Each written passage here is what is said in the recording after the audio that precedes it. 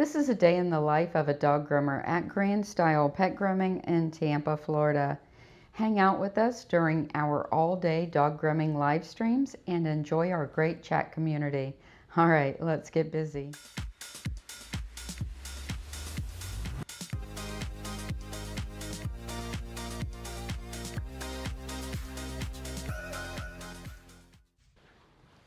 I'm starting my day today with Gabby, a 13-year-old Havanese, and we're going to get her straight into the tub. So let's get busy.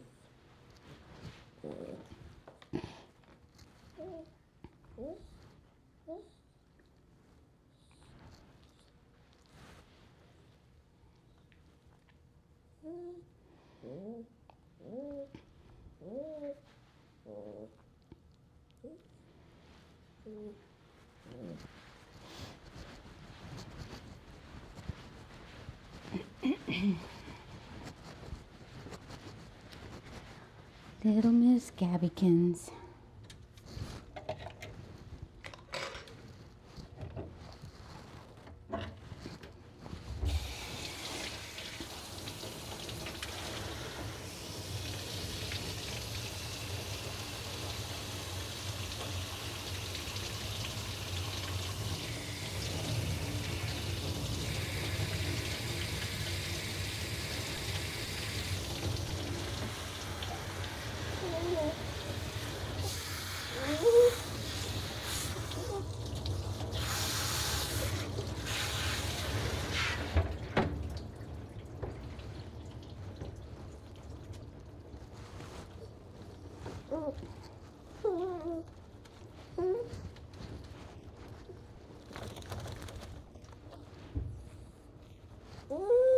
It's all right.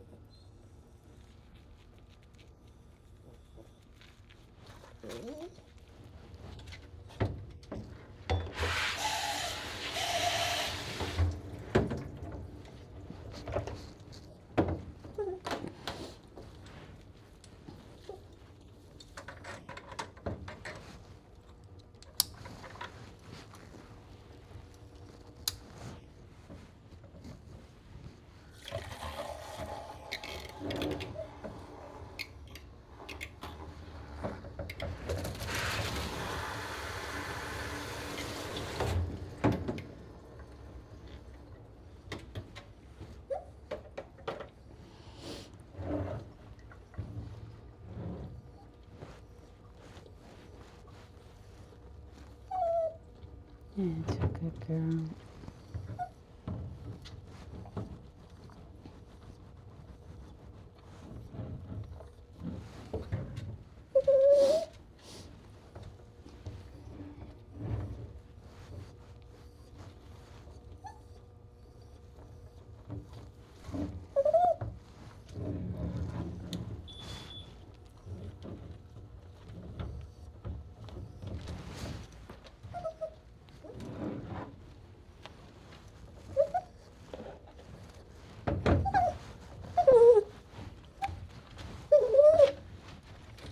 Hey, Cat, keep him on his leash. He gets grouchy.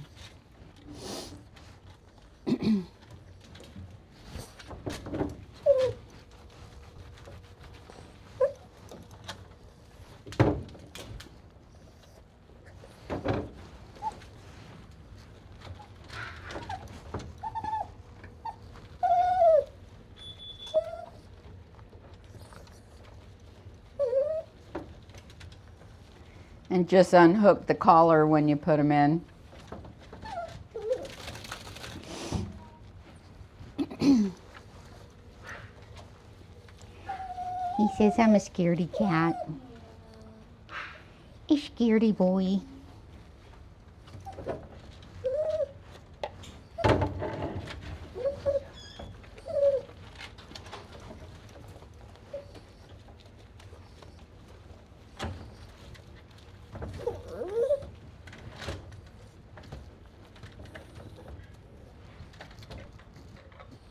girl.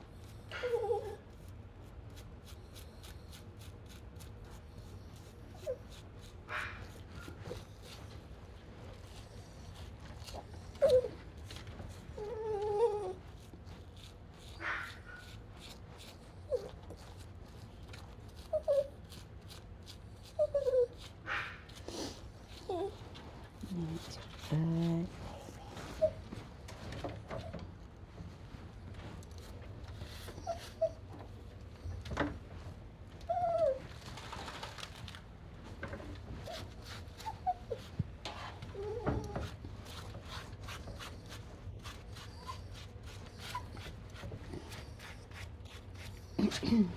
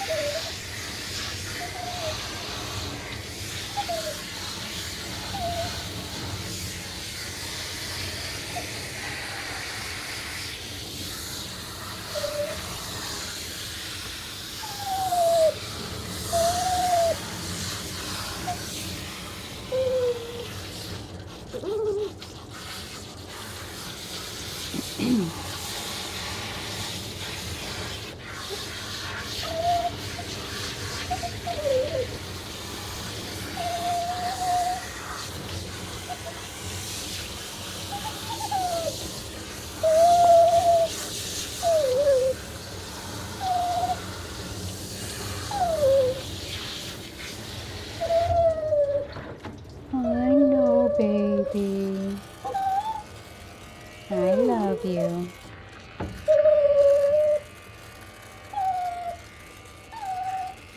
Yes, I love the baby.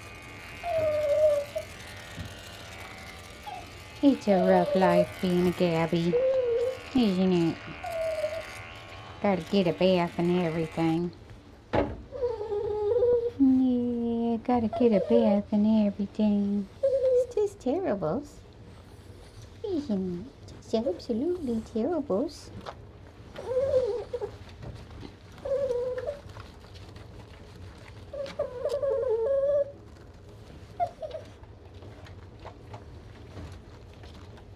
So yesterday I got 2 new pair of shears, and one of the shears was having issues when I first opened it, and I was going to send them back and get them exchanged, but I was actually playing with them last night, trying to see if I could resolve the issue on my own, and I did, and it looked like they were working. I used them for a minute last night after I logged off, and we'll try them again this morning. I think they're going to be okay.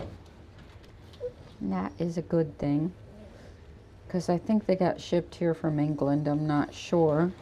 And if they did, you know, just the cost of exchanging them and the shipping back and forth and all that would be a major problem for the company.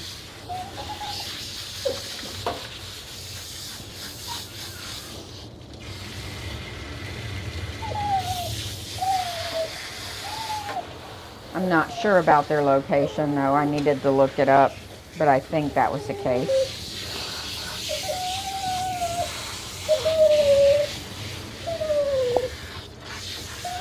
So I'm happy about that.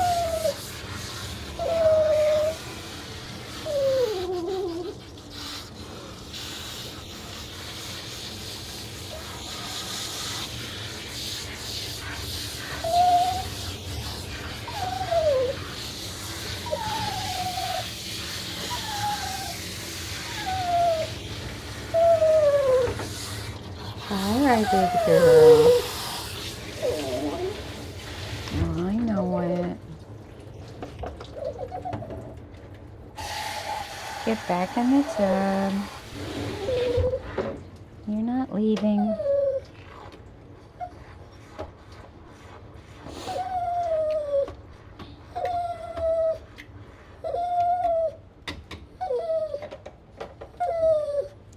Angel. Oh, give me a break. Give me a break. Seriously. Seriously, Gabby.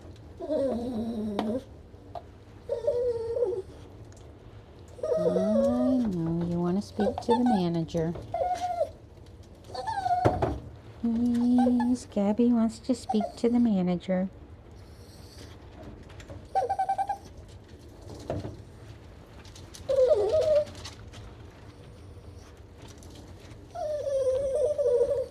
She says, I demand a full refund. I'm calling corporate. How dare you treat me this way? Don't you know who I am?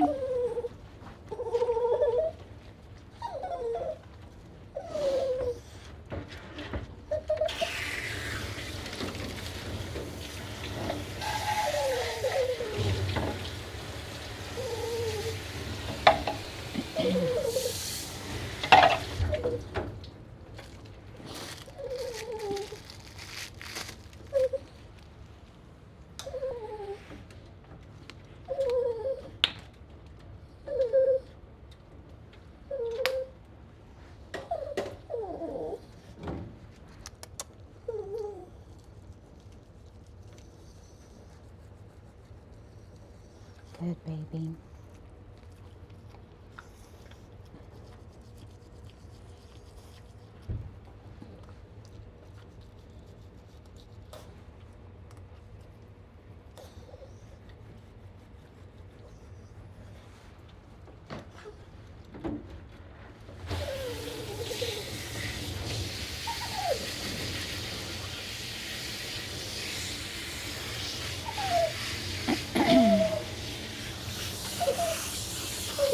I would have you start Bruno, but he's grouchy.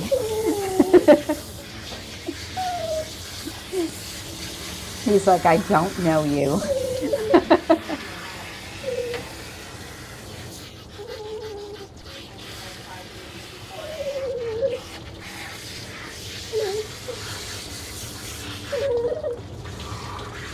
He's always been that way.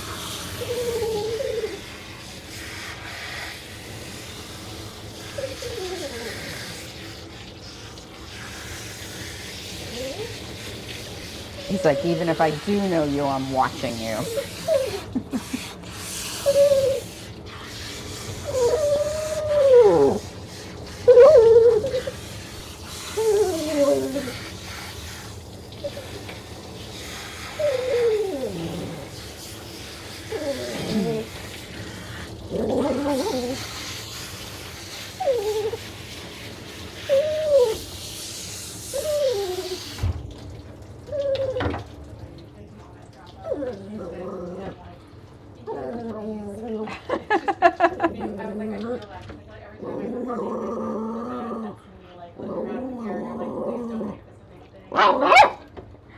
Have you ever seen when they use the pole nets to work with the cats? When, yeah.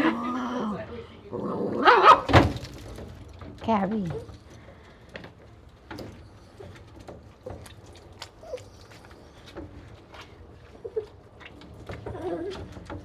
Man, I wish I would have had those when I worked with cats. I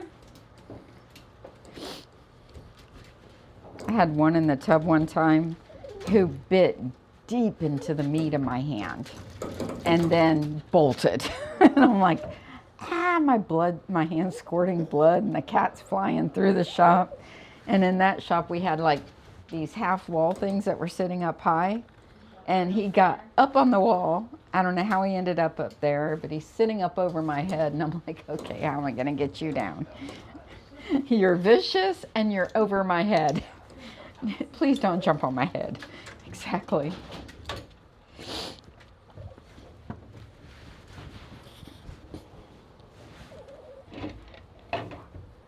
With that deep-throated growl they get. It's like, and you're covered in soap, and I have to get you back in the tub and rinse you.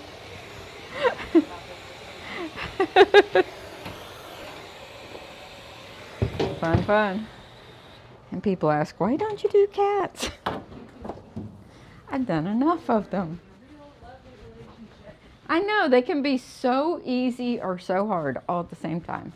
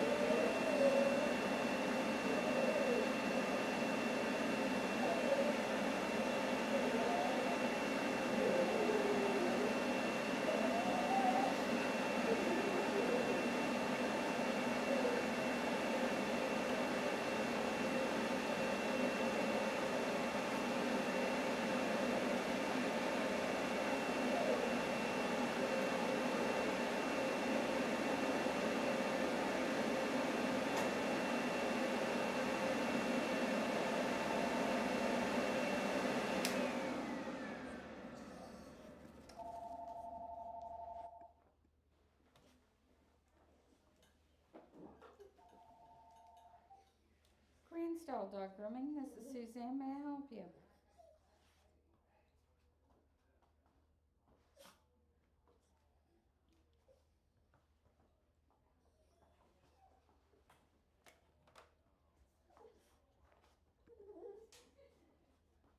Mm-hmm.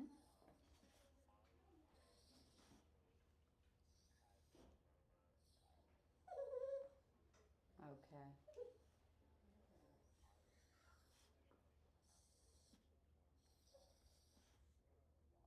Okay. I appreciate you letting us know. Hello. I'm sorry. I was working with the computer at the same time. Sorry. All right. Well,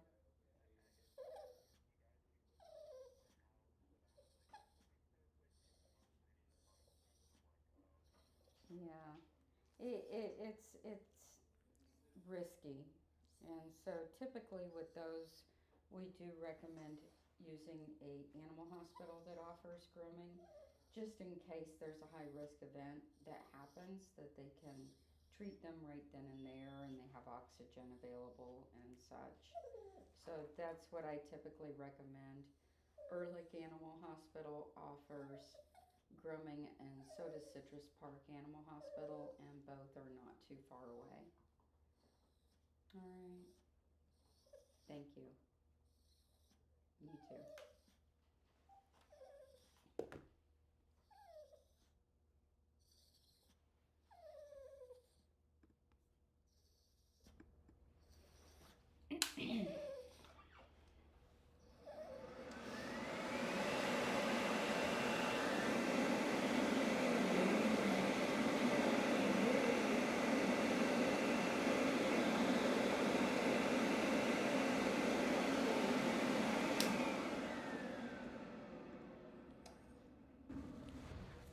So yesterday I was talking about, and we were working with a dog who had an immediate bite response, just like a fear reactionary response to the nails.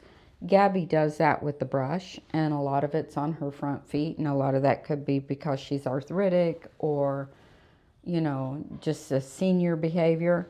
And I was talking about how we approach that, and I was saying when we do it with the brush, just lay the brush on, wait for them to look away or stop staring at it or stop growling with the brush laid on them, and then slowly move forward.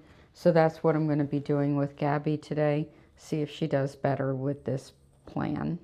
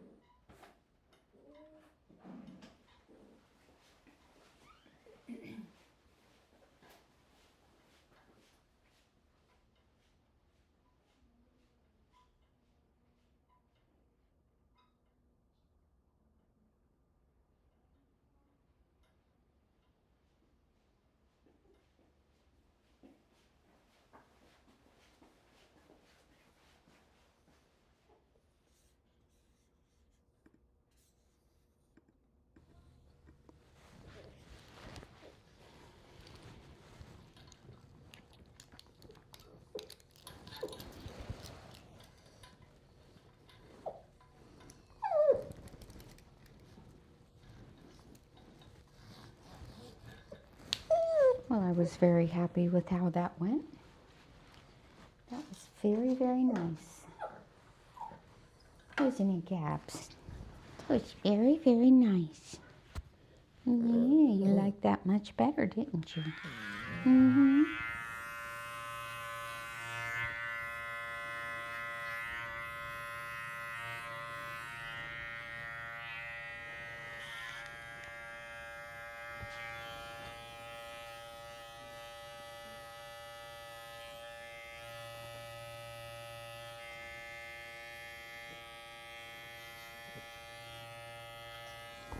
You're all right.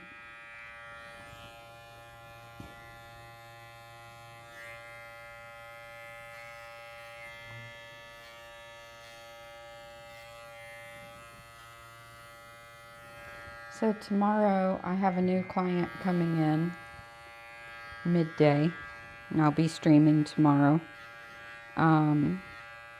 This dog's always been tranquilized for grooming in some manner or other, whether it be, you know, the stuff you put on his gums to calm him down, or ACE type of tranquilizer. And so we rescheduled him for tomorrow because he came in tranquilized the other day. And we told him we didn't want to work on him tranquilized. So we're going to do him tomorrow with nothing. See how it goes. See how he handles life.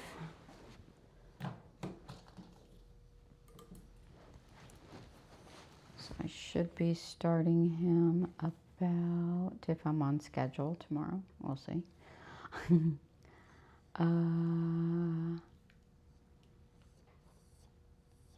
About 2 o'clock.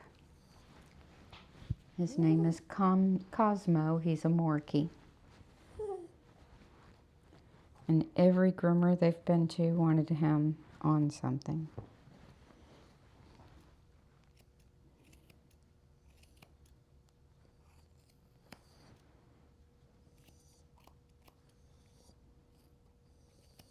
I don't think he's aggressive, just busy. Very, very busy.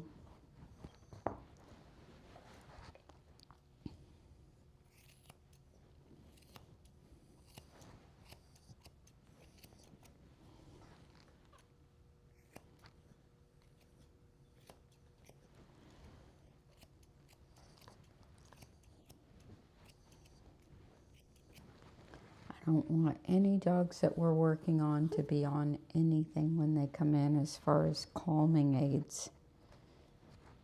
I'd rather either train them to be worked on or to be able to honestly evaluate their needs.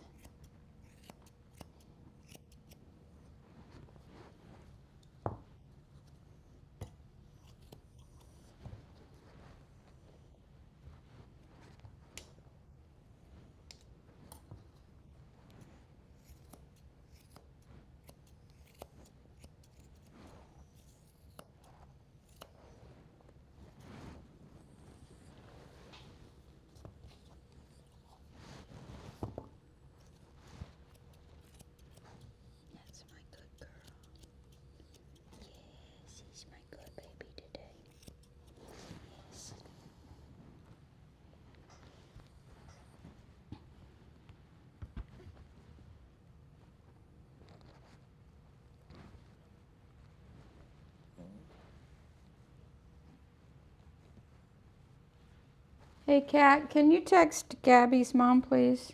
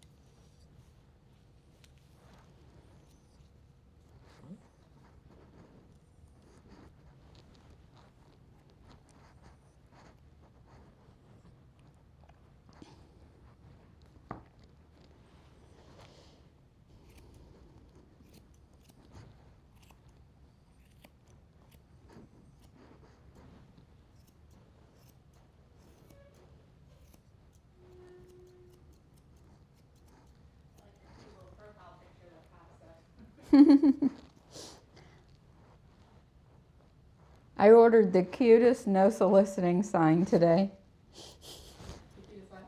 No soliciting sign. Oh, I got two actually. I got one for the front window and one for the counter.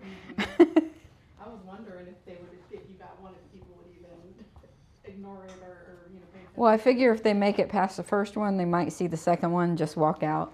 Yeah, They get so offended when you don't want anything to do with whatever they're selling. well, at least if they walk in and they see it on the sign, then maybe they'll refrain from pushing the bell. Yeah, we'll put it right by the bell. There you go. It's so easy to tell when that's who's standing there waiting for you. You're like, hey, They always come in pairs. They always have a clipboard. Yeah. Just give us your email and we'll send you some information. It's like...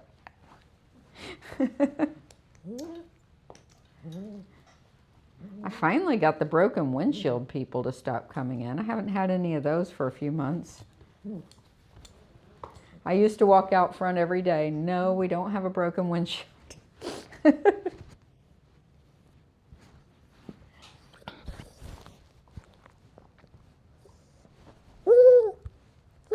I know. Didn't she do fabulous today? I'm so proud of my baby. Yes, I am. I'm so proud of you. Yeah. I know, he's a good girl. You did very good. Look at the waggy tail. She says, I got a waggy tail. Yes, I got a waggy tail. Where's your mommy? Your mommy should be here soon.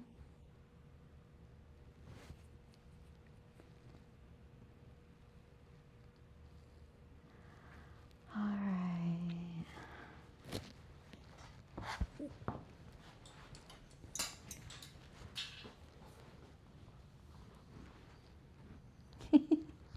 You and your little waggy tail.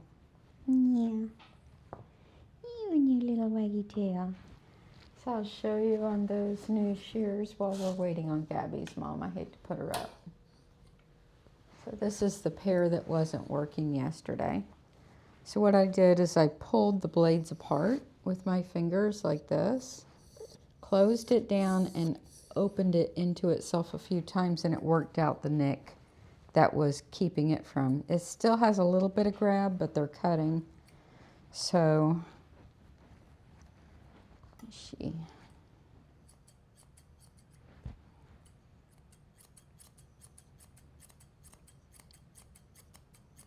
Yep, they're working.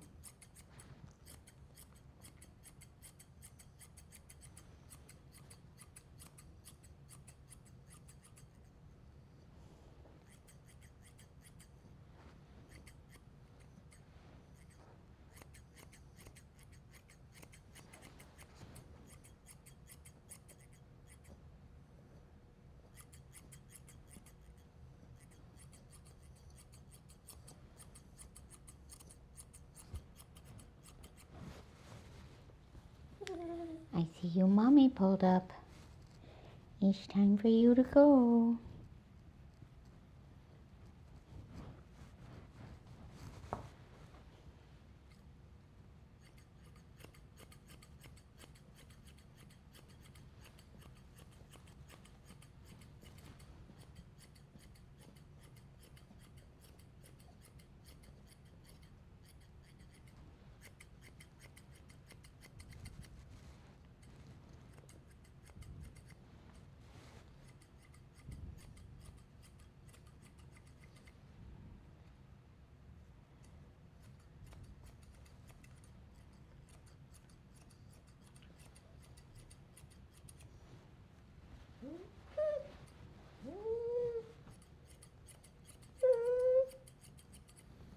Your mommy's here to get you.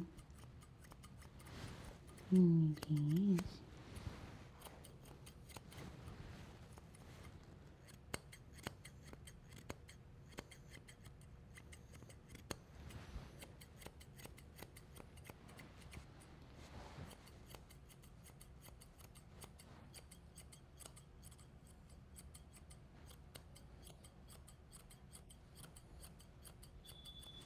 All right. Let's go find your mommy. I'll be right back.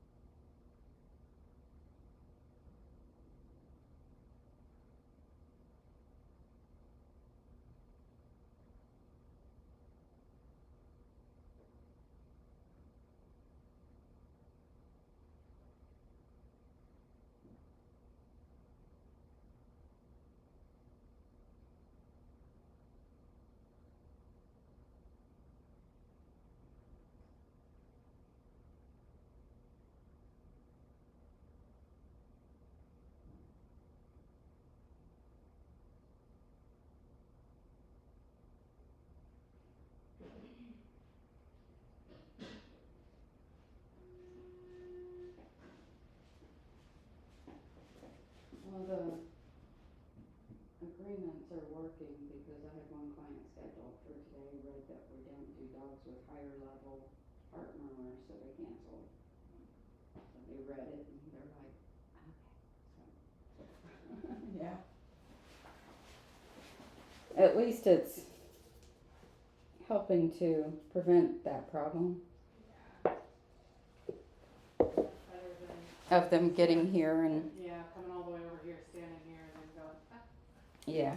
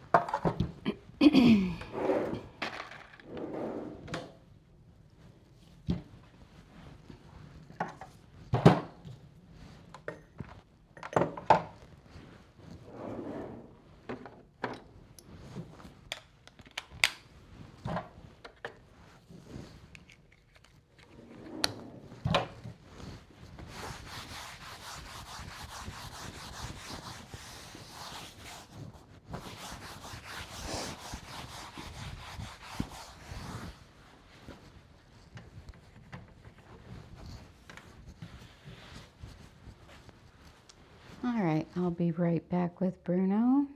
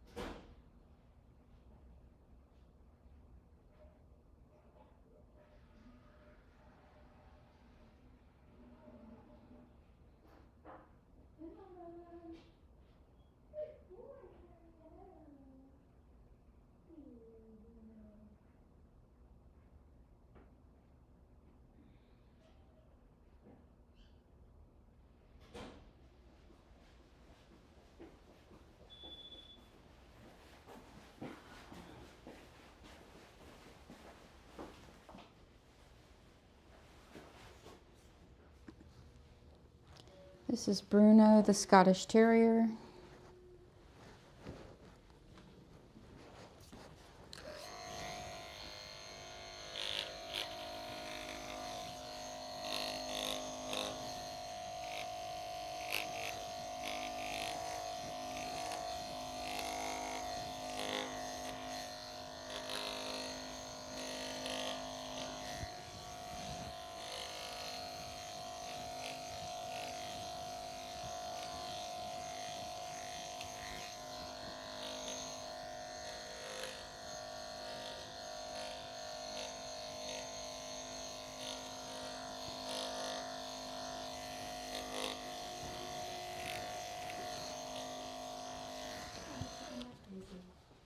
There's a cavalier out farming, and with Oliver, she says she's dropping off early. Looks like even Oliver down, but it says multi-poo on the file, so I just don't know if it was just an error in the... That's my Oliver. I think this one should have been on you. Oh, okay. I think. Is there more than one? And I just want to try to make sure I'm like... Oh, what happened? She was here yesterday, and I saw Oliver on the schedule, and I might have thought that. Crap. Go ahead and take her. Yeah. Okay. Wash and towel dry him real quick. And because she was here yesterday, and I looked at the list, and I saw Oliver. Yeah. But I could have sworn I saw her last name. That's all right. What happened? I have time till my next one comes still, so we can get started and figure it out. Yeah. I know I saw her name on... Hold on. I looked it up by her last name. I pulled it up on her. Now it says 0 upcoming. Canceled. 7/1. That's weird because I know I looked it up yesterday. Anyway, just Yeah. pretend he's supposed to be here. Crap. Just when you start catching up. It doesn't even show him under canceled, so how does that happen? I must have looked at Oliver, because we have another Oliver. I don't know. Stress.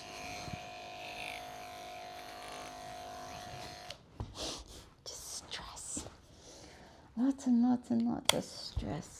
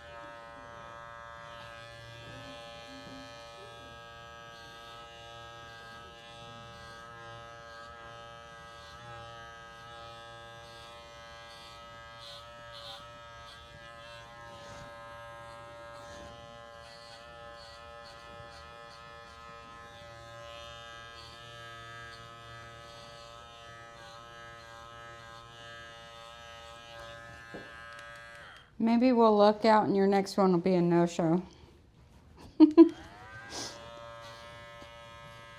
Sometimes no-shows are a good thing.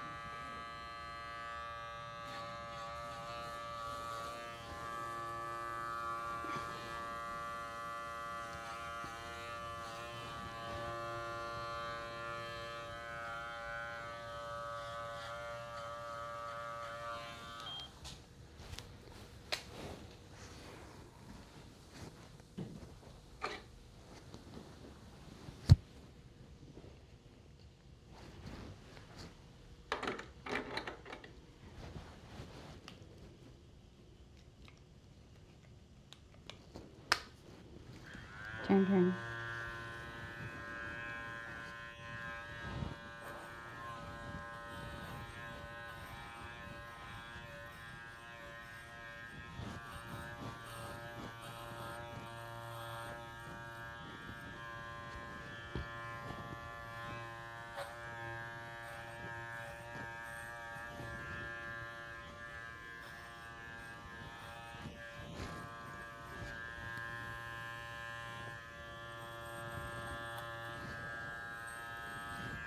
Good boy.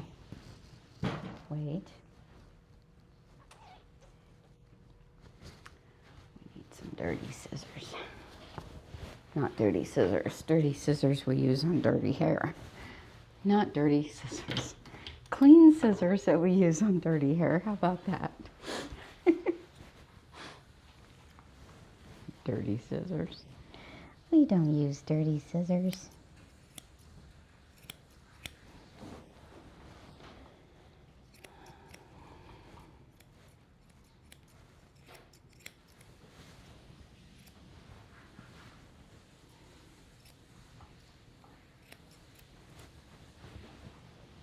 Turn. Good boy.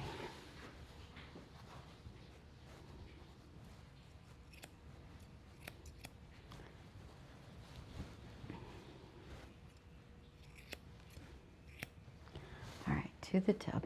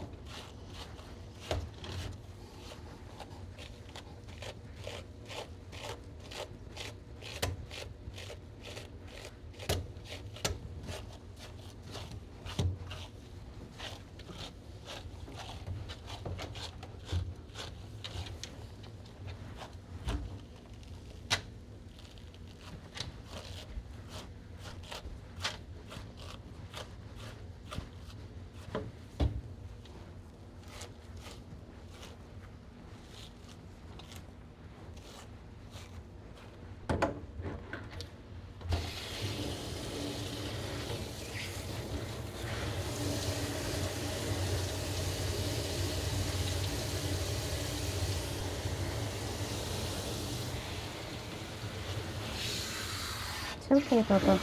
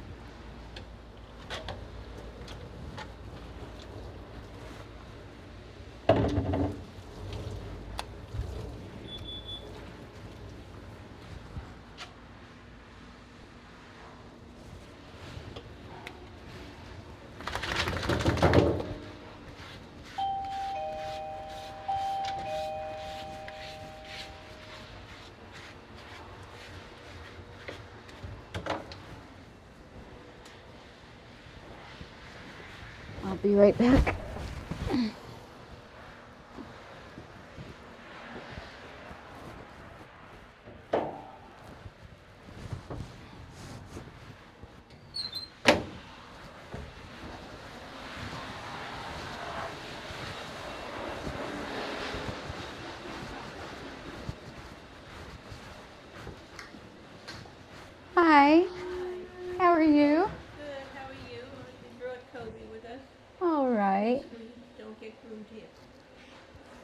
All right, Kat is your groomer. She'll be right up to see him.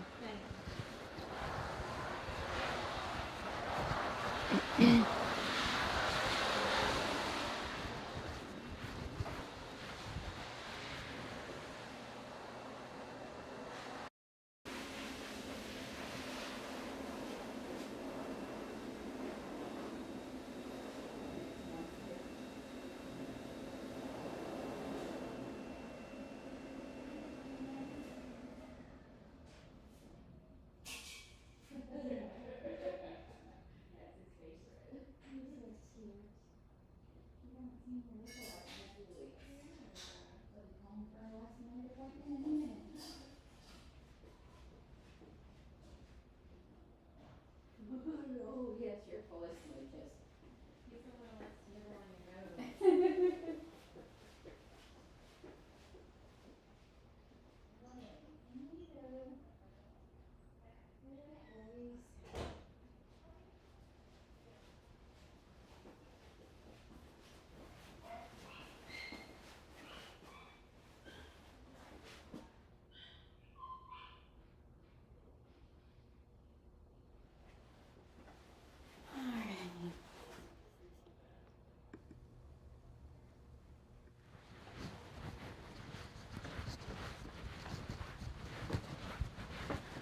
All right, Bruno, you've had a nice deep conditioning treatment. Now it's time for toothbrushing. Off you go.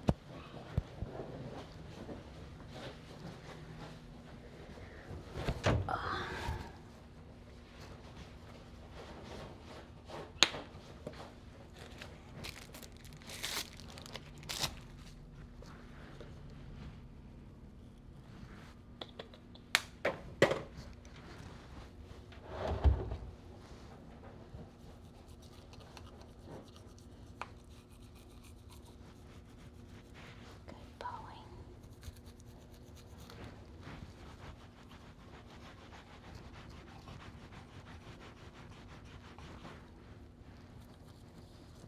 Open wide.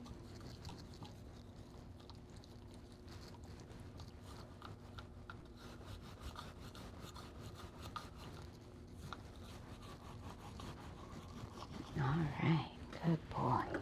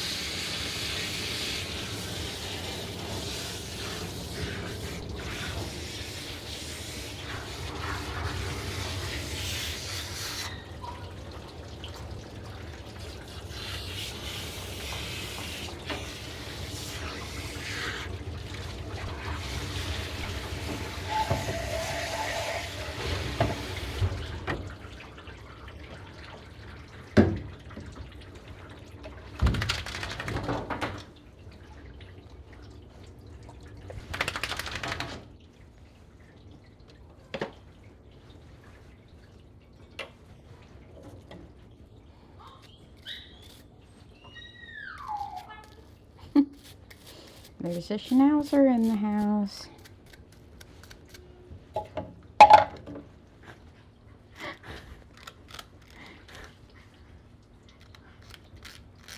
Is it a puppy?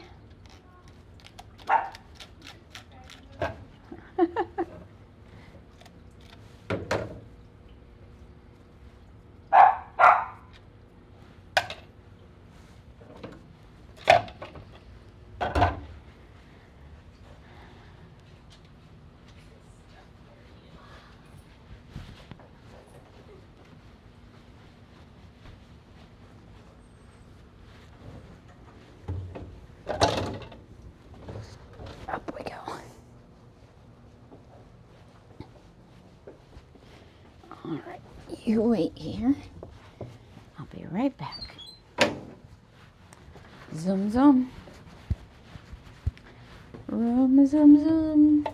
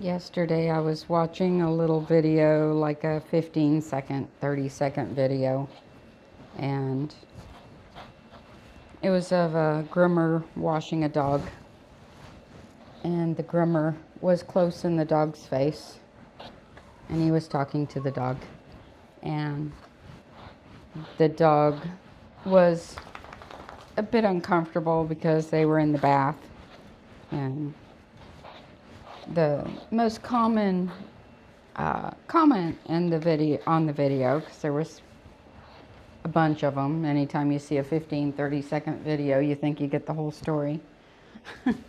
But the most common comment on the video was, "You're in the dog's personal space. If you get bit, it's not the dog's fault."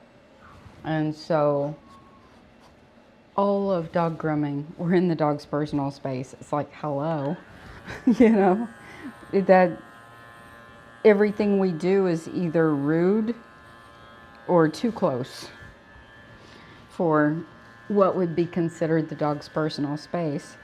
But there's no other way to get the job done, basically. You know, you have to be all up close and personal. And a lot of times, in order to calm a dog down, I am close to their face.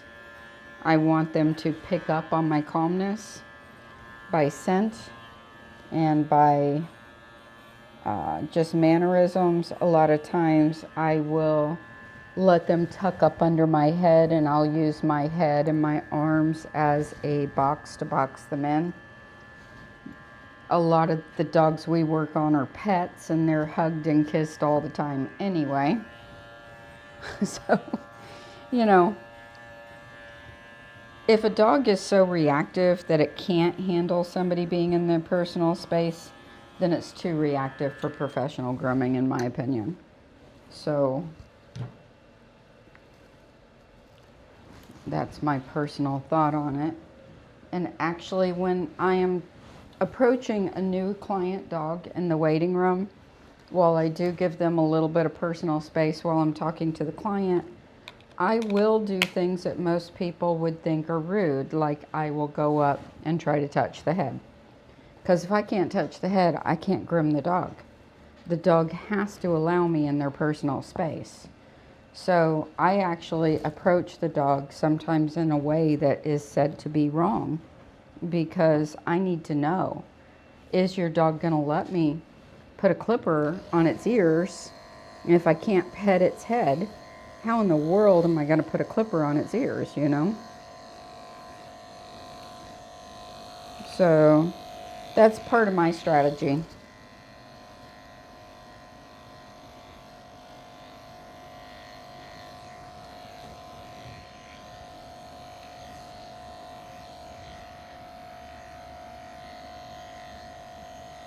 And that's how I test dogs out to see if they can handle grooming.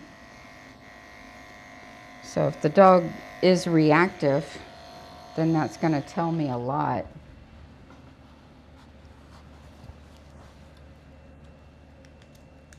And I don't believe in coddling reactive dogs by not allowing anybody to approach them.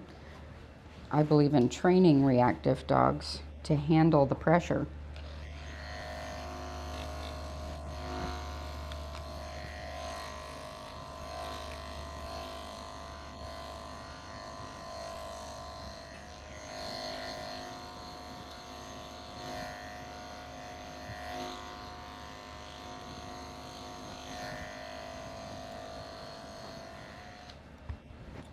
Like, this is a reactive dog.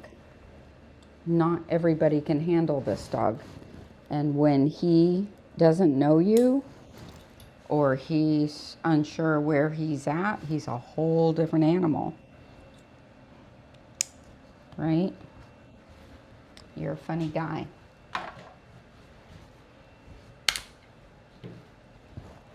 But he's been trained with me to handle the pressure that I'm going to put on him. By pressure, I mean touching him in places that he might not like, doing things he might not like, approaching him, picking him up, all the things I as a groomer have to do with him.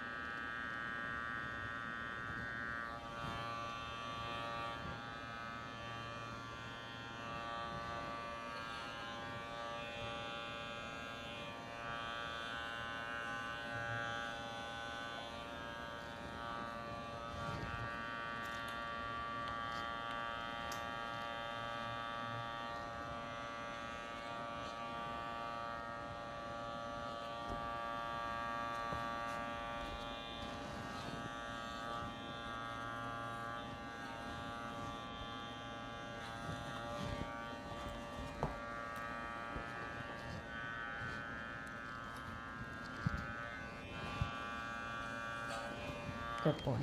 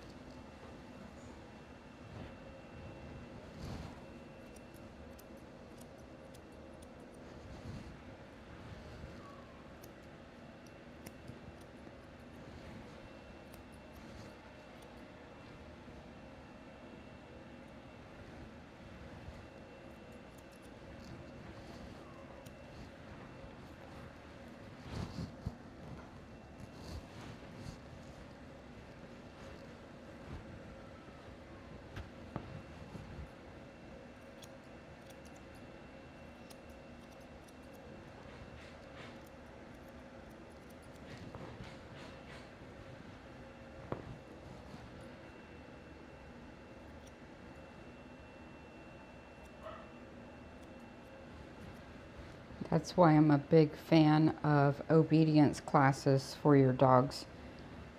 And I like it done at the dog training clubs, because when you go to a dog training club, if there's one in your area, they're more geared towards a certain set of standards when it comes to the obedience training.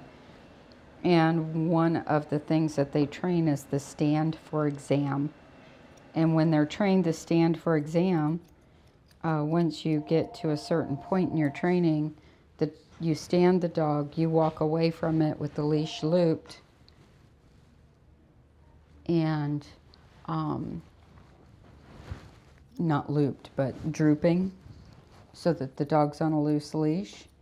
And you have your dog wait, and the judge approaches your dog. They touch them here, here, and here, and then walk past. And the dog has to stay standing. And then you return to heel on your dog. And when you return to heel, then you can have the dog sit at heel. And that's such an important exam. And I don't think you get that in some of your obedience training that you do, you know, in other ways. And also like the fact that it's almost always in group classes where you have other dogs and other people. And if your dog is reactive, your dog is reactive. But having them in that kind of class, you know, it helps them. It doesn't hurt them. You know, it might make you feel uncomfortable, but it's good for your dog. You know, unless the instructor says your dog is just too much. But even then with the right handler. This call has like a triple whammy of things that sounded concerning. So she said the vet recommended us for a 3-month-old puppy that may need to be shaved for matting and prescribed gabapentin. No. So I didn't. Oh, no. I was going to say, they would recommend that be done with the veterinary groomer, right? Yeah. Recommended to be done in Yeah. the vet, right? Yeah. None of that sounded like a great. It sounded like a lot. That's odd. Yeah. I was like, I wasn't sure. I said, maybe ask and see. I didn't know if you want to chat with him later when you have time, or just to tell him flat out that we should recommend. Have them come in for a meet and greet. Okay. I'm having a feeling these vets are like, Yeah. Okay. have them come in for a meet and greet tonight at 6 if they can. Okay.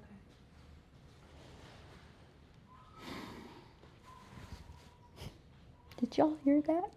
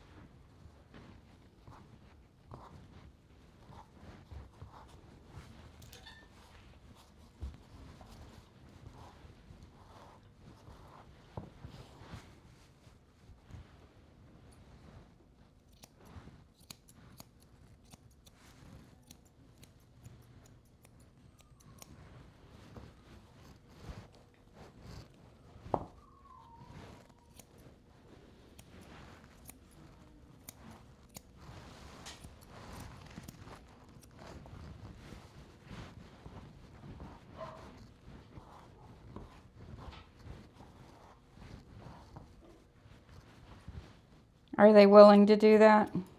Good. I can't see a 3-month-old puppy being so mad at it has to be shaved.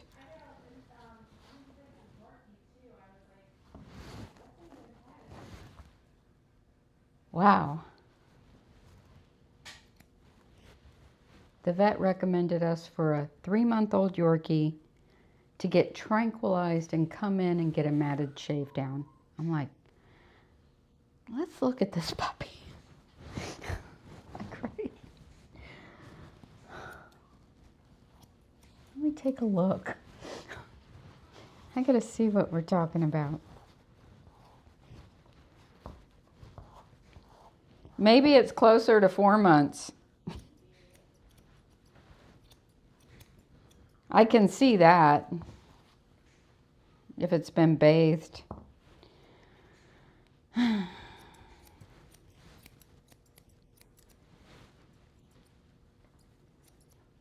It's like they're tranquilizing everything under the sun these days. I'm kind of tired of it.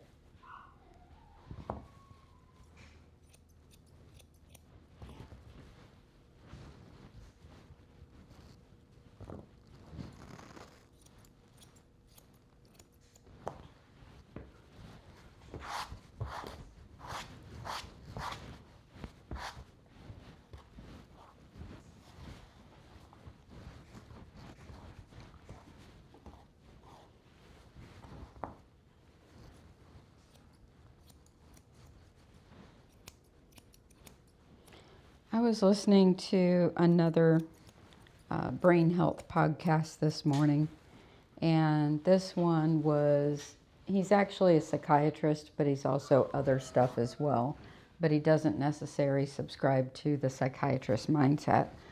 And he's actually done over 300,000 brain imaging scans, and under all sorts of situations and with all sorts of people.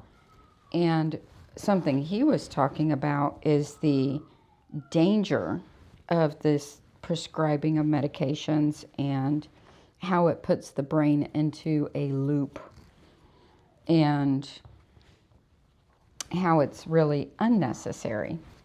You know, just according to him, just what he was talking about. I'm not saying that for anybody else. I'm just saying what he was talking about. And you know, with all these medications constantly getting prescribed to dogs lately, it's like, it's over the top. I've been doing this over 45 years. I've been in a dog grooming salon nearly every day for 60 years, 59. Nearly every single day in a grooming salon since I was 3 years old. And never seen anything like the amount of medications, tranquilizers, calming aids being given to dogs lately. And, you know, I'm like, we survived long before this. We'll be all right. We don't need a 3-month-old puppy to be tranquilized to be groomed. You know? How is that going to help anything? Is this a vicious puppy? I've seen vicious puppies. Is it? I want to see. I've known a few vicious puppies, but it's a Yorkie, so I don't know. I don't know. But we'll be meeting him tonight at 6 o'clock. Just for a meet and greet. All right, Bruno's ready.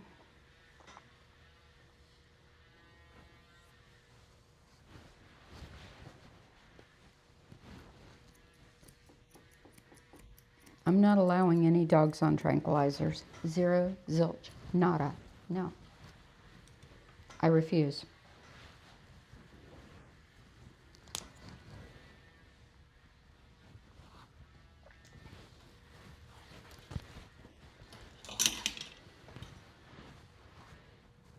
I'd rather train them like Bruno here. He would be a perfect candidate for that.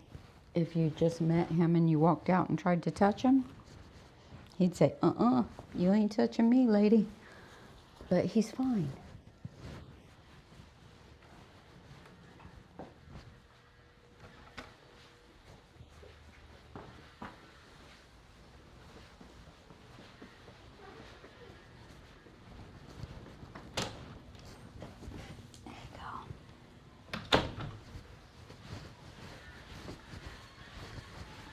You usually do Oliver. He gets fluffy feet, shaved pads, shaved belly.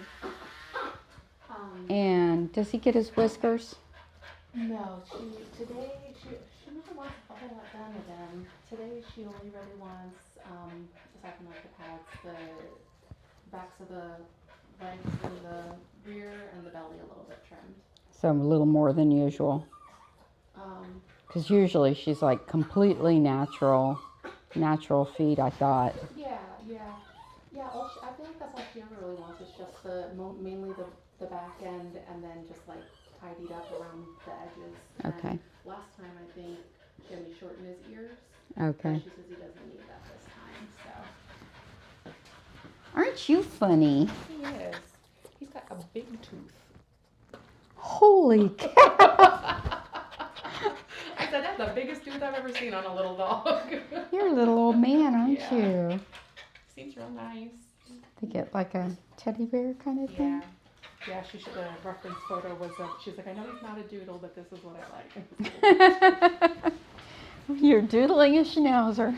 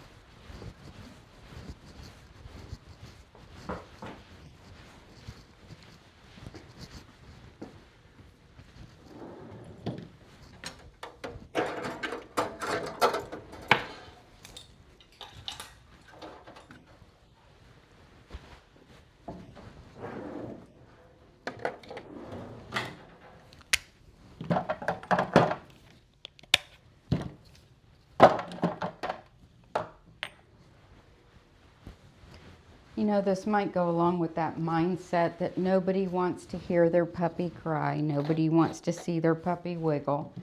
Nobody wants to see their dog go through the hard stuff of learning how to do things like grooming. But that's how you get a really well-behaved dog. You gotta let them experience it and get through to the other side. That's so important, right? So I was going to tell you before we got interrupted on dogs who get kicked out of obedience class for being reactive. Some of you might remember this, some not. Rolo May was kicked out of 3 obedience classes by the time she was a year old. Rolo May.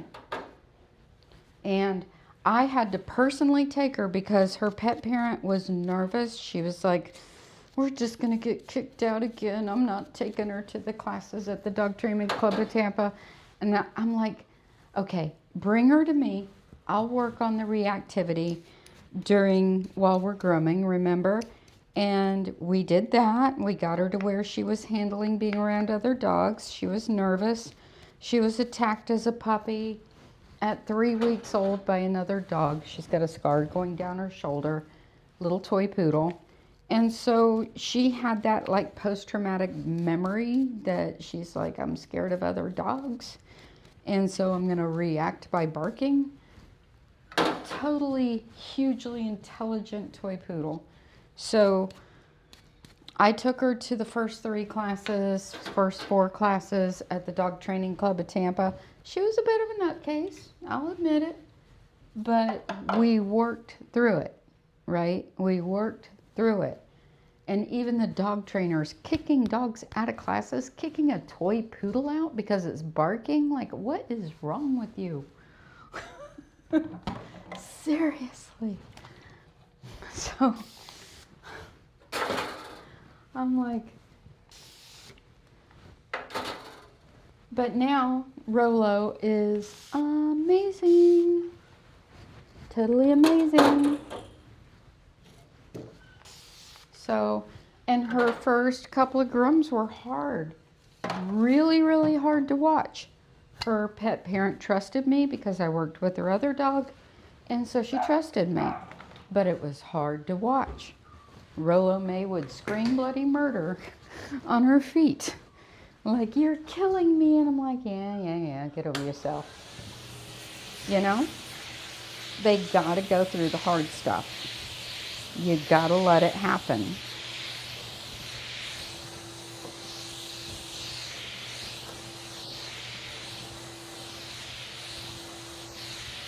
And you know how much I charged them for all the hours I put into Rolo's training? 0. Why? Because I love Rolo May. And I wanted to see her succeed. And she could go on right now to upper level, competition level obedience classes if she wanted to. She's that good.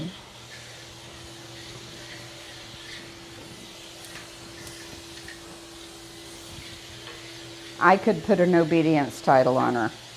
She's that good. She's that smart. And that's half the problem. The really smart dogs sometimes are the biggest, you know, most difficult dogs because they learn all the wrong habits way too quick. And then they get stuck in a loop.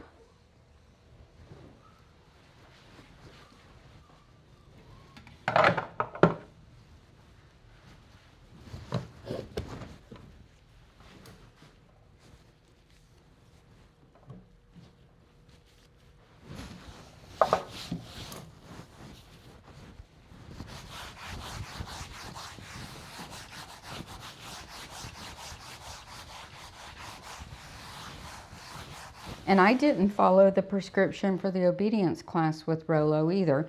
When we're going around in the heel, around the ring, and you're heeling your dog, Rolo was trying to pull towards her owner. She was making all kinds of noise. She couldn't take her eyes off her owner. She's just like, I'm wigging out. So while everybody else is going around this way, I'm going like this.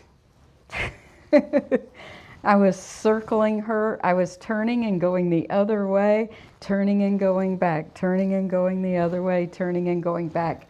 I'd get at the end of the line so I'd have some space so I could just do circles and figure eights. So everybody else is doing this loop and me and Rolo are doing this and doing this and doing this and doing this because I was keeping her focused on me. She never knew which direction I was going in. She's like, my people are over there, but what are you doing? My people are over there. I gotta follow you. My people are over there. Totally like, she's like, okay, I'm watching. Where are you going? It was so funny.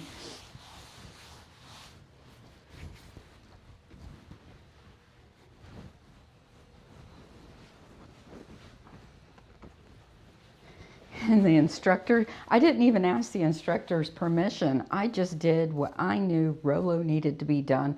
I could care less what she's thinking. I could care less what they're thinking. I could care less what the pet parent's thinking, seeing their dog having to go this way and that way and this way and that way. But it worked. It worked.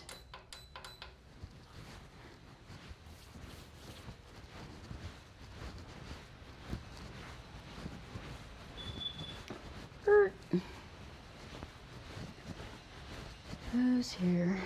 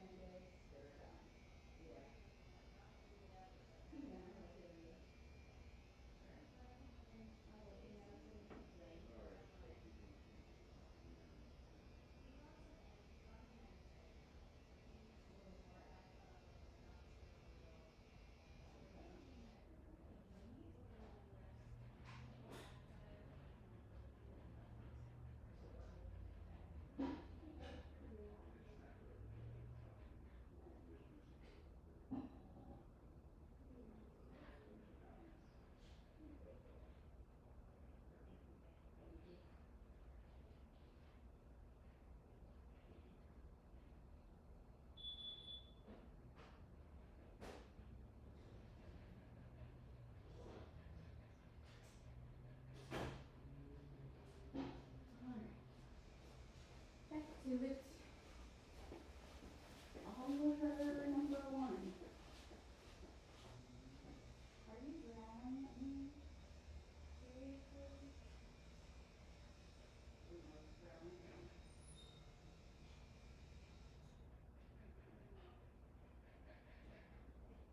You're drowning at me, Bruno. Back up.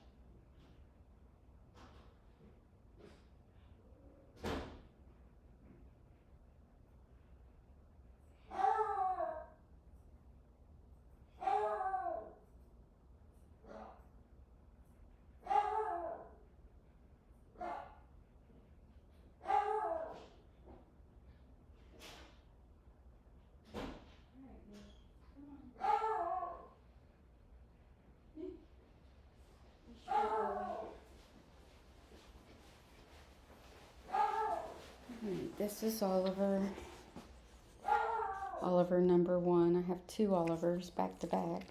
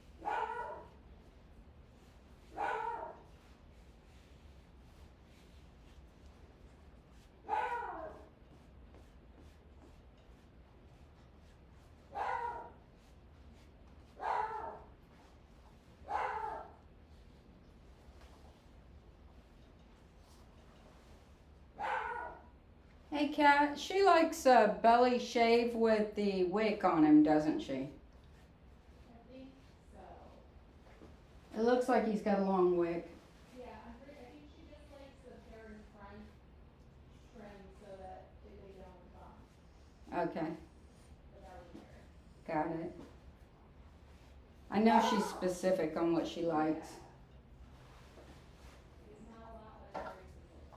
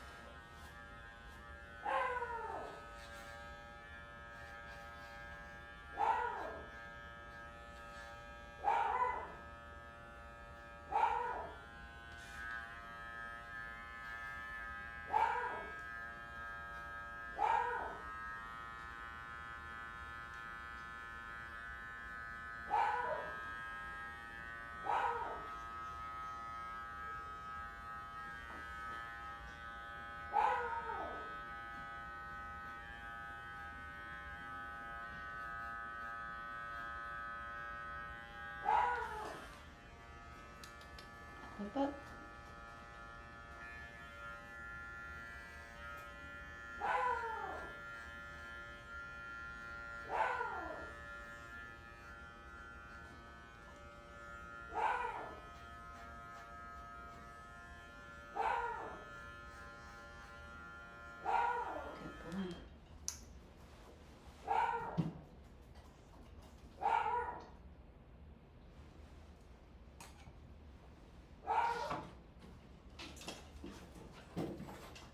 The kissingest dog I ever saw. What's that about this personal space rule? He's like, what personal space? No, stop. All right. It's like there's no such thing as personal space. Wait.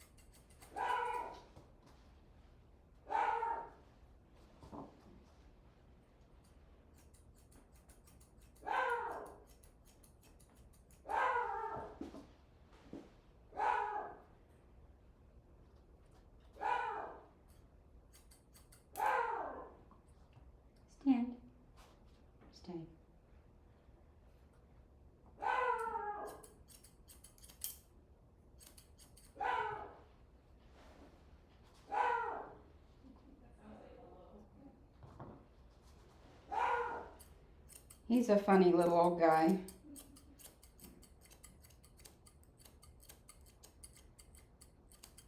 I think he's wanting to speak with the manager right about now. He says, my appointment was at 12 o'clock and I'm just sitting here and I demand to speak with the manager.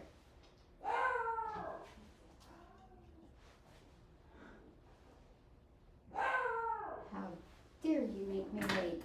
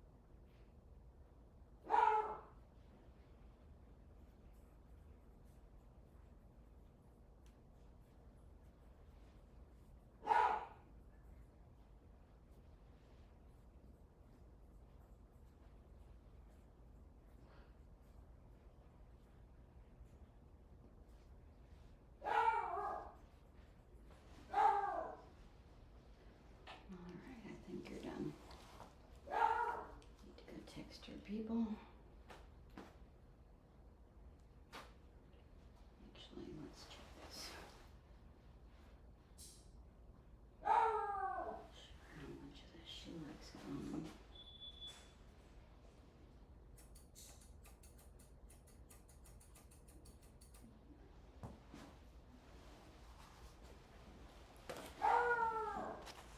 She bye. Be right with you.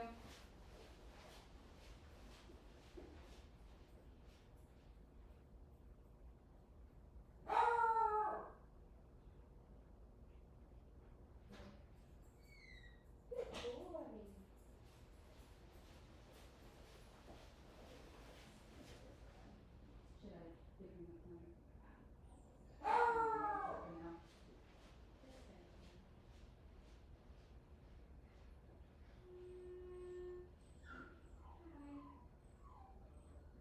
He's almost finished. You can go ahead and check him out while you're waiting.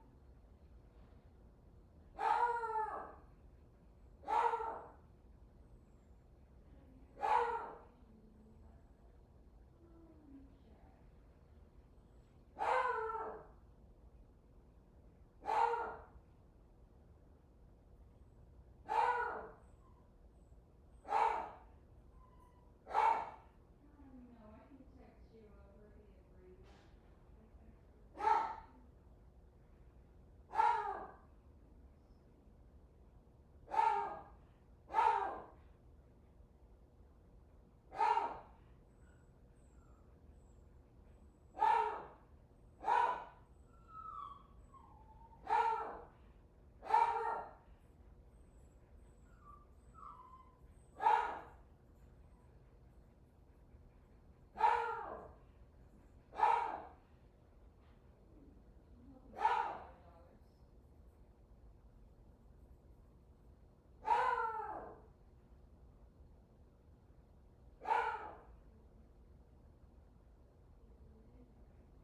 Just follow the prompts on the screen, and if it counts, you can tap it back.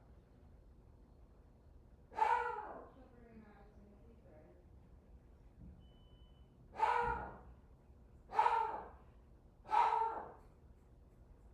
Alright, Oliver.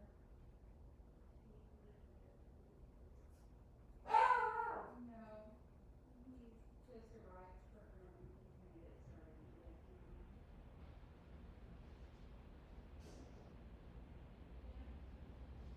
I can text it to you if that's okay, or email it.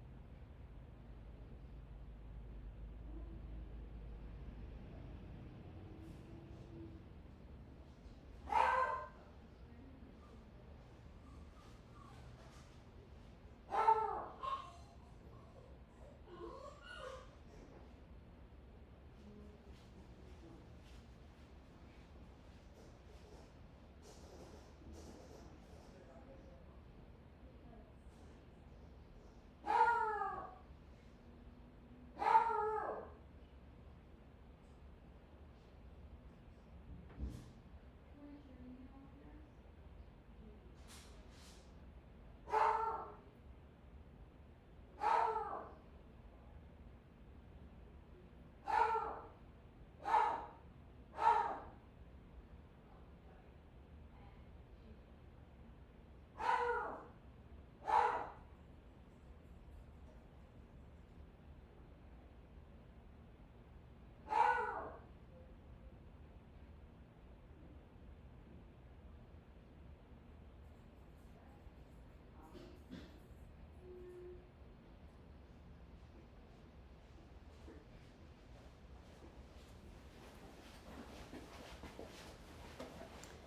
All right, let's get cleaned up and ready for Oliver number 2.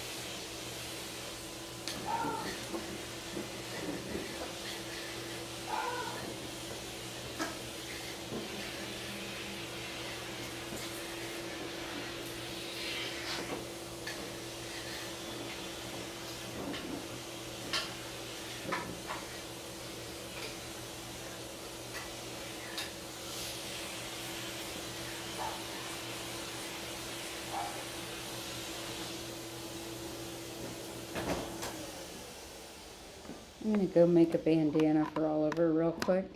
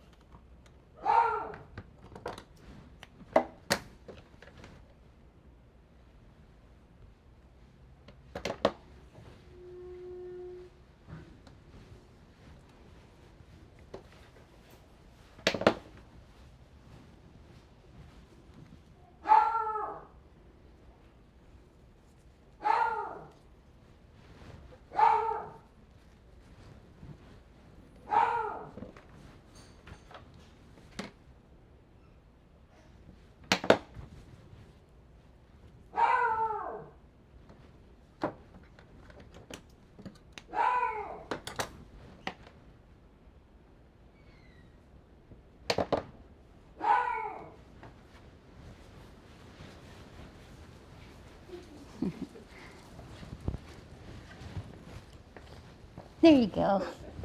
He is the sweetest dog ever.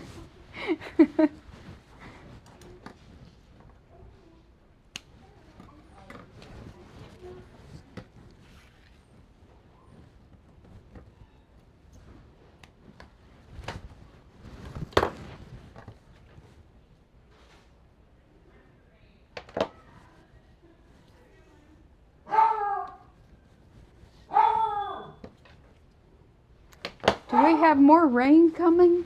Seems like it's never ending. Let me get this dog washed. I did one yesterday. It was like I heard the rain, but there was no thunder. So I'm like, okay, let me hurry up and wash this dog.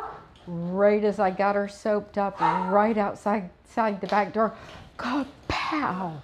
I'm like, I gotta rinse this dog. Oh no. We pulled into our driveway, got home yesterday, and as soon as I turned the car off, like, it looked like the house next to us, like big lightning bolt. I was like, I'm yelling at my daughter, I'm like, go to the door, go to the house. And she's like walking around, coming around to my door, I'm saying, go to the door. What? I said,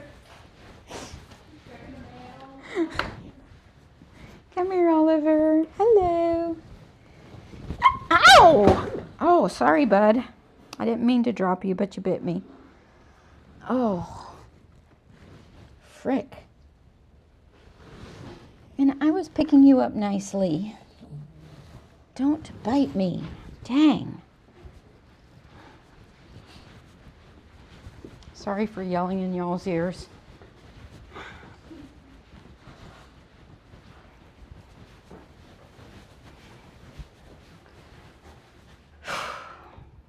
Dog. Let's put him in the tub.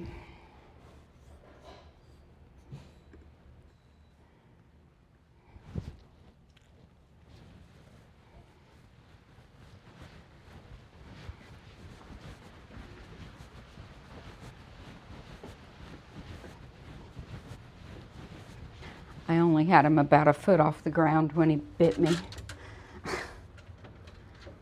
Jeez. I don't know if you could see it, it's already bruising up. Didn't break skin, but you can see the bruise here and the bruise here already starting.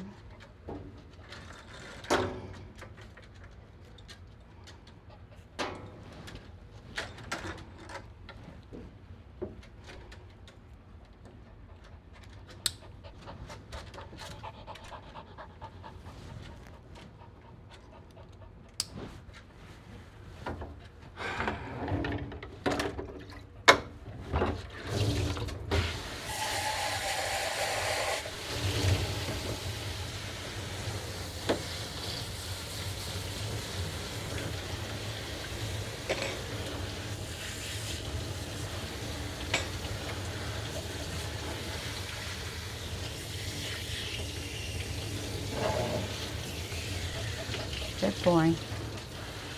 You're all right. Come in.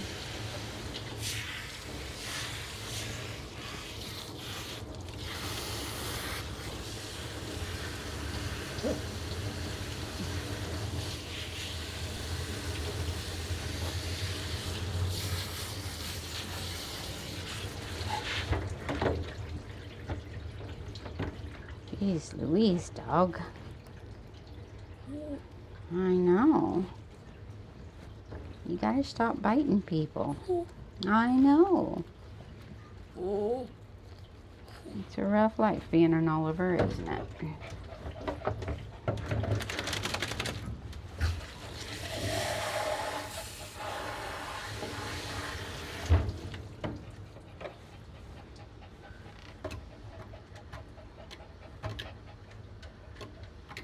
It's all right.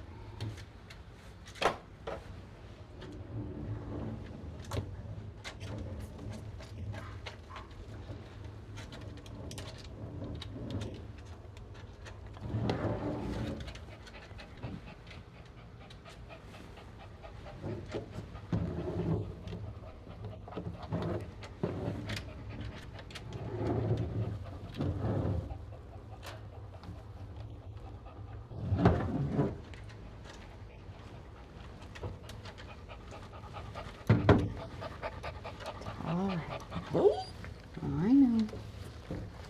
You're fine.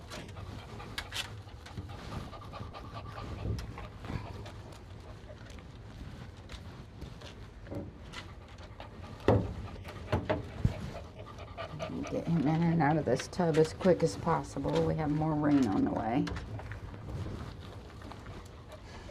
Dang, that hurt. It's right on the bone.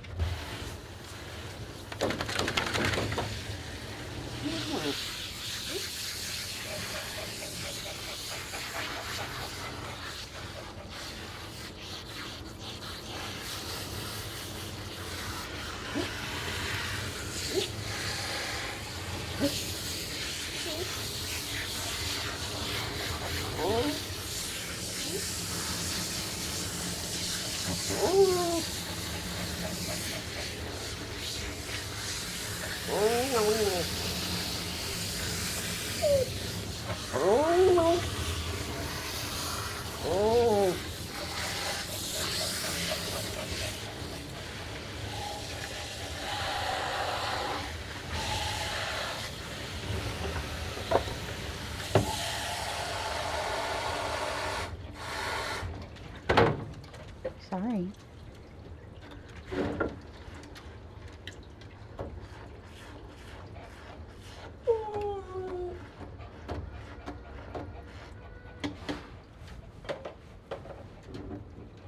I'm really curious about this puppy coming in for the meet and greet. I've met a couple of vicious puppies. There was one at 8 weeks old, bit my, I was just saying hi to him. It was a regular client and they brought him in to meet me. Nailed me through my thumbnail with a puppy tooth, lost my whole thumbnail. I mean, nailed me all the way through it.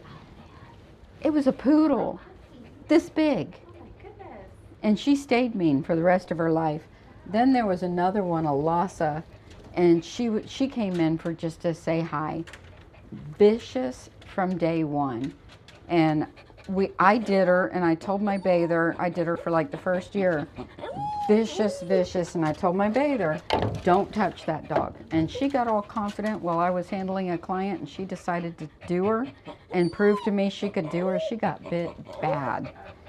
And then after that, I stopped doing her because I can't have the liability of this dog in my salon.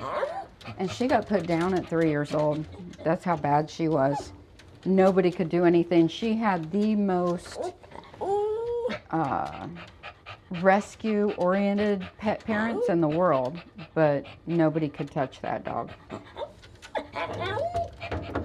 It's sad. But some puppies are like that, so I'm like, what is this puppy?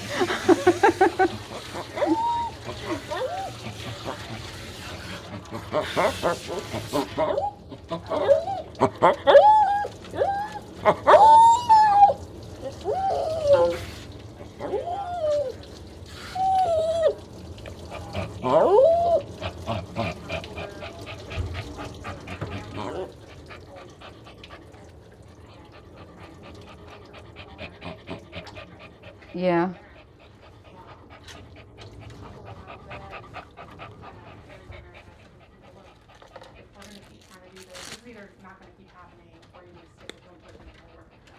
I managed to work my way into the dog's trusty circle, but she would still, there were things, I knew how to avoid the things and what to do. Right. I had a routine and that was all.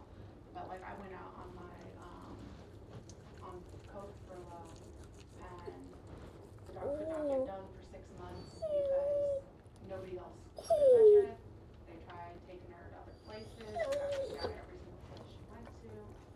And then one of the owners passed away and the other kept bringing her for a little while. We got back into it and then a year after they took her. I wonder if she just decided it by herself. It wasn't like Could be. she got kicked out of every single place. Yeah. It's sad.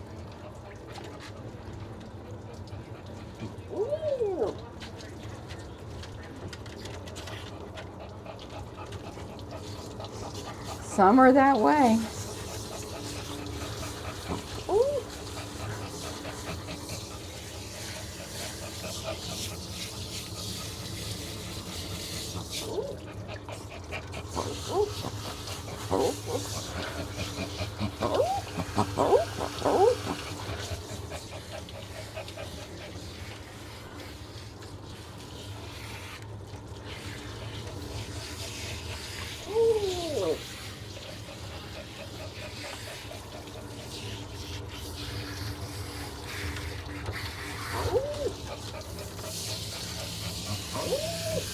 You're fine.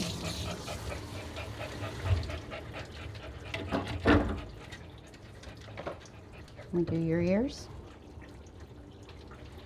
Good boy.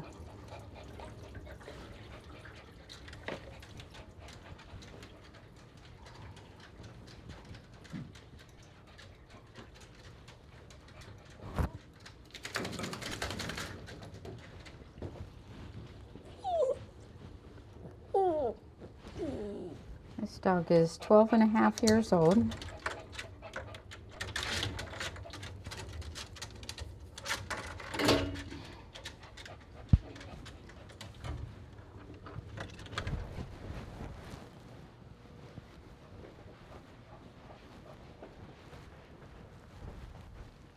That's a good boy. You go in here and shake it off.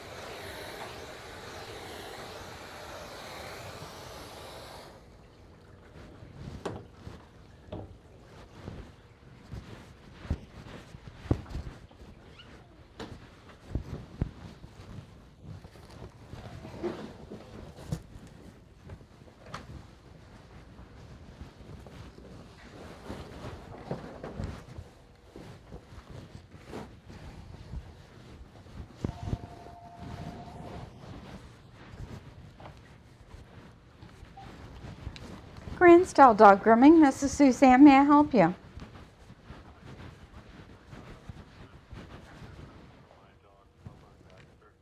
All right, just a moment.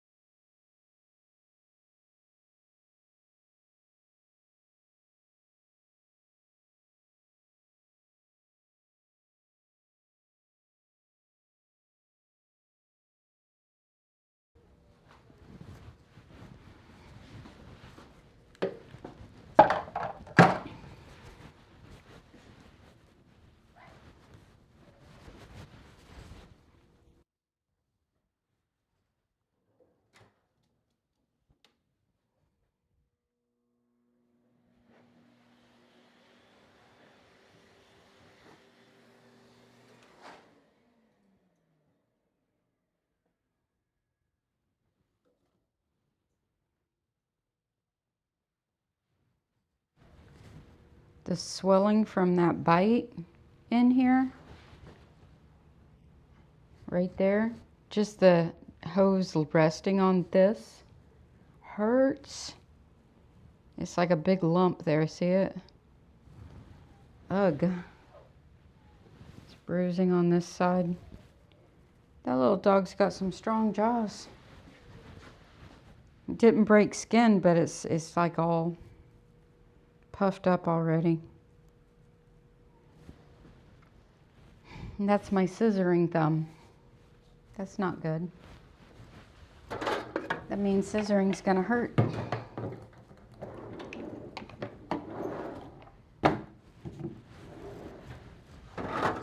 Because it's right in the bend.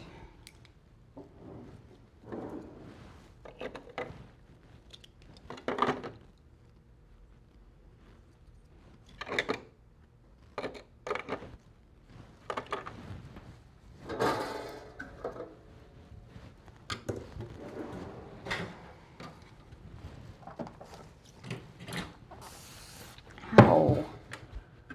Gosh, even spraying that hurt.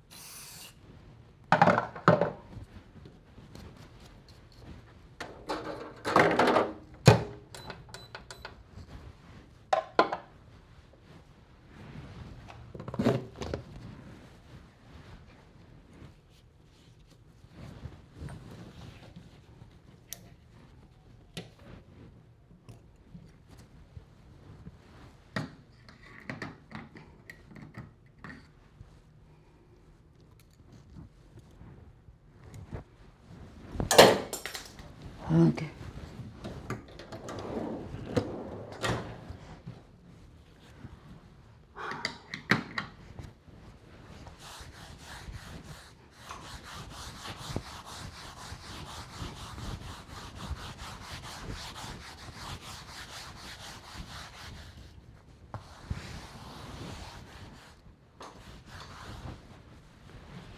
All right, let's get him dry.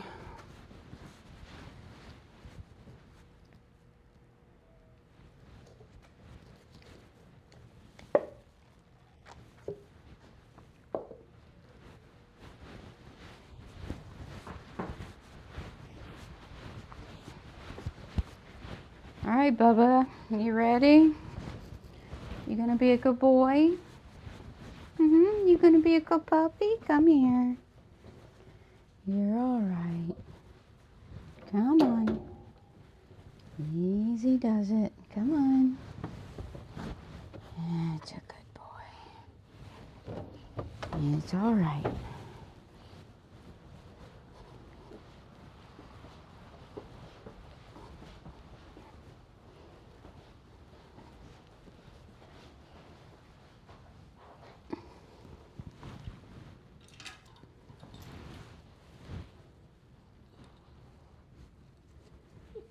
I know. It's okay.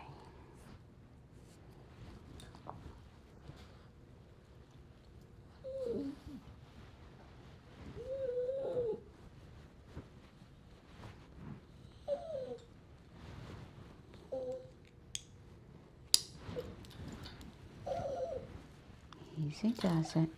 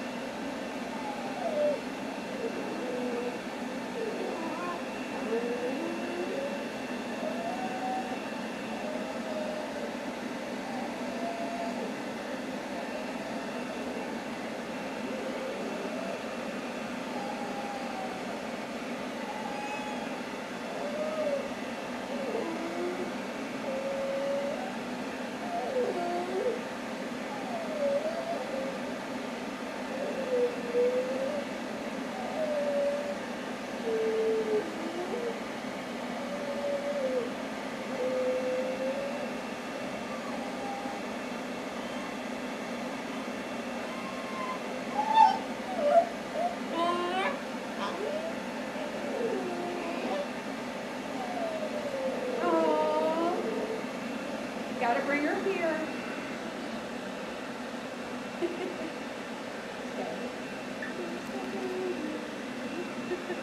Look at your baby.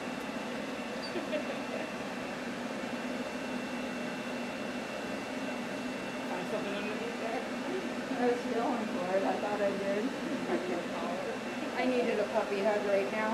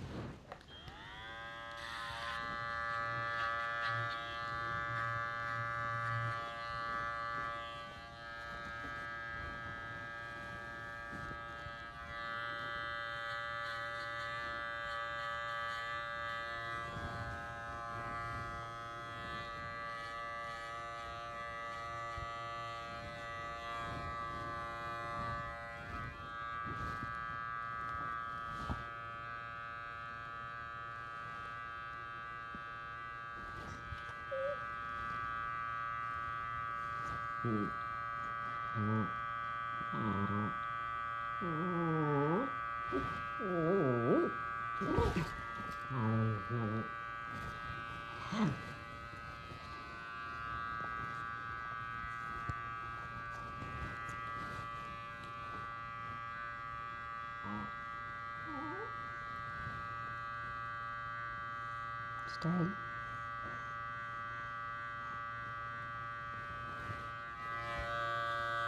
Stay.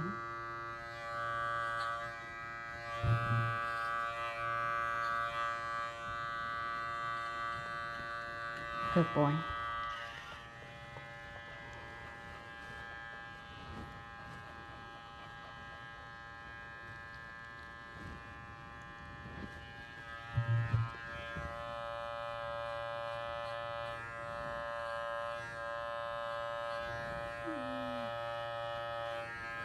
Good boy.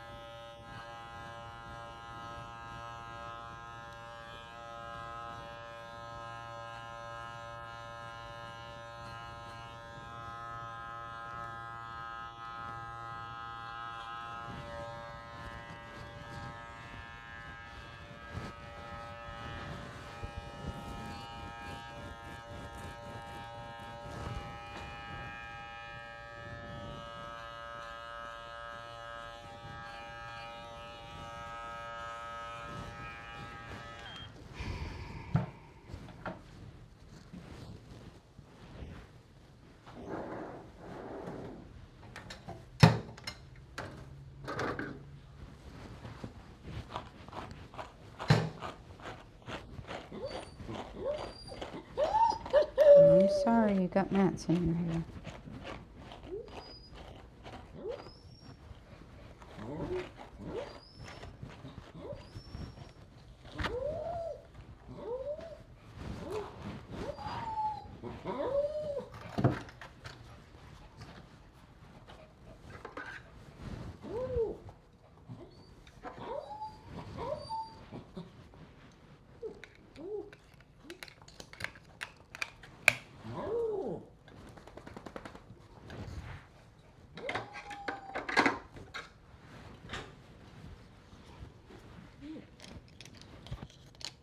Good boy.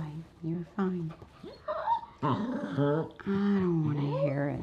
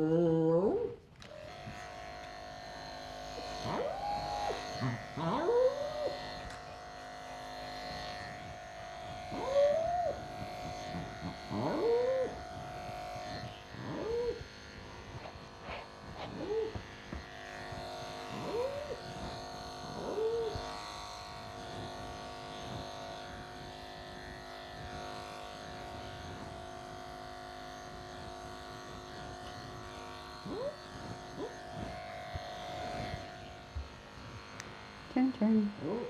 I know.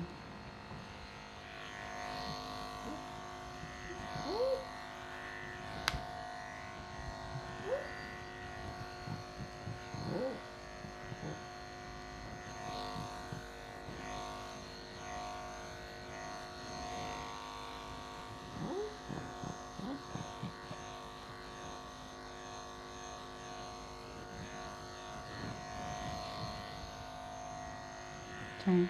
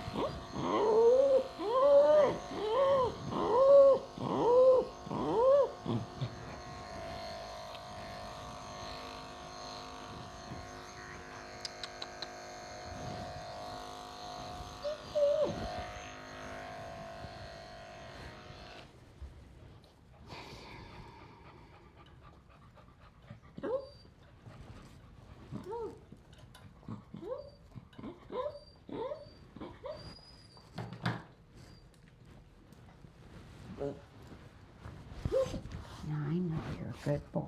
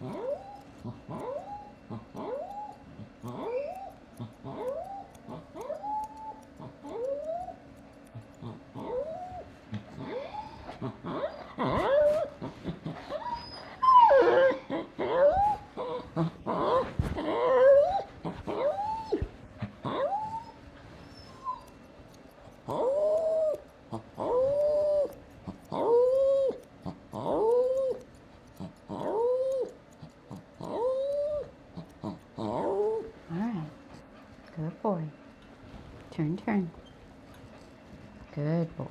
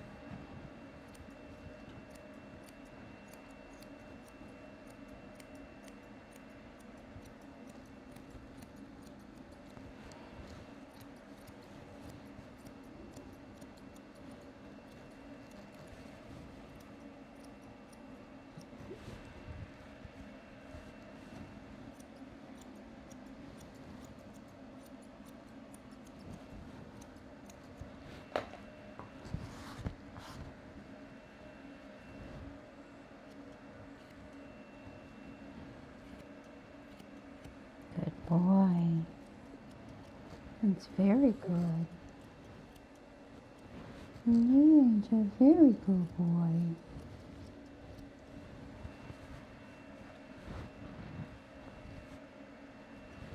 Very good boy.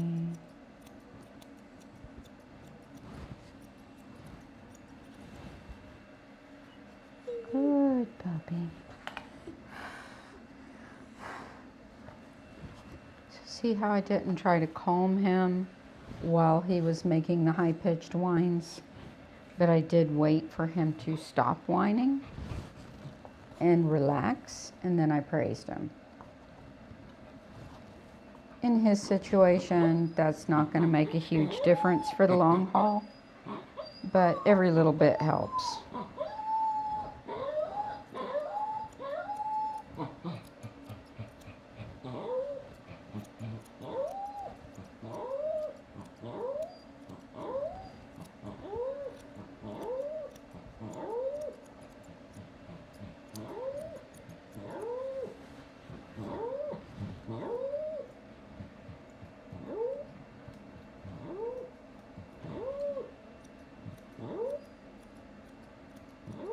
He's never going to be a super easy dog to work on, ever.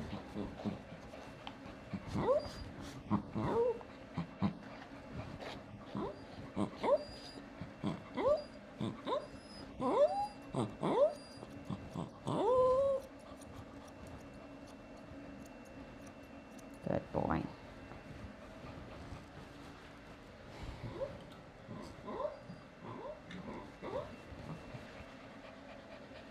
Good boy.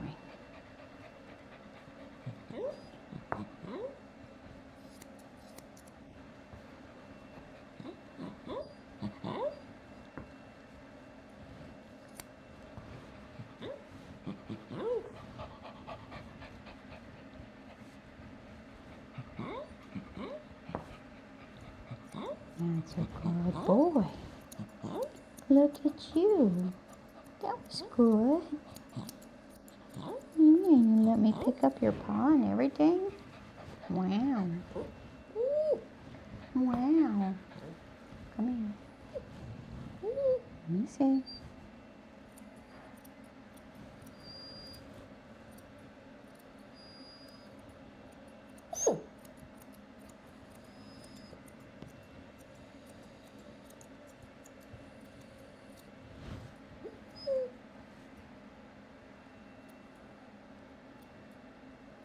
Good boy.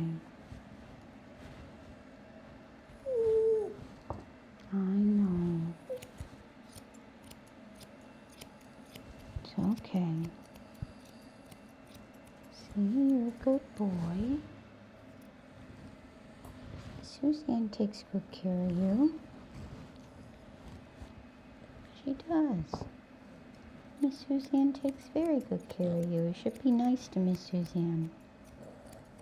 Yeah. You should be nice to Miss Suzanne. You don't have to be such a grouchy boy. I know you have your reasons, but that's no excuse. No excuse at all. You got to get a grip. Yes, you got to get a grip, old man.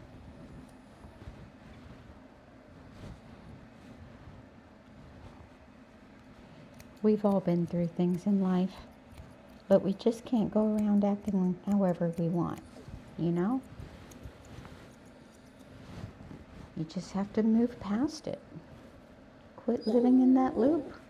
Yeah, you gotta quit living in that space and just move past it. You know? Don't bite me.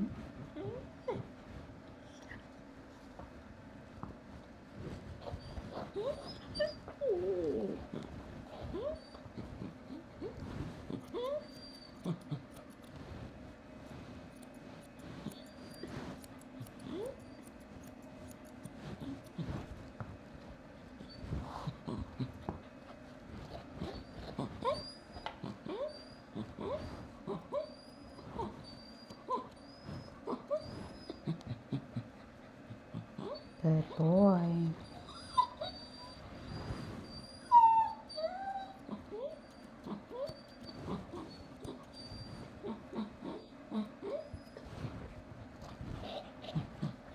Stand.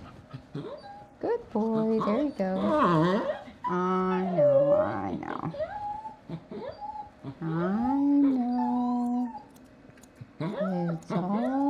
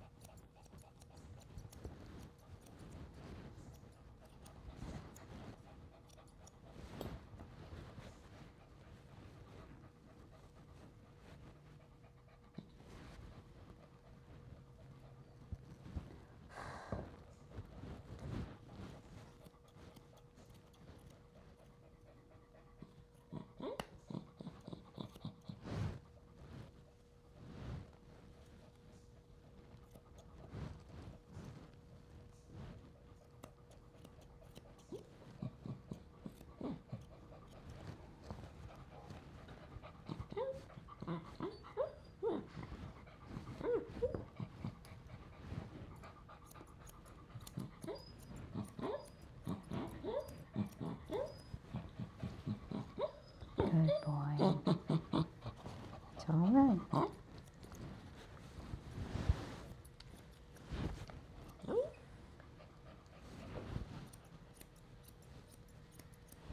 There. See? You're all right. Okay, we're going to do the other side. I'll just go over there. No sense in making you turn. Good boy. You're fine, honestly. Don't even think about it. Yeah, sneeze all you want to. I'm still gonna trim you. Too bad, too sad.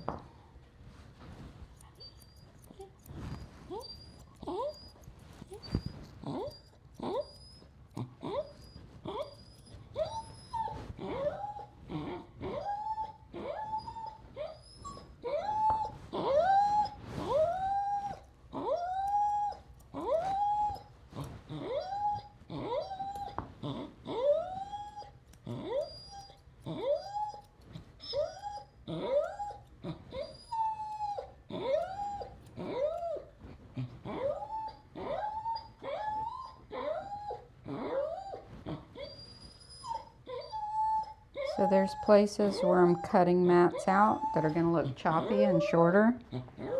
I'm not worried about that. Trimming him this way is much easier than shaving him down and making it all even. Easier on him, that is. Because trying to shave a dog like this would be a nightmare.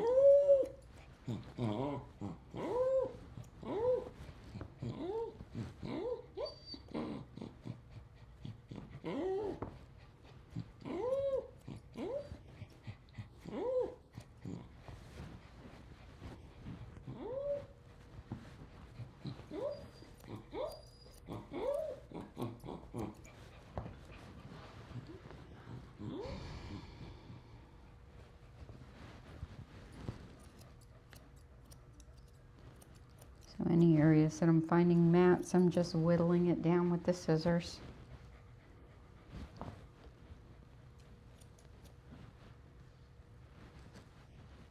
Some are right close to the skin, so I'm whittling it right close to the skin.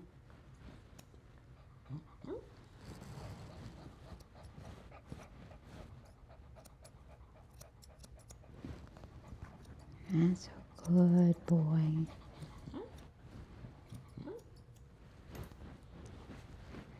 Good boy. So don't comfort them when they're whining. Comfort them when they're quiet. Good boy. That's very nice.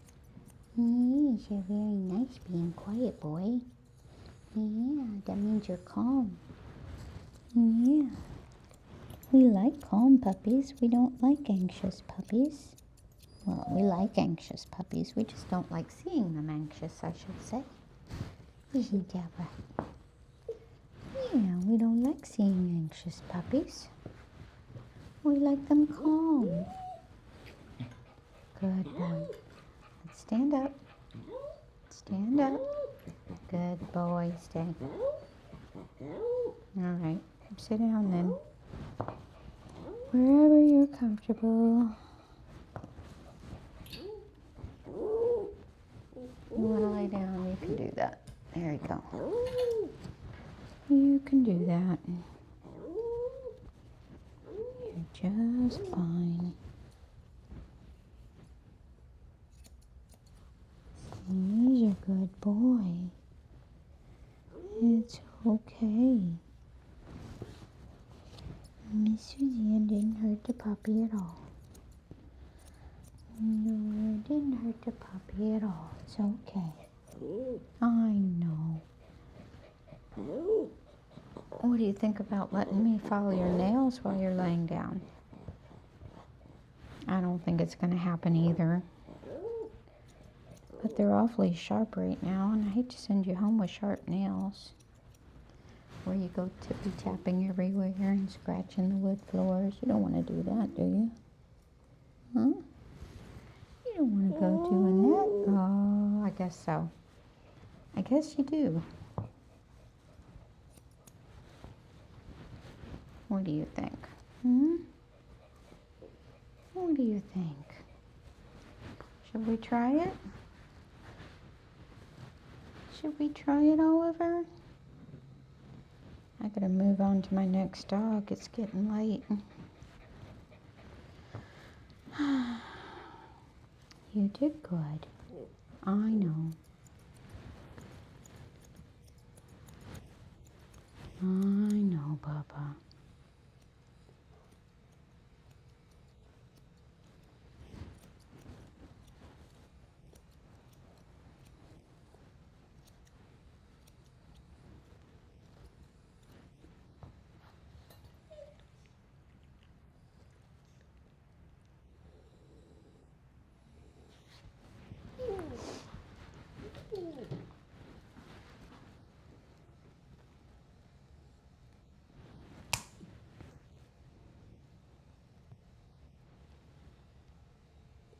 Good boy.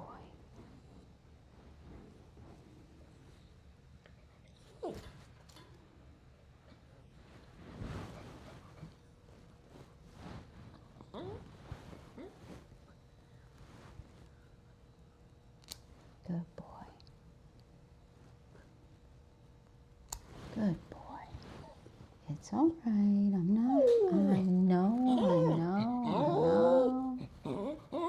I get it. I understand.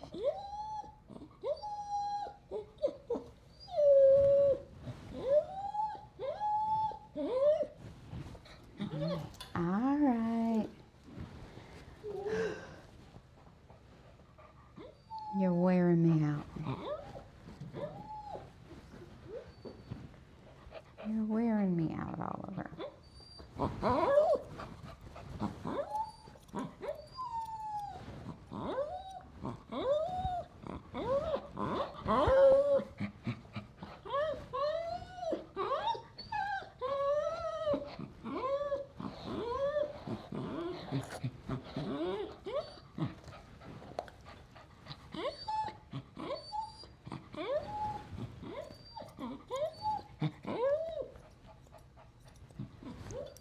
Stand. Good. Good stand. Very good boy.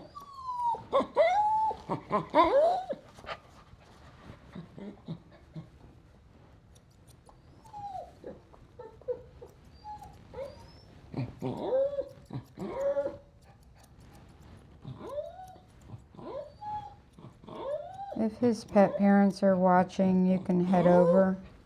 He'll be finished in a few minutes.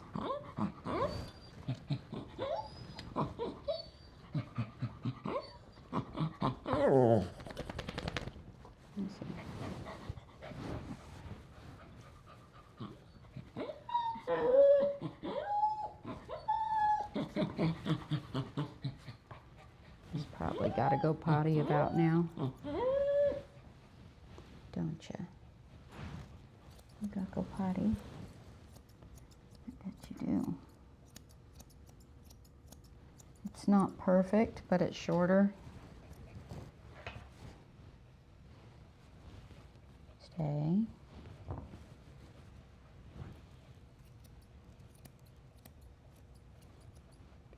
And we both survived. That's a good place to start.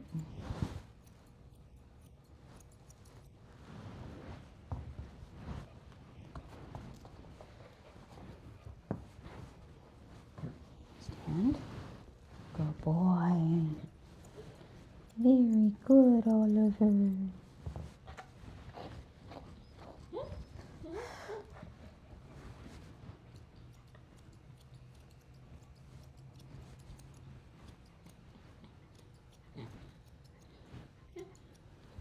It's not hurting to scissor just when something rests on it. So that's good, because I gotta be able to scissor. Yeah. Little turkey. You little turkey, you. He says, I'm a turkey, but you're a chicken.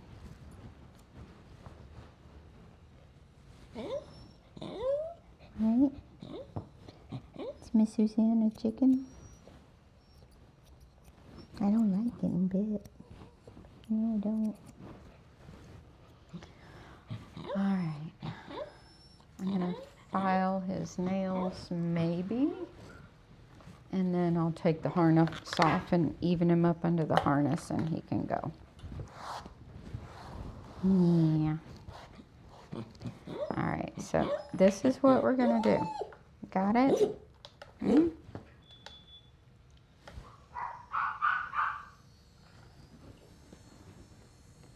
Well, your people must have already been in the parking lot. Can I see? Can I see? Ow. Ow. Nope, that ain't gonna happen. You're just gonna have to have sharp nails. Too bad, too sad. Maybe your people can file your nails with an emery board if they're worried about it. Because I bet you let them do whatever they want, don't you? You're probably so good for your people. You would never bite them. No, you'd never bite your people. Come on. Ooh.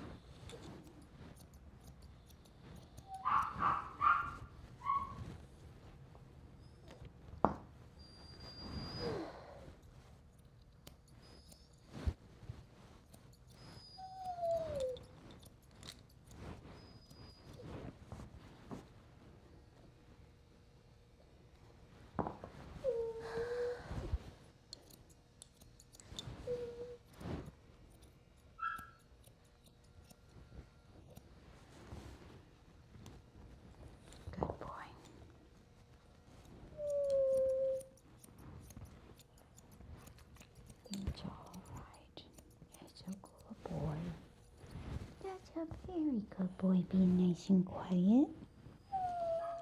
Yeah. I know. You probably have all of the YouTube community crying for you. They're probably saying, poor, poor Oliver. Yeah. Poor, poor Oliver.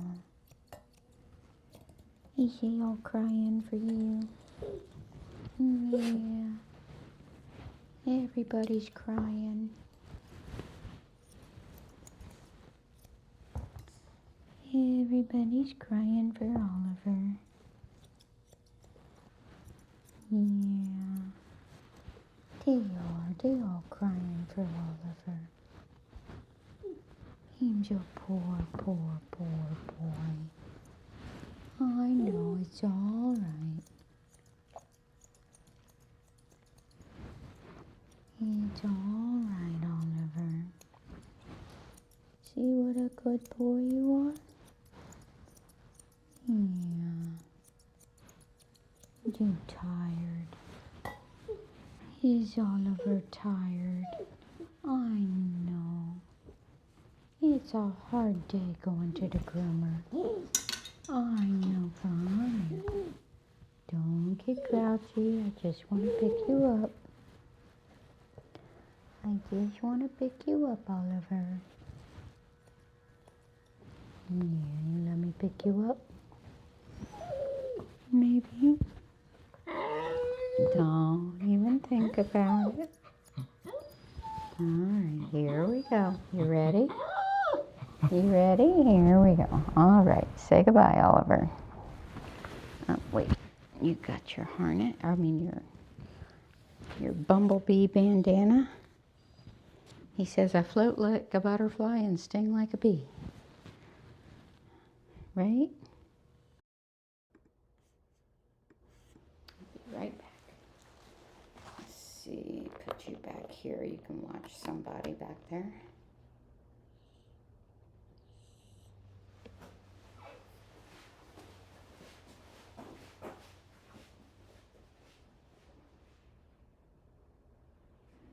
Under your arm there, miss. Hold on. See if I can shake it out real quick.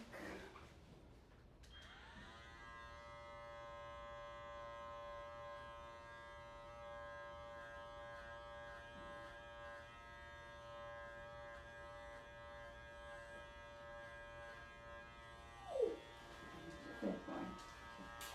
Let me see. Let's do. It's not gonna hurt you.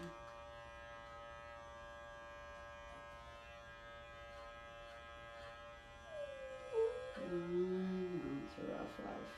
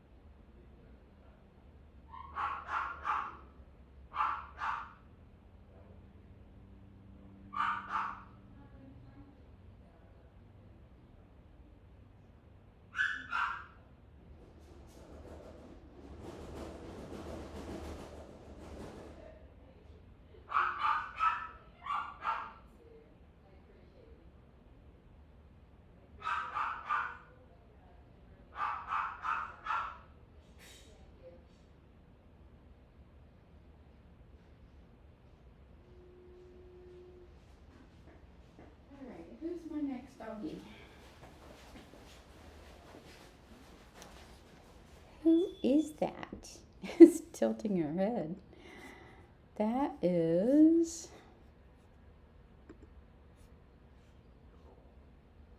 Oh, it's Cherry. It's Cherry. I hope Lily got the message that I could start her early, but then again, no, I don't.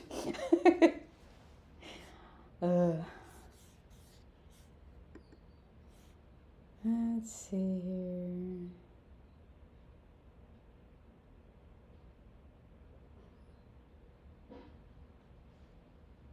No, I don't think the note on her on the micro didn't even long. Huh? I said I don't think it's the note on her file is right because she said she didn't even long. Just the last time. Oh, So she still wants her long. Yeah, so Good. there's one for long, but she felt like the face through her nose. It's so cute. Oh, She's a little my. naughty.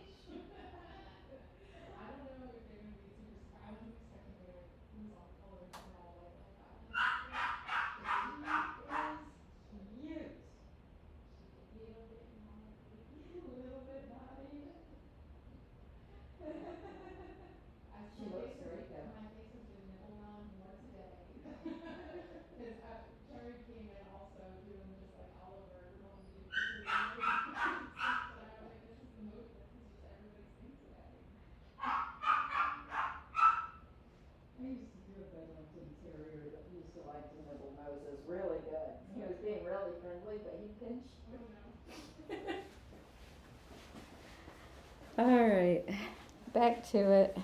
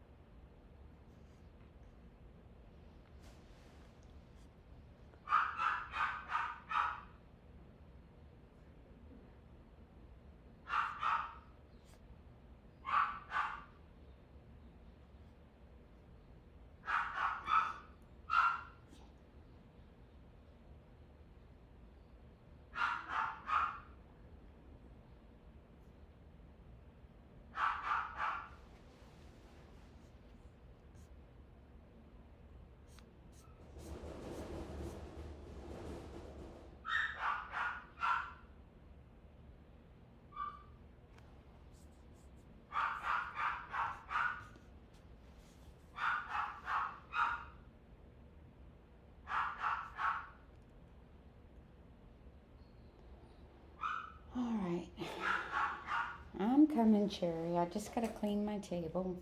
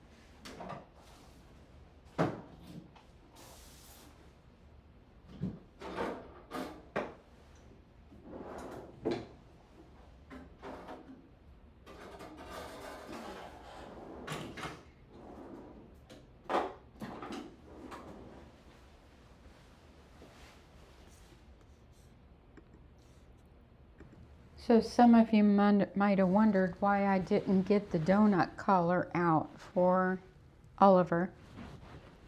And that is because I'm trying some new concepts with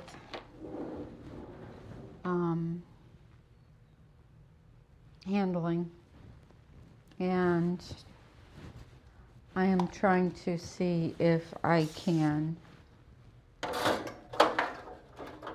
work around some of that stuff behaviorally. But it's a theory, so I'm still working on it. But overall, I thought it went really well, especially on his front feet. Got a dog coming in. I'll be right back.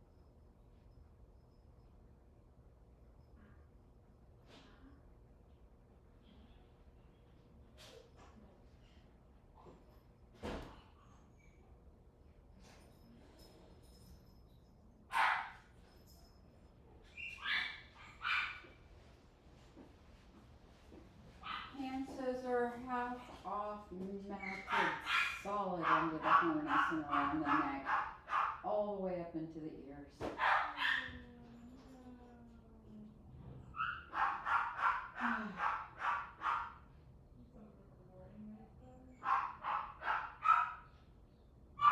I didn't feel how solid it was because her harness was still on her.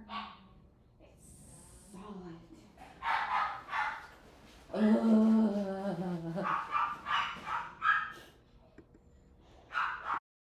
Alright.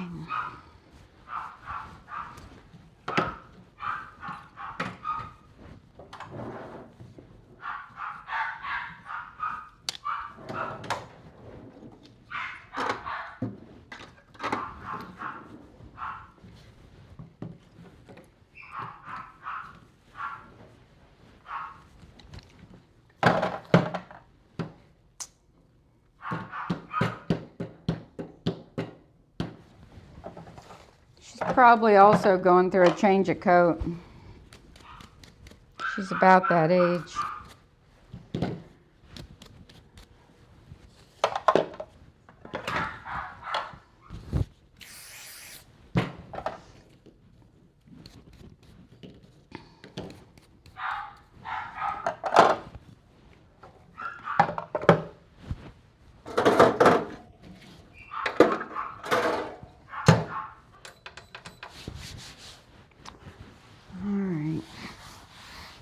We have a matted doodle in the house.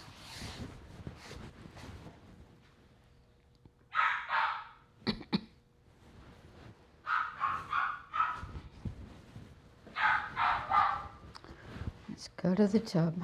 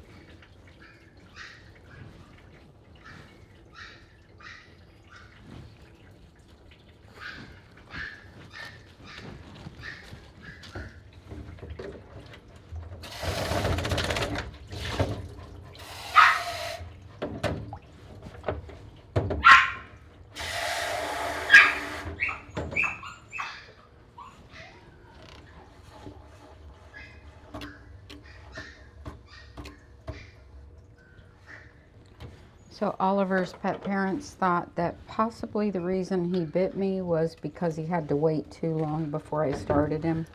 I think it was about 25 minutes or so. And so they're going to book him first thing in the morning next time so he has no downtime before he gets groomed.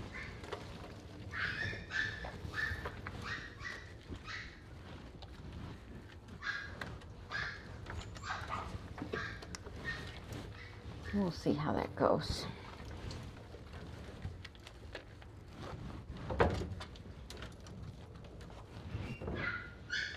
They thought he was better the first time I did him because I did him early, so that might be the case.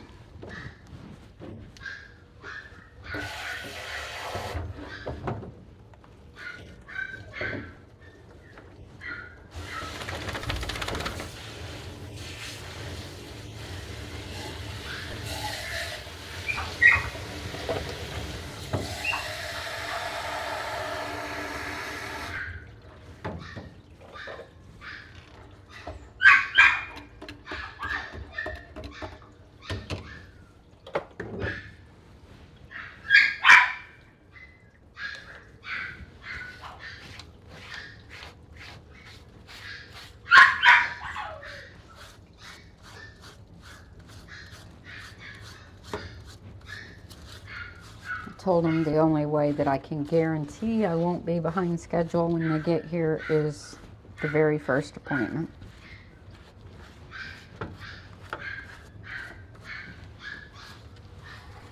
Other than that, all bets are off.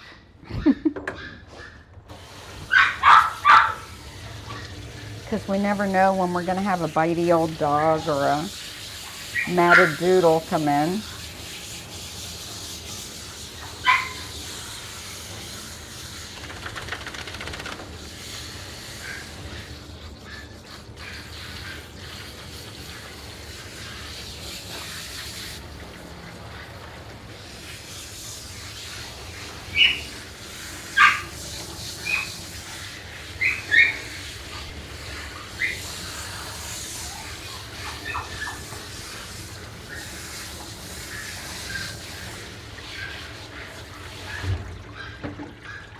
So the doodle, they want half off, hand scissored, a donut mustache, half off on the tail, and the mats are so tight we're going to have to splice sections about this big to be able to get a part in it, and then splice it again, then splice it again, make it into a bunch of little square splices, and then try to brush it out from there.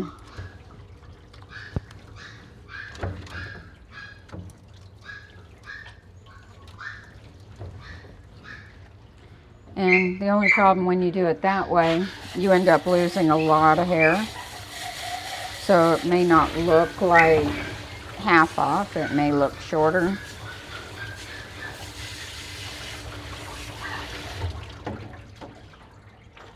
In the matted areas.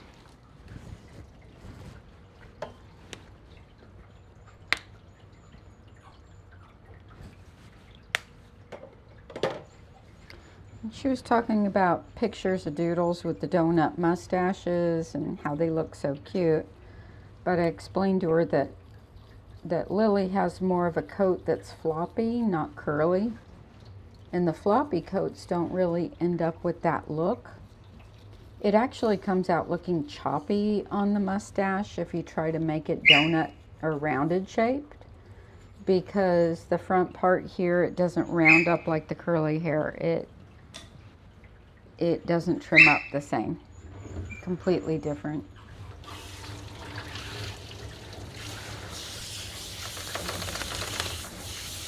So when you're trying to round it up, it actually falls kind of layered.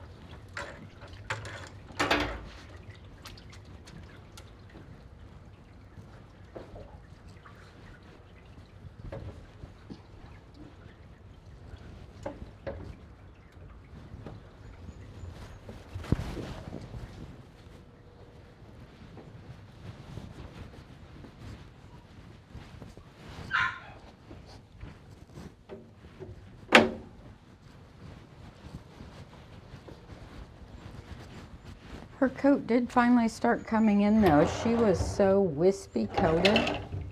For the first 6 months, I never thought she'd have much hair. And her coat has just kind of come in all of a sudden. Now she's got quite a bit of hair. So that's good. Something to work with.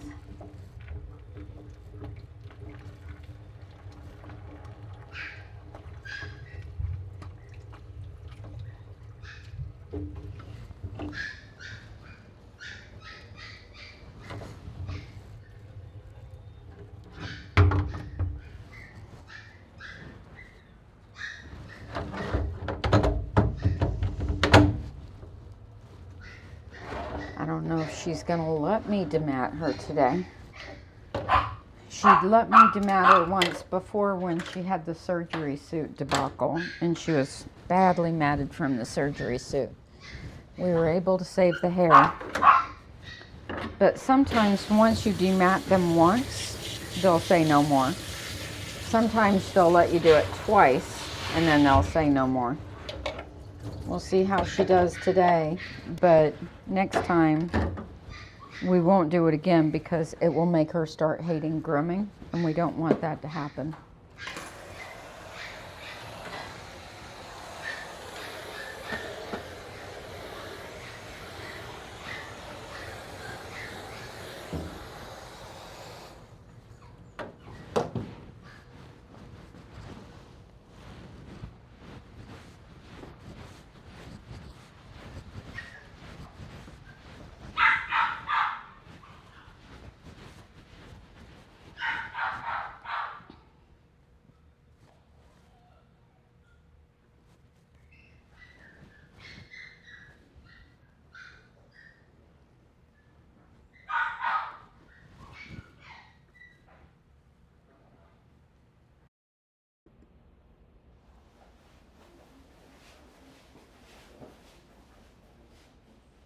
Okay, we got you here.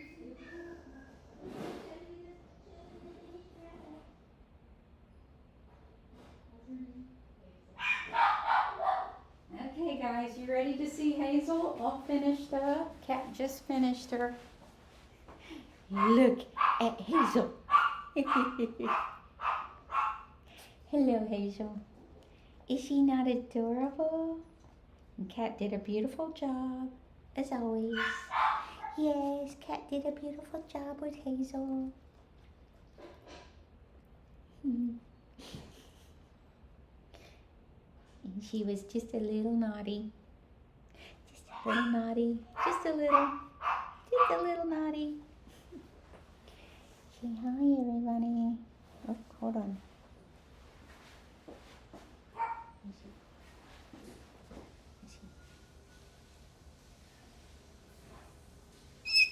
Boop. Just better. Say bye, everybody.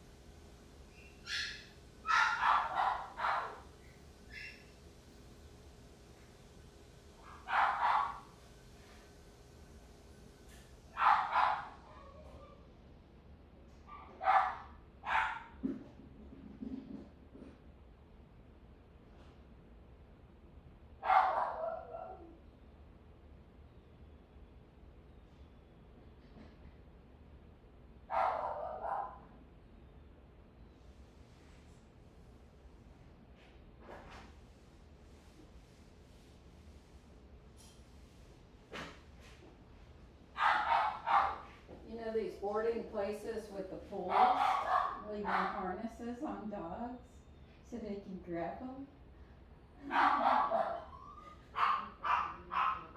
And the splash pads, like the big place down the street, they got splash pads. Yeah.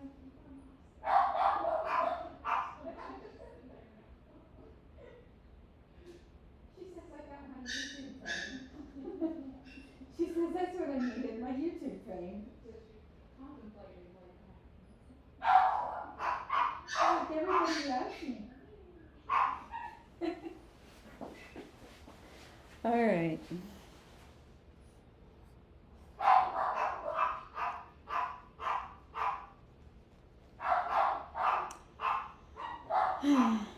Let's do it.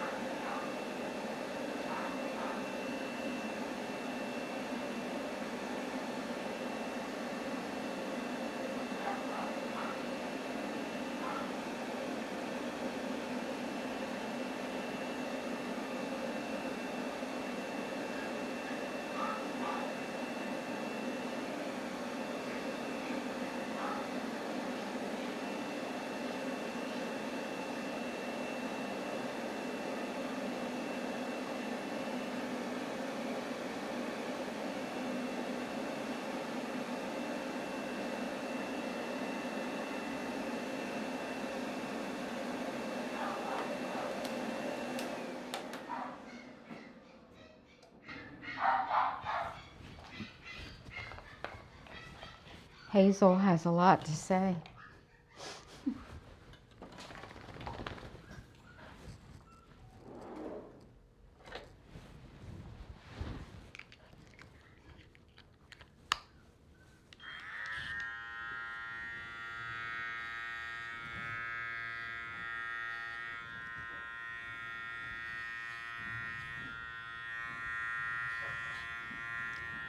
I hear thunder right when I need to wash a doodle. I guess I'll spend time dematting her instead. Wait for it to go on by. I can actually do a lot of her trimming before the bath, so that won't hurt anything.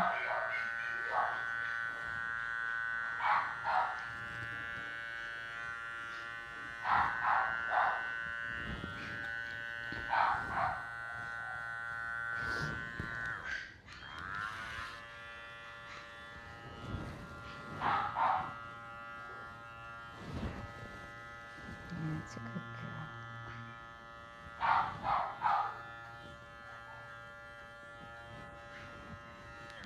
girl. Good girl, Cherry. She's a good girl, Cherry. She's a good puppy, and I lost my scissors. There they are. We lost our scissors. Cherry says, good, I don't want to be scissored anyway.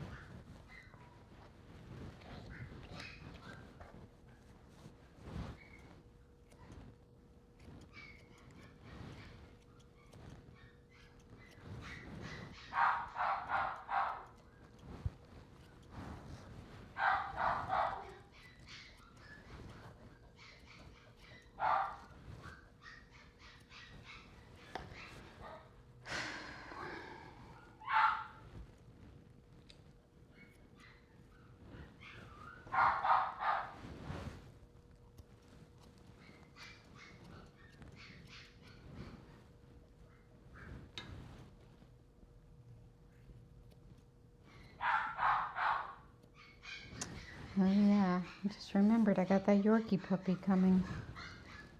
6 o'clock. I'm really curious about this one.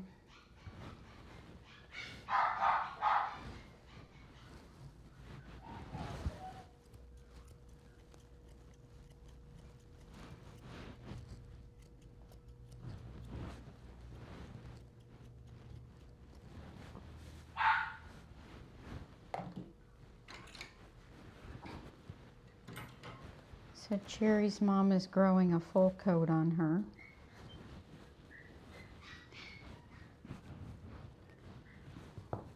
Just give her little bangs.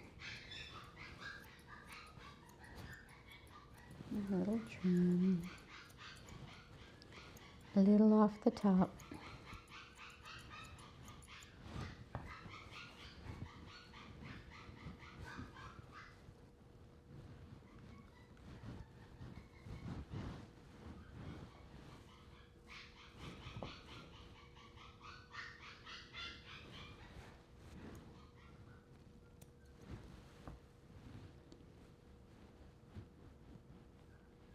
There's the rain.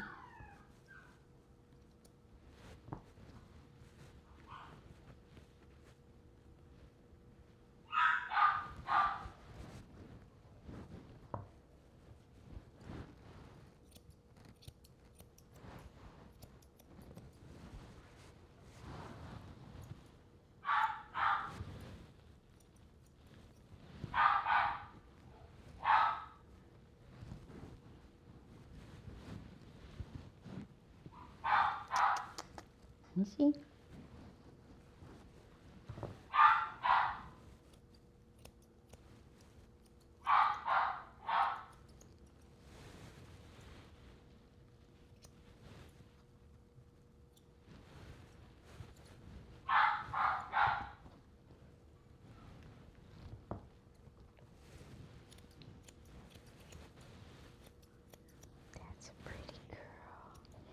He's so pretty. He's so pretty, Cherry.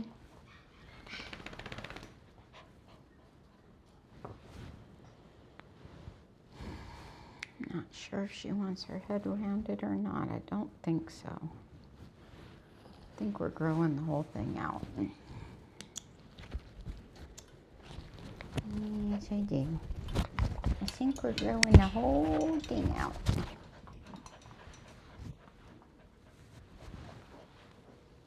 The little silicone bands that I bought do fit the bigger bottles. Yay.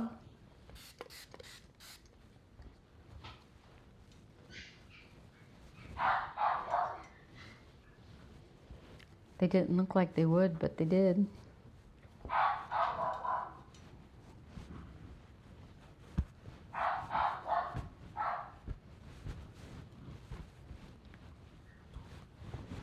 All right, Ewans, let's put you up.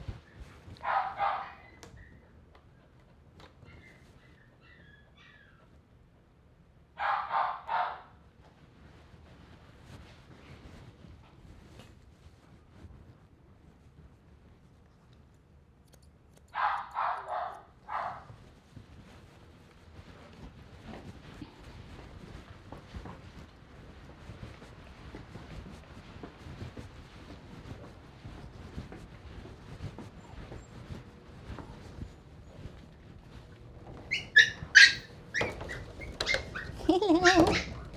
Hello. Hello.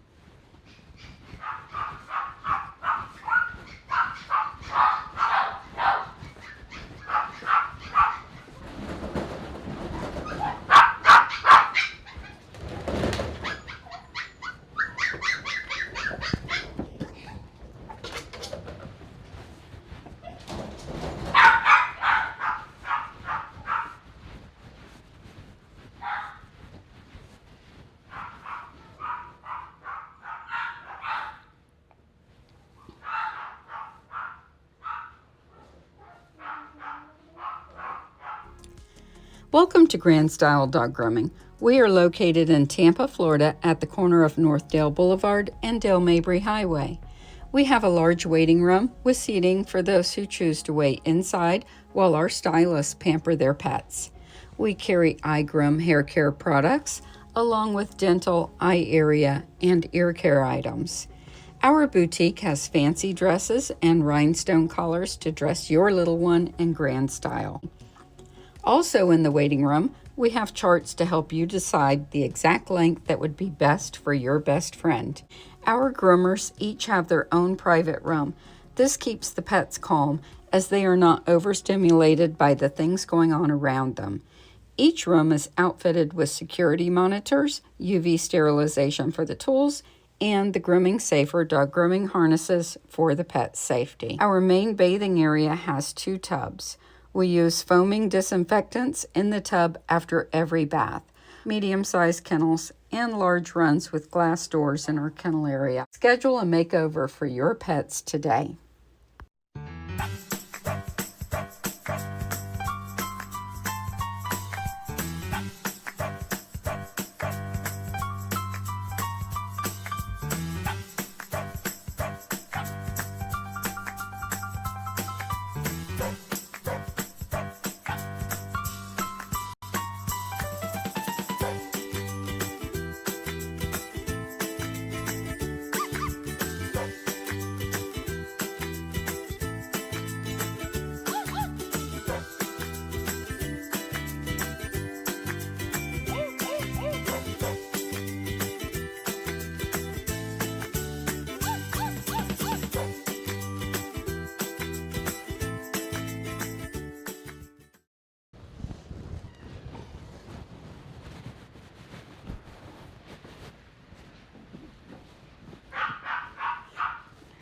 Feel her neck. No. Like, oh gosh. She brushed out good last time. Maybe we'll be lucky again. Here's Lily.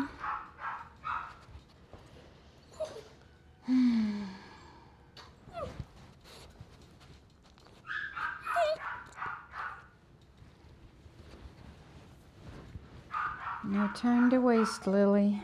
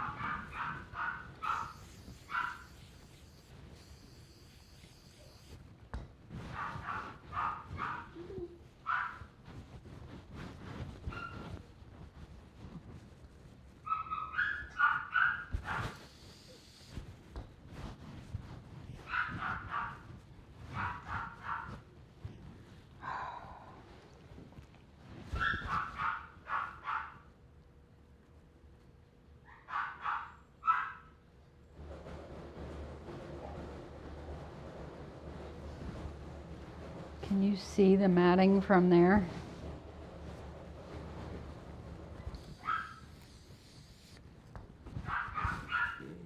Can you see it? You can't even find the skin.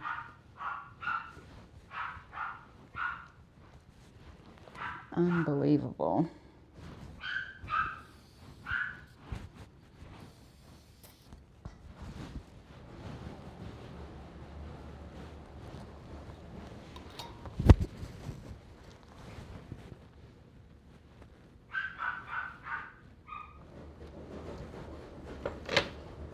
How tight it is.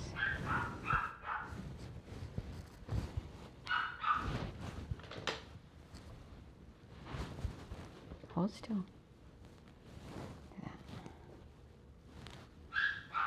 Ugh. Ugga bugga.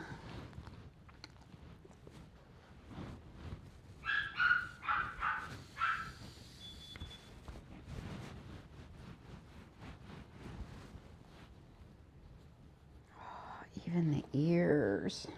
Frick. Frick-a-frack.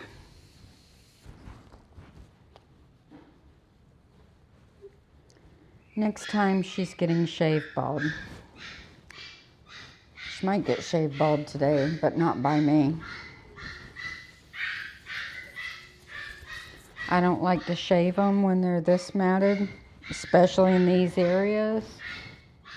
I'll send them home, let somebody else do that, because I don't want the liability of hematomas on the ears or scratching at the clipped areas, and then the vet bills that might follow. I don't do that.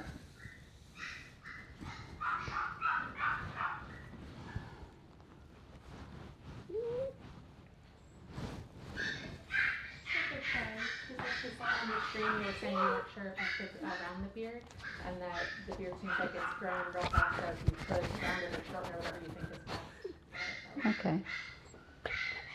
Okay. We're going to take a minute and round Cherry's beard.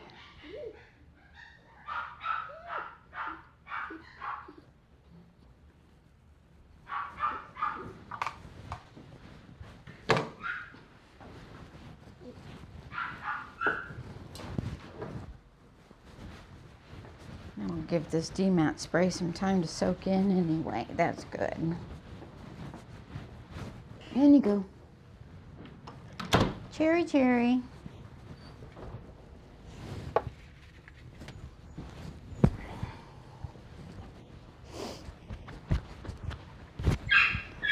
Cherry, Cherry.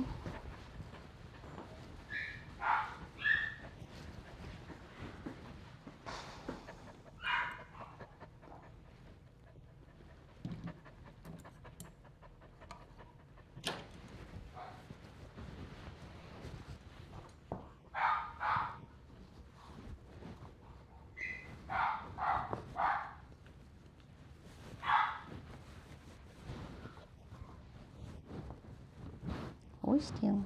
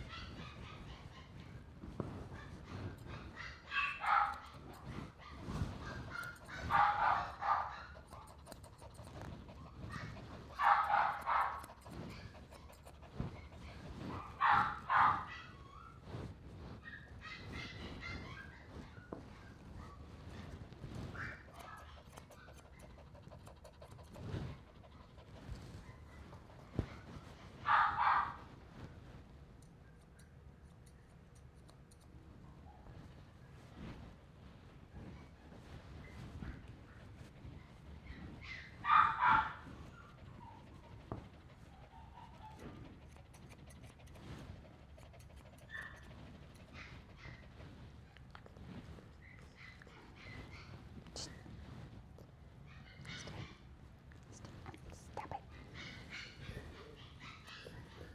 it.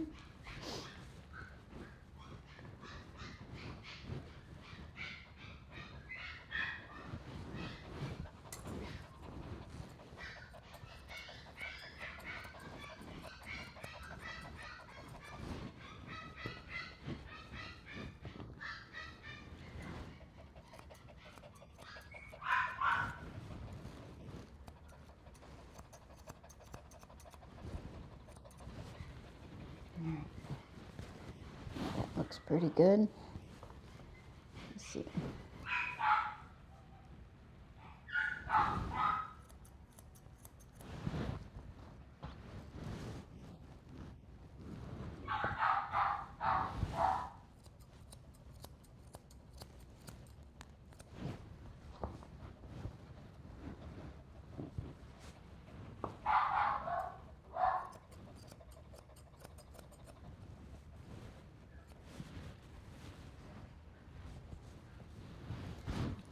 All right, off you go.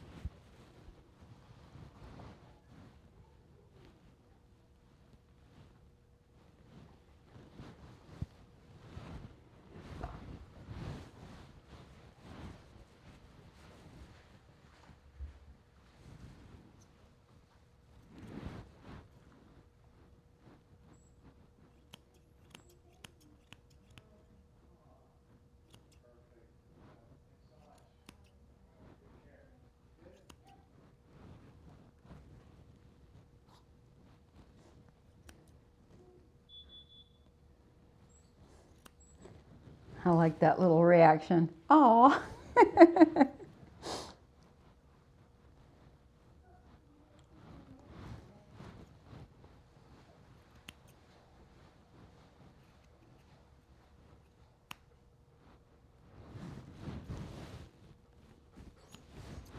all right.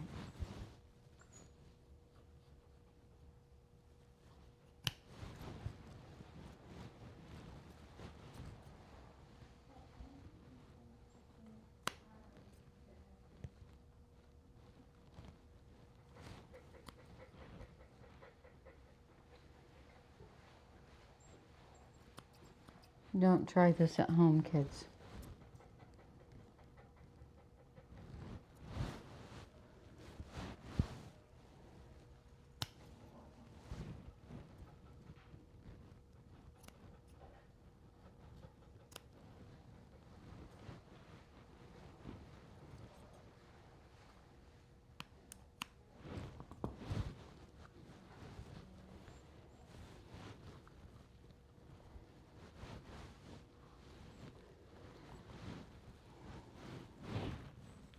When dogs come in this matted and pet parents start explaining a detailed look and saying, do you know what I'm talking about?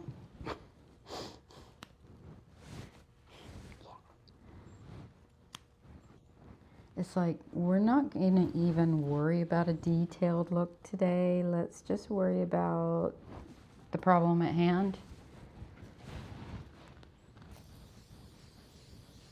Right?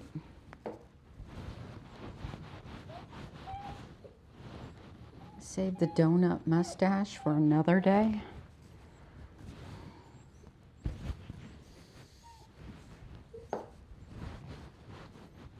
She's not even the type to have a donut mustache. This kind of hair, it don't work.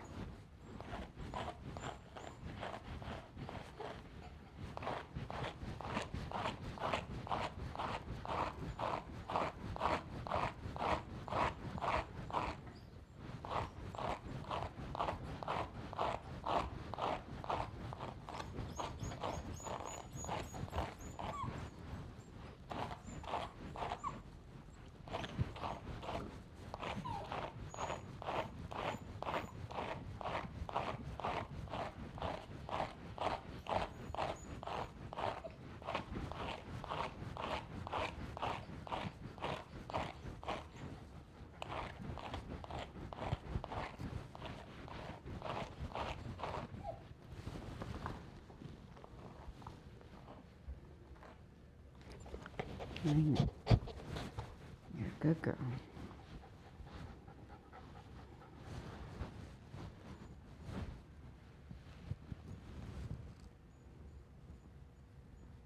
Nope.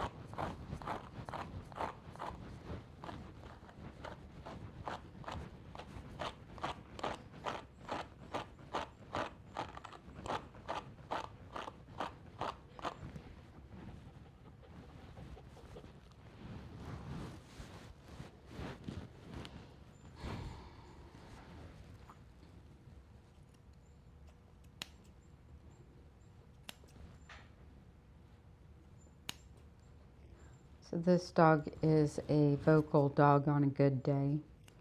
She's whiny like this when she's super happy, when she's not happy, when she wants to move, when she is moving. She's a talker. So don't let her vocalizations break your heart.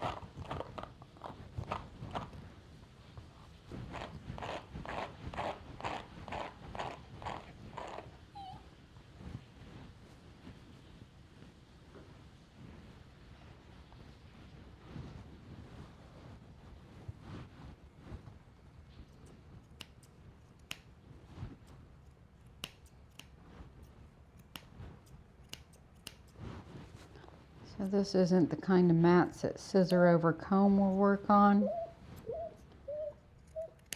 This is probably a 3-fold situation. She was boarded and they left the harness on her the entire time. It feels like wet mats, so it was probably a boarding facility with a pool. And they left the harness on while the dog went swimming, is what it feels like to me. Plus, she's at an age where she's going through a change of coat. So you got all those factors all wrapped into one giant mat.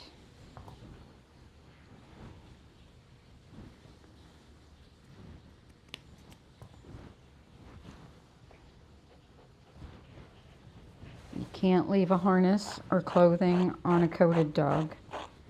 You can't let a coated dog go swimming or get really wet without brushing them out completely the same day as the bath. And if a dog is going through a change of coat between 8 and 12 months old, they have to be brushed every day.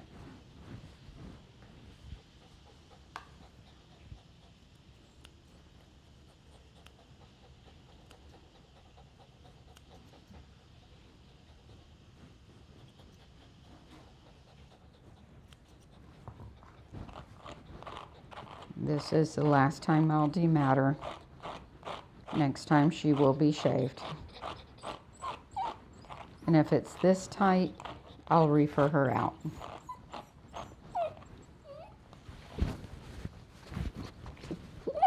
Because I don't like to shave mats that are that tight up under the ears and all that.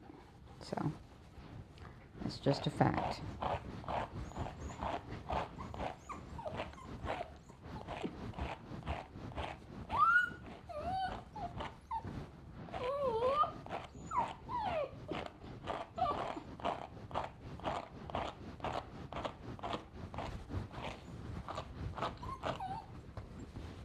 I don't want it to be seen as something that I'll continue to do.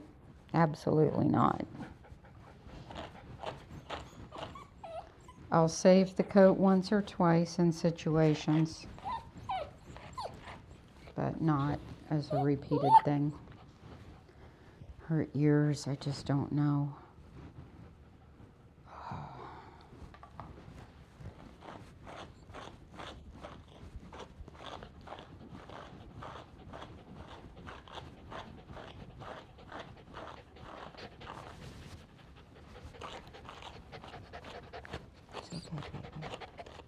I know.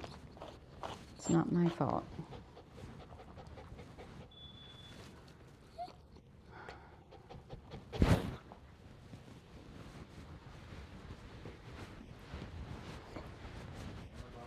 Thank you.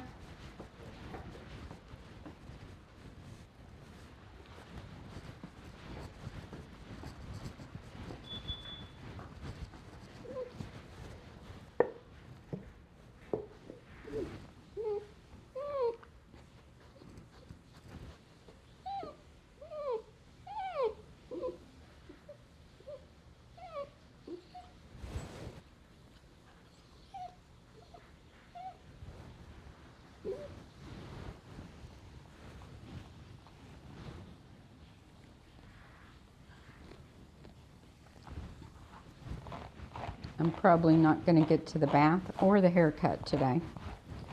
We're going to spend the entire appointment just doing this.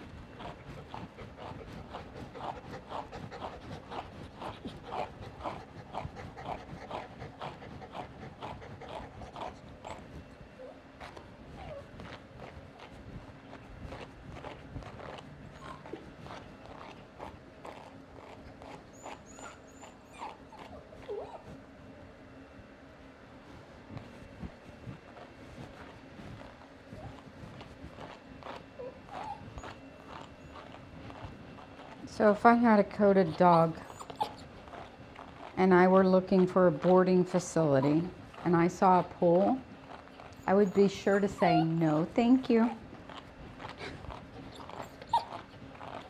If I saw a boarding facility with doggy daycare and all the dogs get to play together and you look at that group and you see harnesses on everybody, I'd say no, thank you. Because, and if they insist on giving a kennel bath on the way in and or on the way out, I would say, do you have a professional groomer on staff? Can I pay for a professional bath? Because the professional groomer is probably going to brush and comb the dog, whereas the kennel bath, the kennel attendants, that's not their thing. They just wash them, towel dry them, and let them go. So you have to be really careful. These aren't Labrador retrievers. They're Labradoodles. Big difference. And you can't just think about the dog's fun that they're going to have. You've got to think about what they're going to have to go through when you get them home. Like this. Coated dogs need more thought involved in their kenneling arrangements.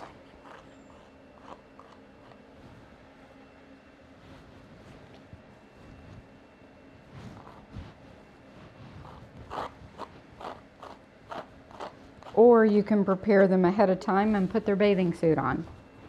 Go ahead and shave them down before they go in, or get them cut real short. That would work too.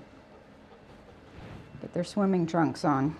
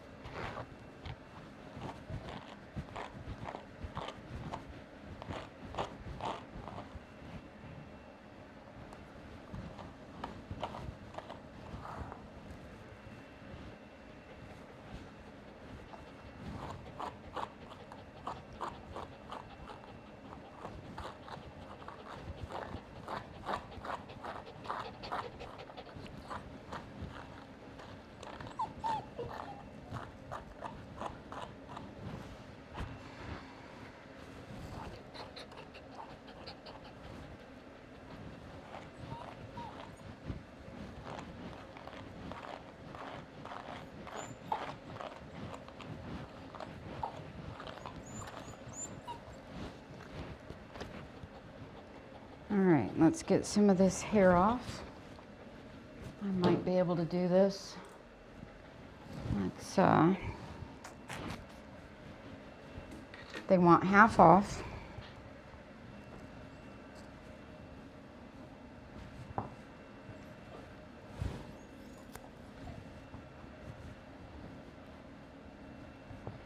Stay.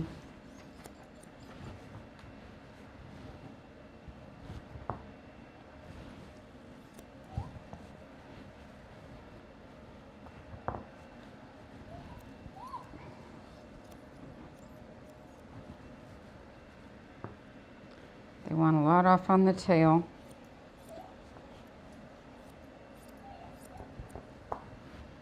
Stand.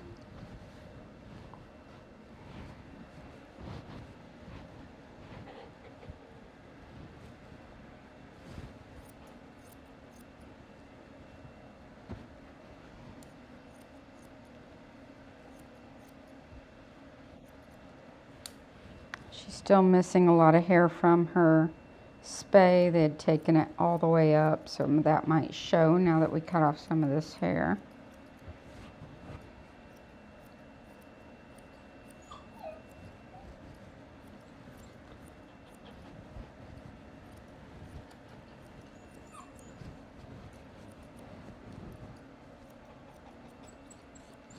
Good girl. Turn.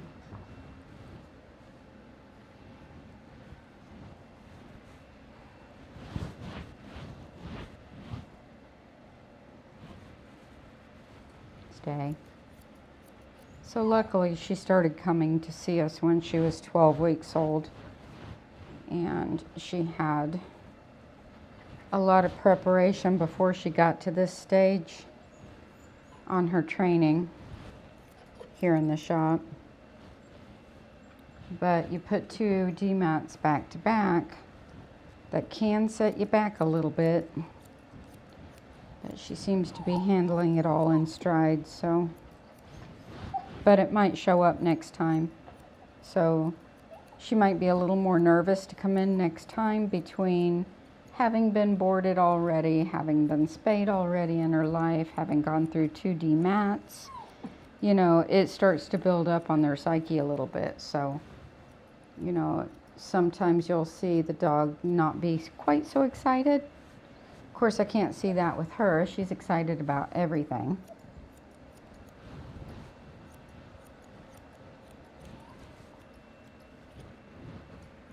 And she's still got her spay hole here.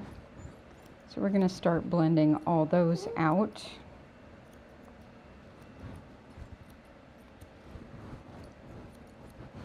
Still got a big mat there I got to deal with.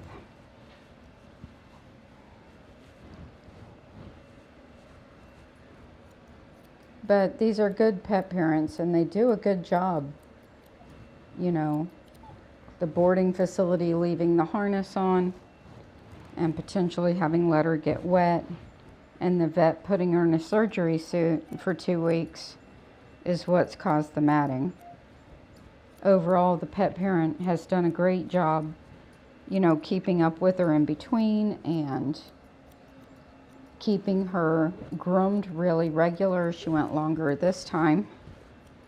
But, you know, if you're wondering why I'm even bothering to save the coat, it's not the pet parents, you know, they didn't do it on either occasion. So, you know, they're trying really hard. And sometimes trying to get the pet parent over the learning curve of all this, and the dog getting spayed and this and that, you know, that's life. That happens. I'm going to shorten her ears today too, since they've gotten matted. Just taper those up. She doesn't need those long ears. Not until we're past all this anyway.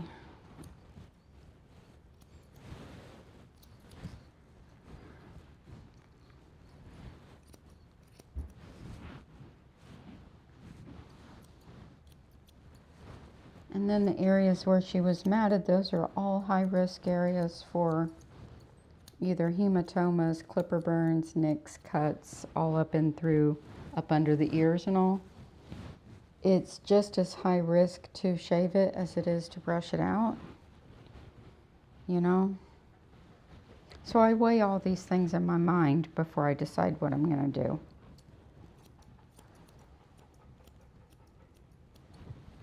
There's a lot of variables.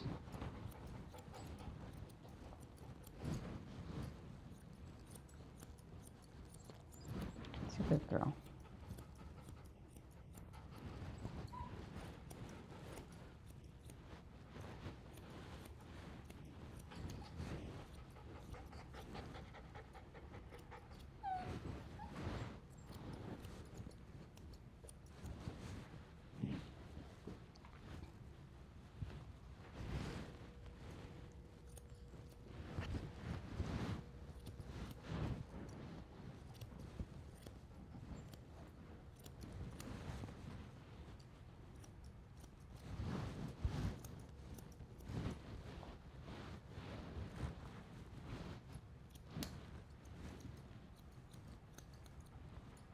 And like I said, when you do that crisscross cutting, you lose a lot of hair. So she's got a big hole on either side.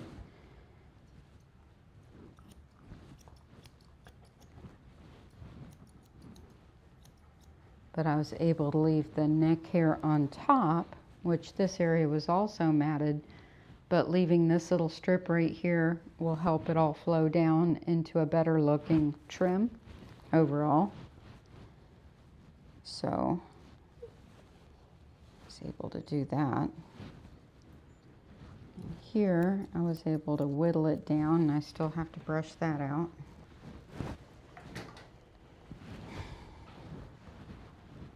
Come here. Stay. Stay.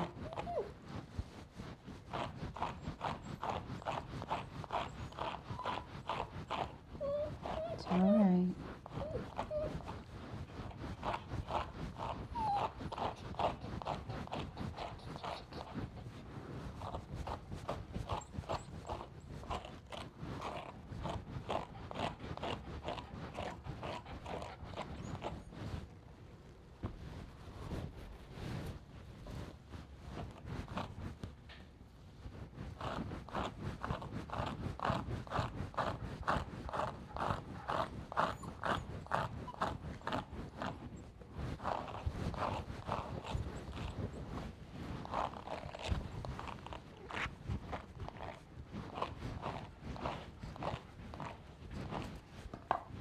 See?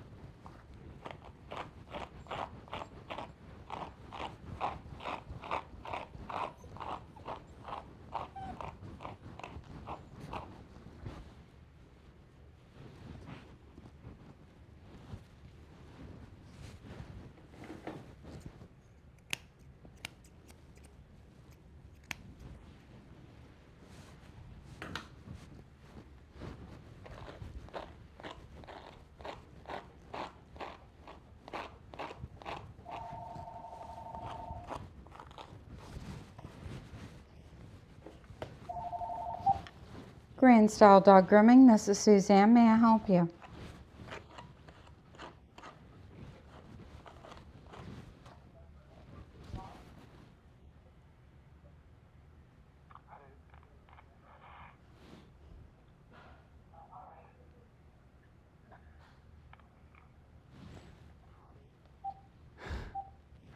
I have no idea. Blocked.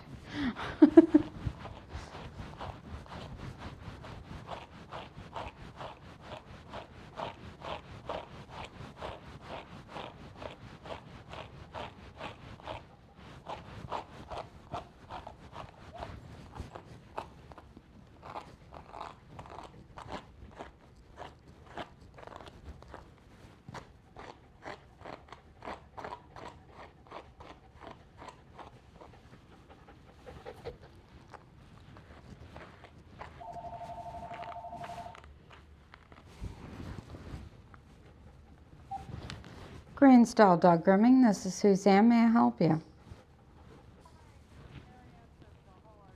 Good. How are you?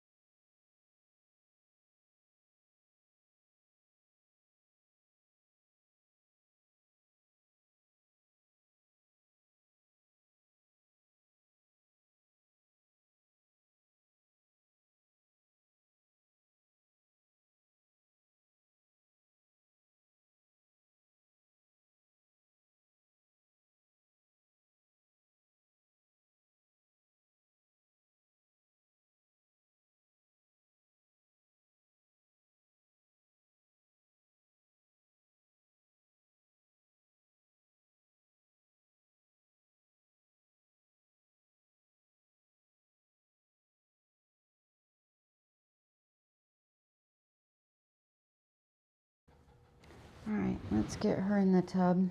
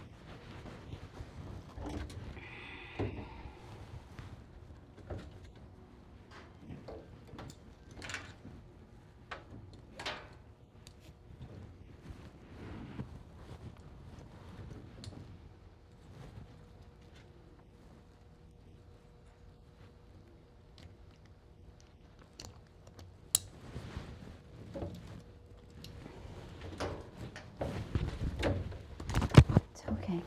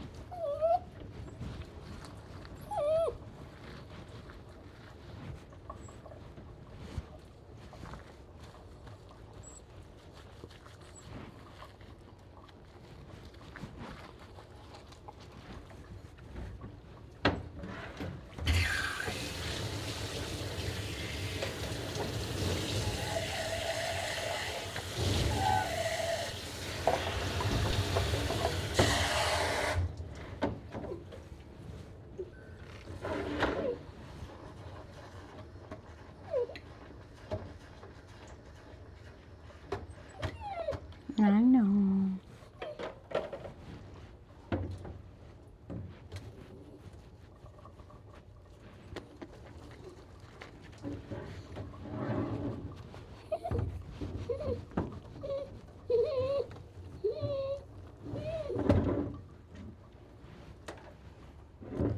So every pet parent with a dog like this needs a grooming table, like a fold-up grooming table at home that fits this dog's size.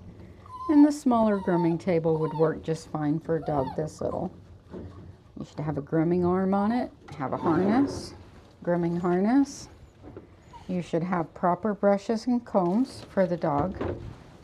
And you should be plopping that dog up on that grooming table, brushing its teeth, and brushing and combing the dog. This dog, during change of coat, will probably need to be brushed at least every 2 days in order to prevent her from matting until she's at least a year old. And then after that, she can go to weekly brush outs. But I think, you know, if you're keeping an inch or more of hair, you really need a grooming table for your dog and work on that. If you want to know what brushes and combs I recommend, I have not updated my website with the new brush that I'm using, but the old brushes are just fine too. It's at grandestylepet.com, GRANDE stylepet.com.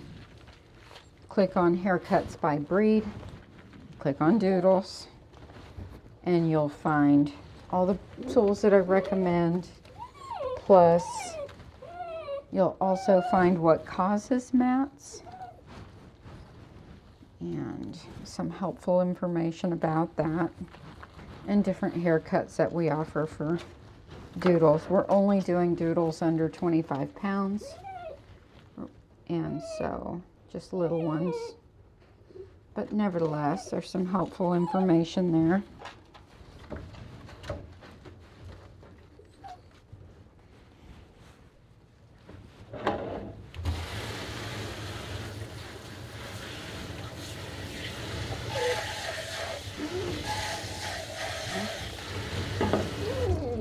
I know, baby.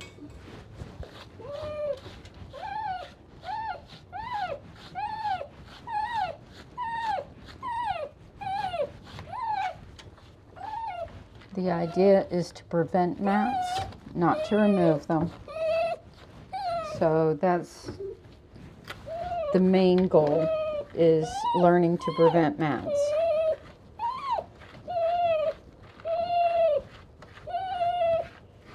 It's all right, baby.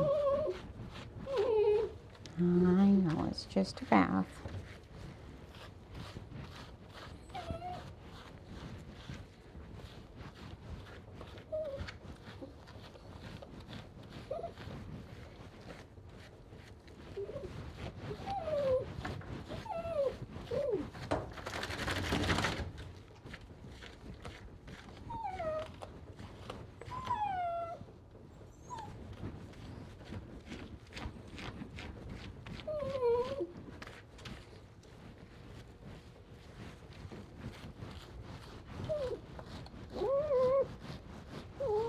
Girl.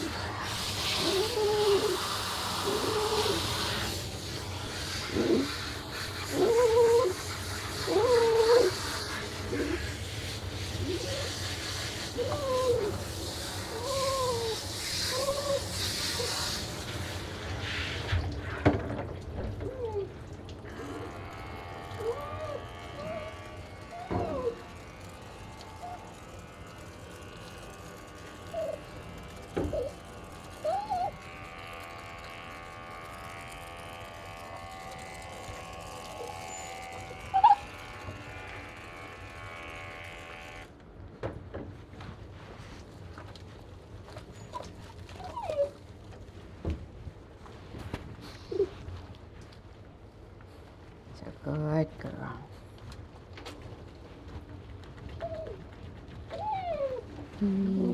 Very good puppies.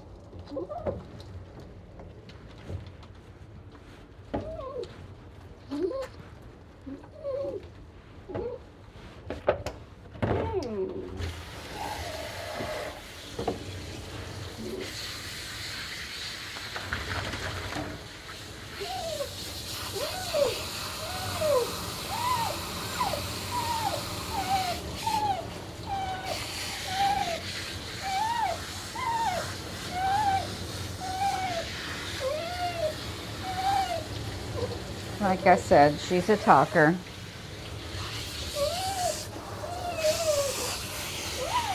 Some dogs are. They talk when they're happy, they talk when they're sad, they talk when they're mad. The only time they're quiet is when they're in trouble. Then you're like, what are they doing? They're doing something.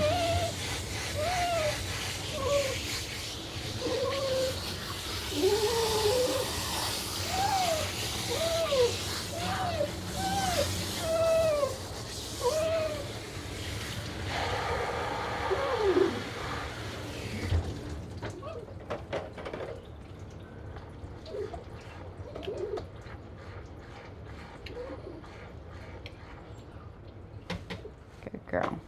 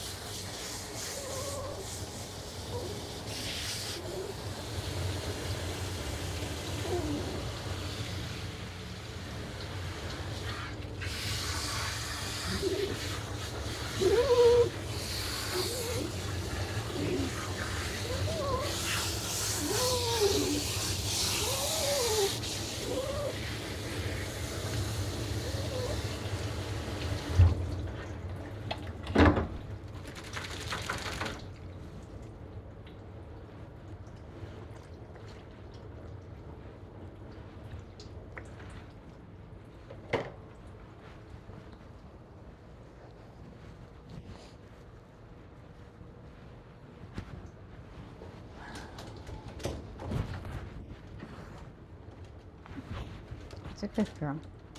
Gotta wait.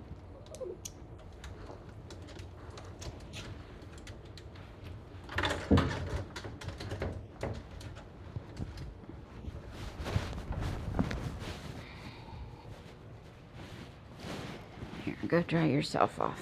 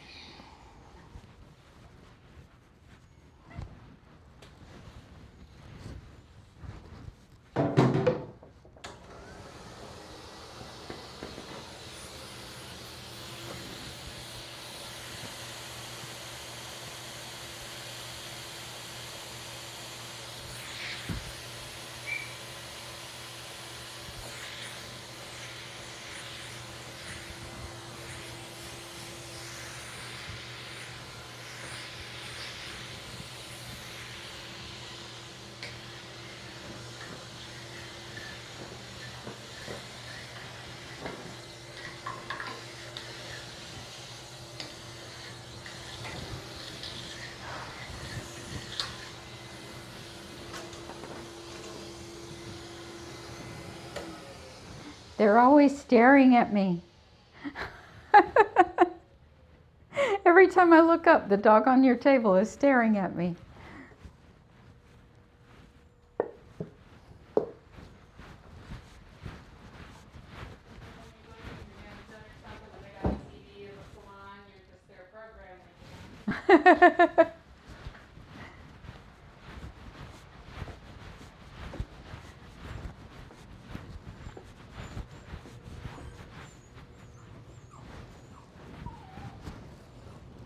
All right, baby. Let's do it.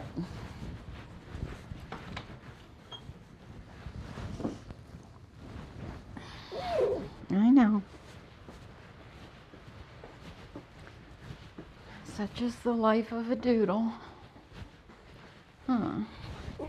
Yeah. It's the life of a doodle. I know.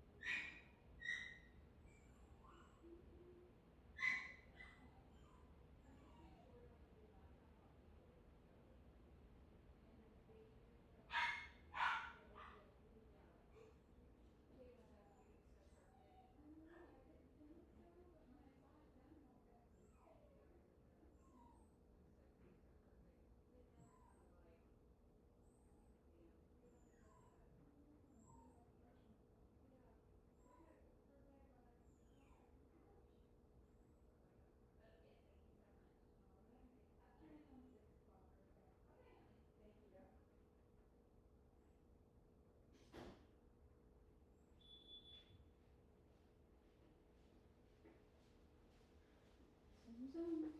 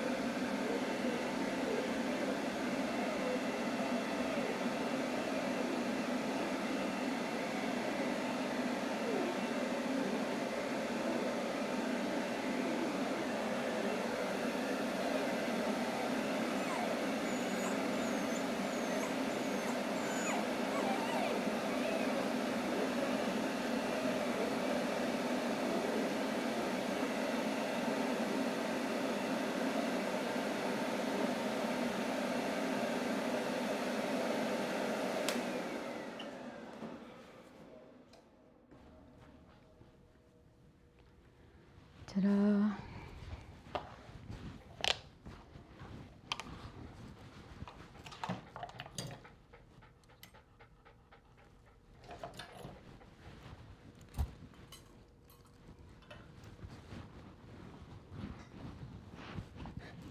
Stay.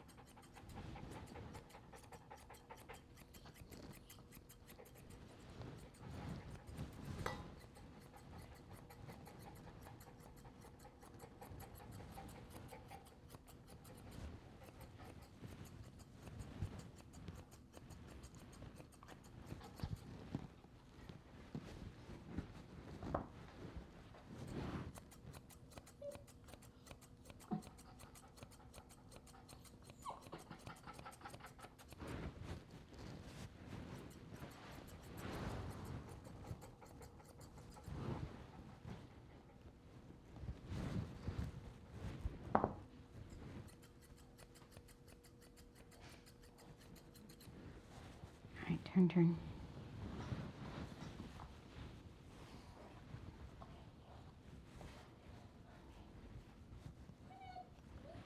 You're all right.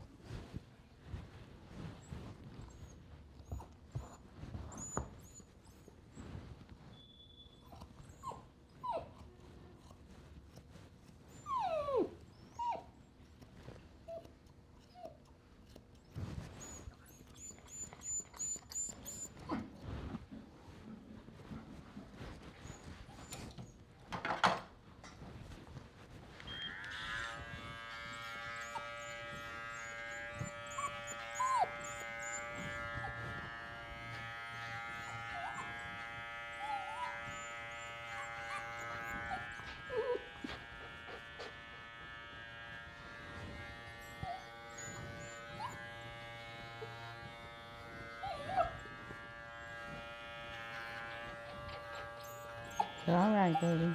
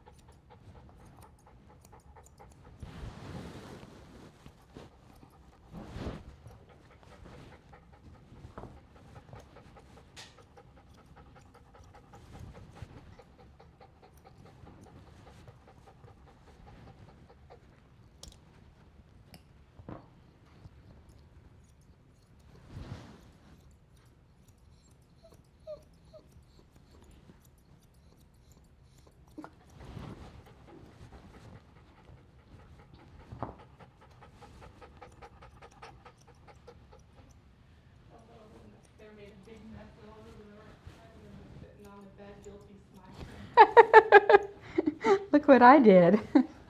I've been finger painting.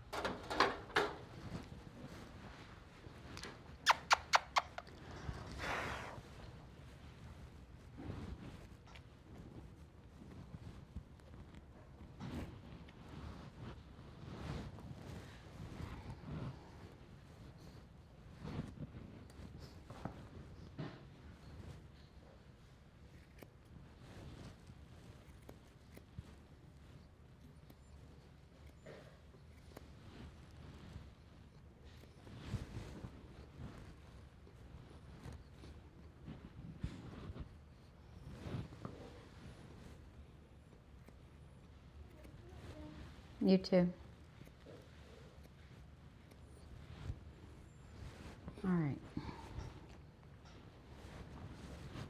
So let's talk about eyelashes.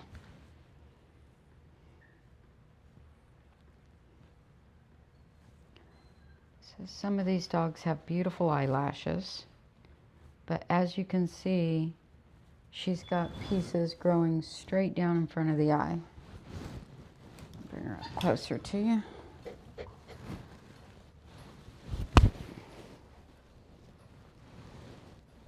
So see the pieces coming right down over the front of the eye?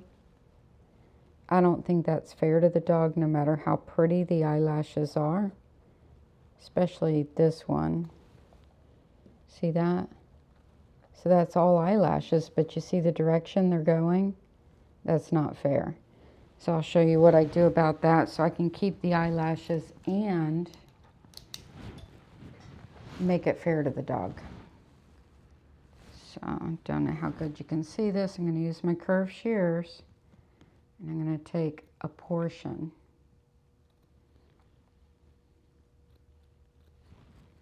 off the front of the eye. And then I cut the hair up over the eyes nice and short so we don't have all that bulk pushing down on them.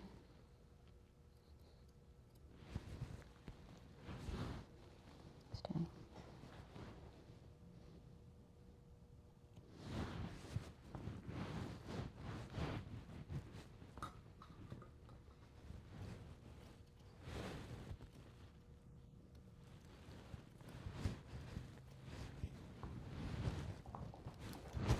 Now,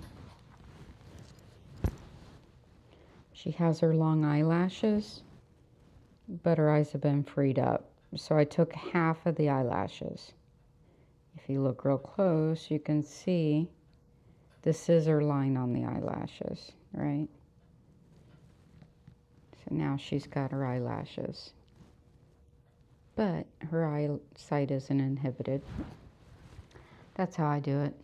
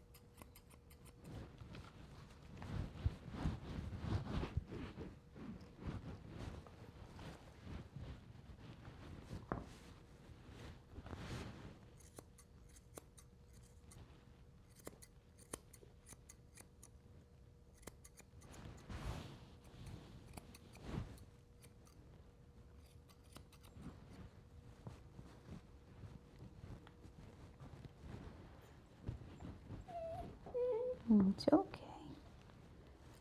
You're a good girl. Don't knock my scissors on the floor.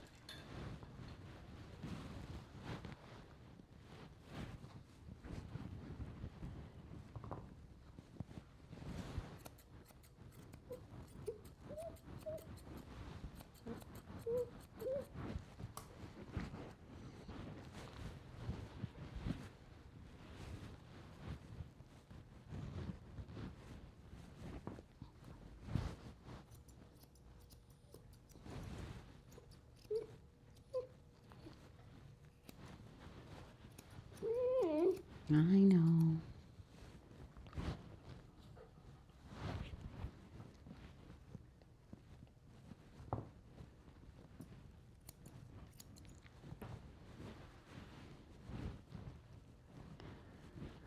I'm about at the point where I'm ready to say good enough.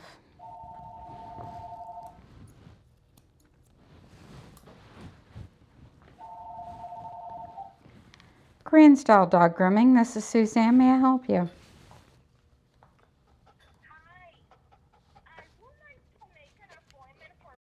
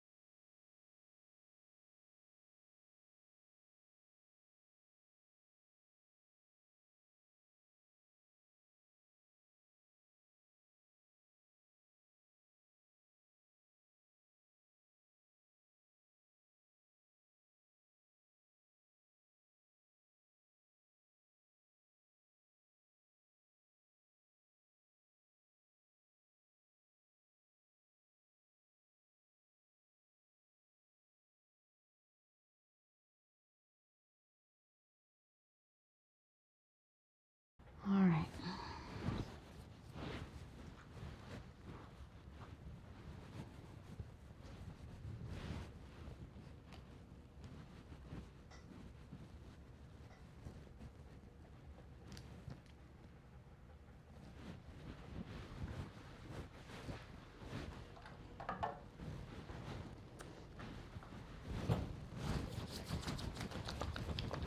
So if you've watched this whole groom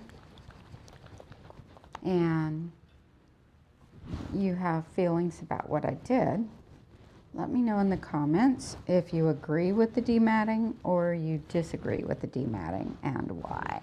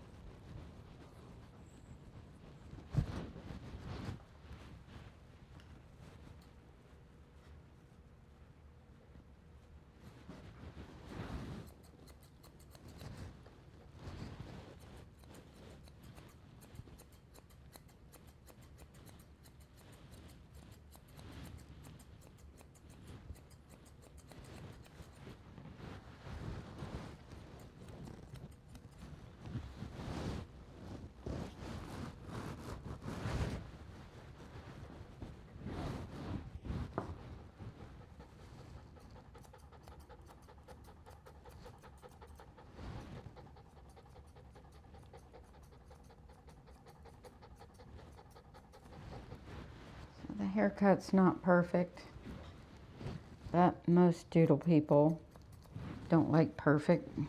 They like messy. But also, I've spent way more time than they're gonna pay for, so I'm not too worried about it, honestly. And she should be coming back in about 3 weeks, so I can pull it all back together then. But she spent enough time on the table and I've spent enough time on her. I've got to move on. I don't have a choice.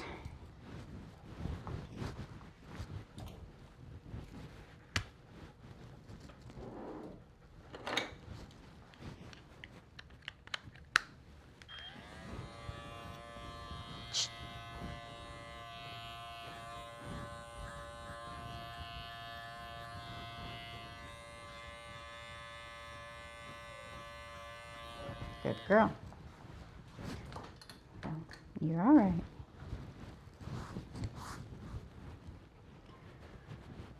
But here's a fine tooth comb. We're able to get it through her.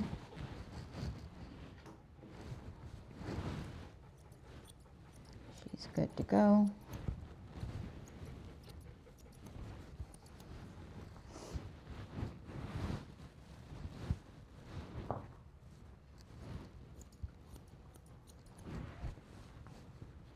She's tired. She should be.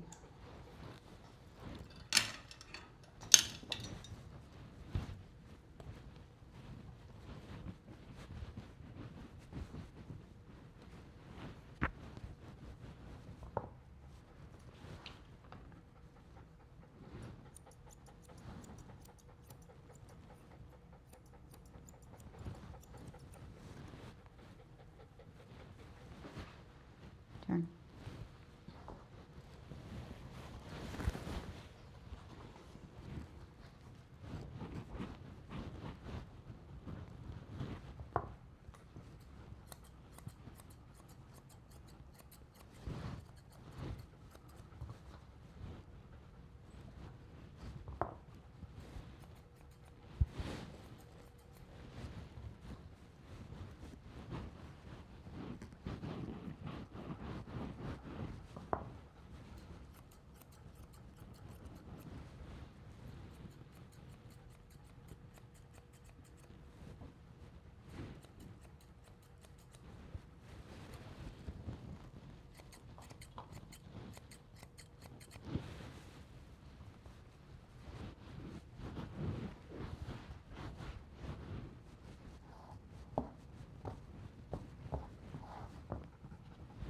This leg's a little shorter because of the IV spot from getting spayed.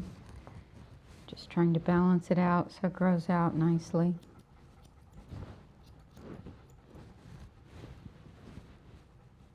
All right. Good enough. I'll fix it when she comes in for her next groom.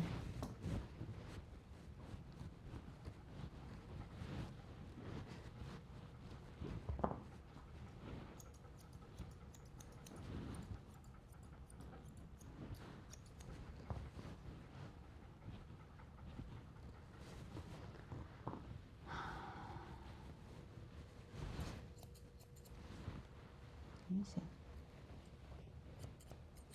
All right, I gotta stop. I could sit here and snip all day.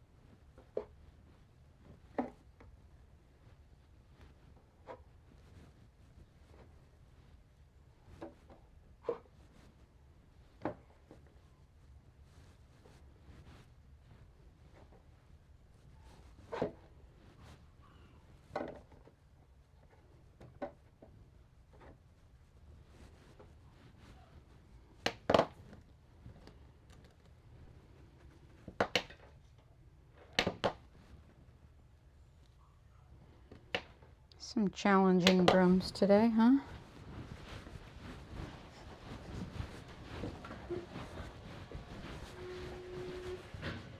Let's text her mom.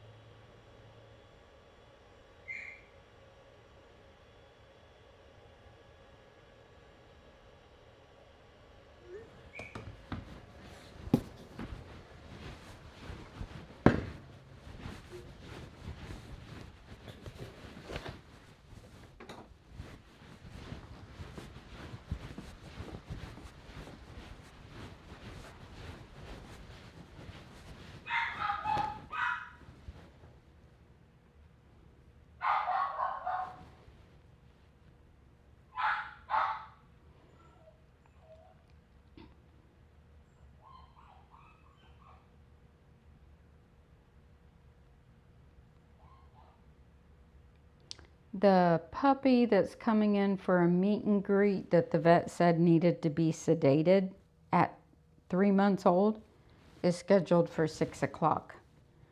So we will see what happens then.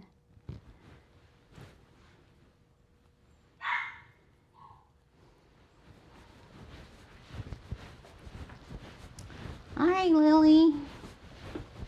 Here's your collar. Here's your collar. It's good. You was a good girl. You was a good girl. Yes, you was. You was a good girl. Yes, you was. Okay, stay. Good girl. Okay. Okay. Good girl. When I tell them to stay and they sit down like that, I always make sure to release them before I leave the room. Ooh, is my microphone dead? Wow, it's still going. Imagine that.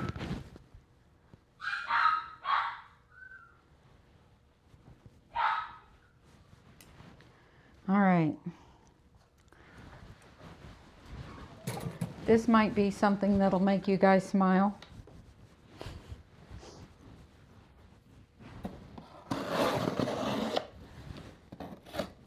If it's what I think it is.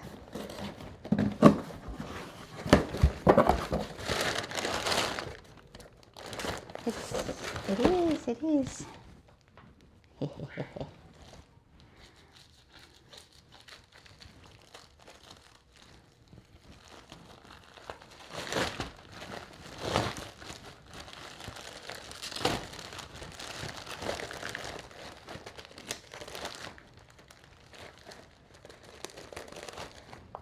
Those are not my good scissors, by the way.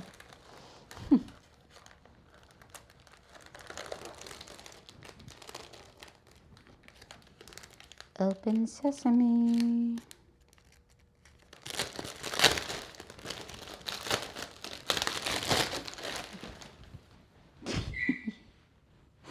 Look how cute he is. Is that not adorable?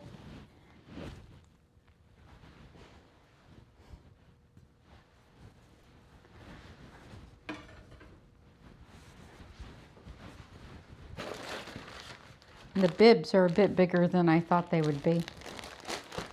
I bought some bibs for the doggos. Sometimes they need bibs.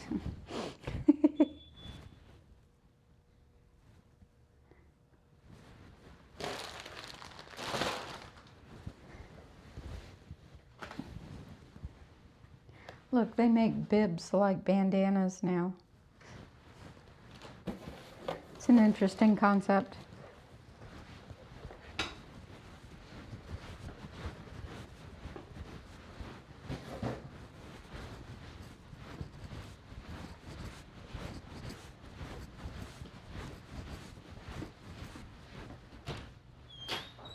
Hi. Hello, how are you? Good, how are you? Good. Here's Princess. Hi, Princess. Thank you. Thank See you you. later then.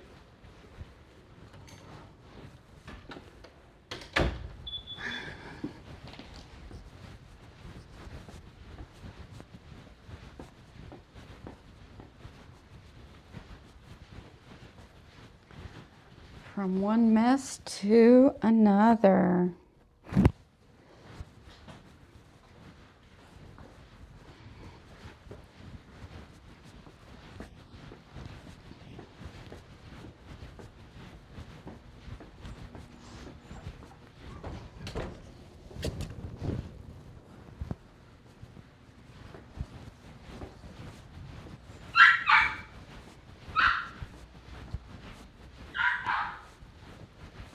All right, I'm gonna let you watch the pups while I clean up real quick.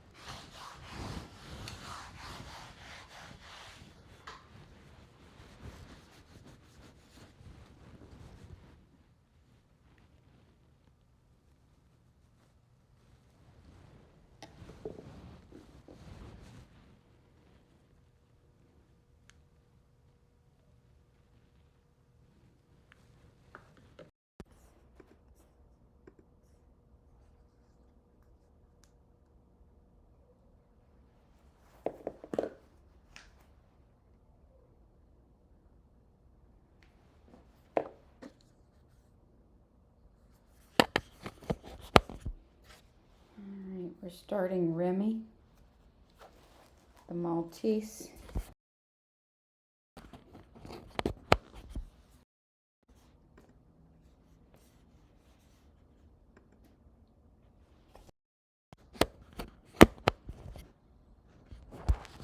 Trying to get the new microphone to hook up real quick.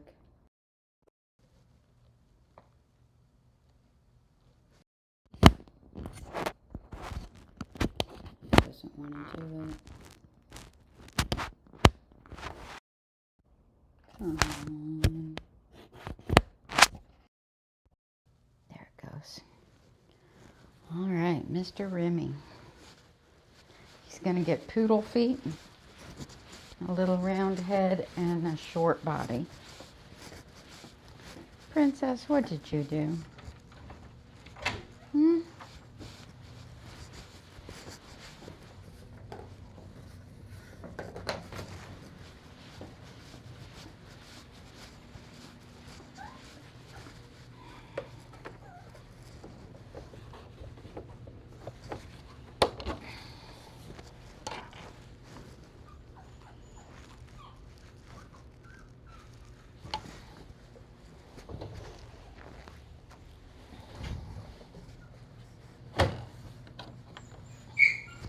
Hi, Remy's. What you doing?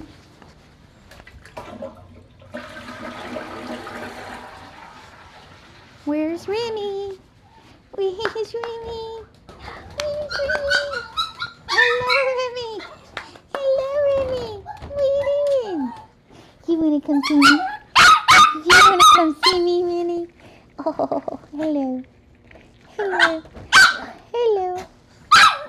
What are you doing? What are you doing? I'm gonna get you. I'm gonna get you, Remy.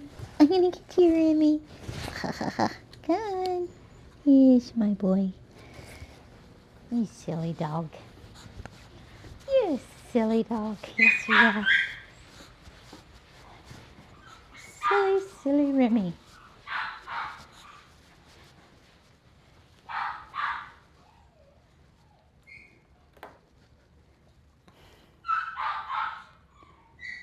Silly, silly Remy.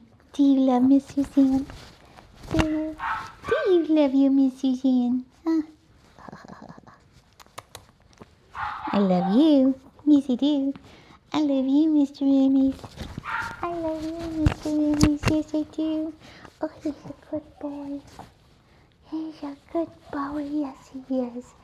Oh, we just have so much fun together, don't we? Huh? Do we have so much fun together? Okay, now we're going to do all the mean stuff. Playtime's over. Now it's time to be mean. Gotta be mean to the Remys. So this is only the second time in his life he's ever had his feet shaved. He did pretty good last time. I was surprised. Many times if they don't grow up doing this, they don't like it.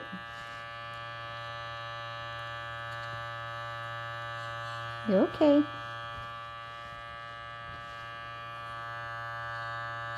Good. Yeah.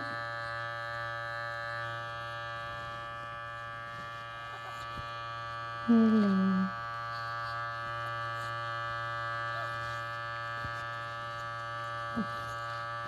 You trying to talk me out of it? Hmm? Are you trying to talk me out of it, Remy's?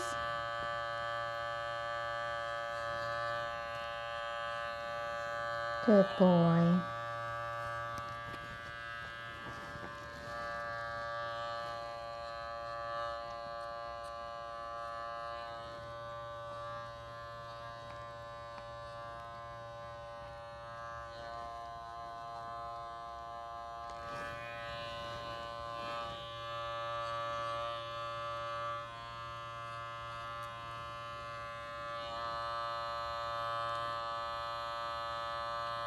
Okay.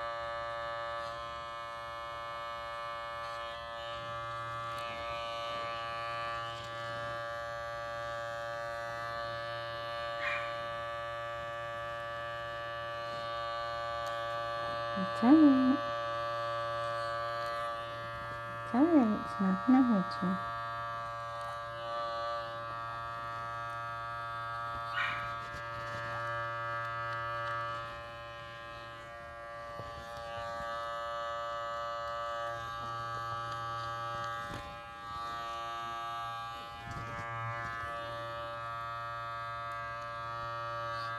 Good boy.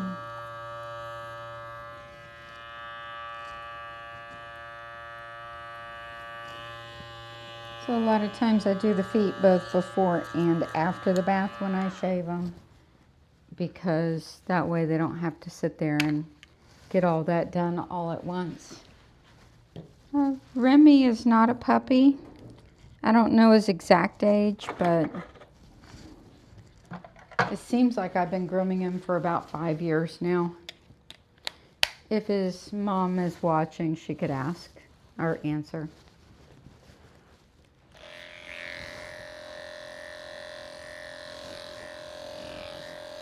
He's just a itty bitty little guy.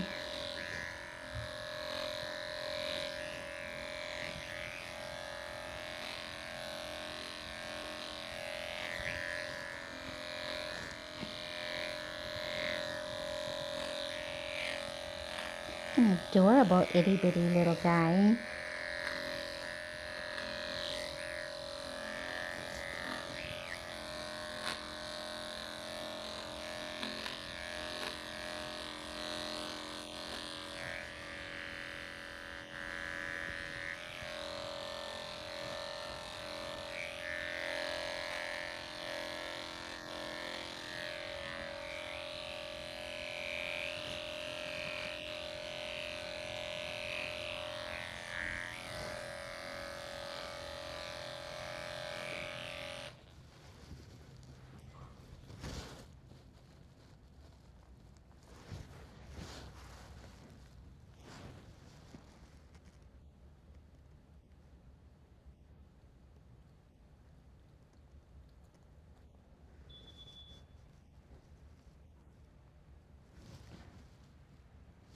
I'm watching his eyes because when he was playing in there, I saw him blinking one.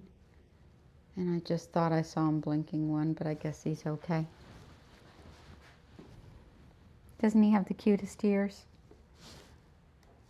Yes, I'll show the meet and greet. I'll bring him back here.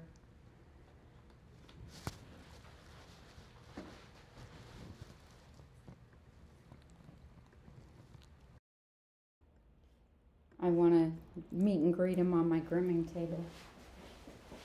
Be right with you.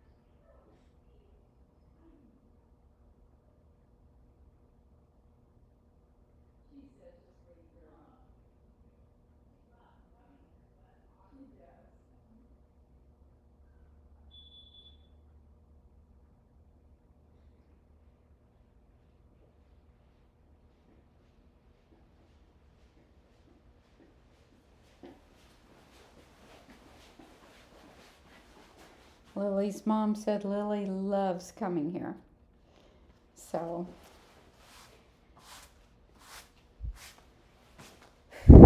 that's how you know you're taking good care of them. It's when the dog can't wait to get in here. All right, to the tub.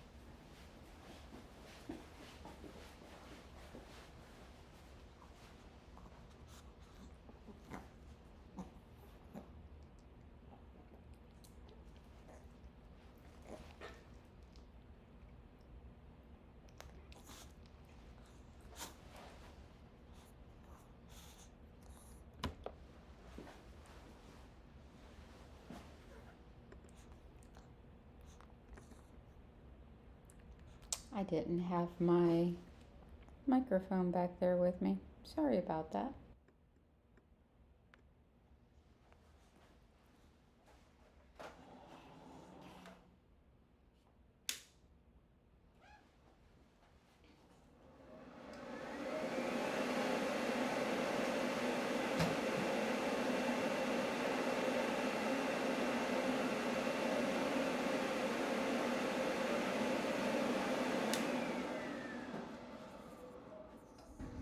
Before I start drying him, because I'm going to do his nails while I'm drying him, and show you so you can see up close why sometimes we can't take them as short as we would like to. See, I don't know if you can see. If you look inside that nail, see the dark color coming forward in that white nail? How far it comes down? That's the blood vessel. So if you look how far that blood vessel comes down in this nail, you can really see it. And that's why we can't take off as much as you think we should be able to in a grooming appointment, because that's how far it goes. So anyway, I just wanted to share that before I do them.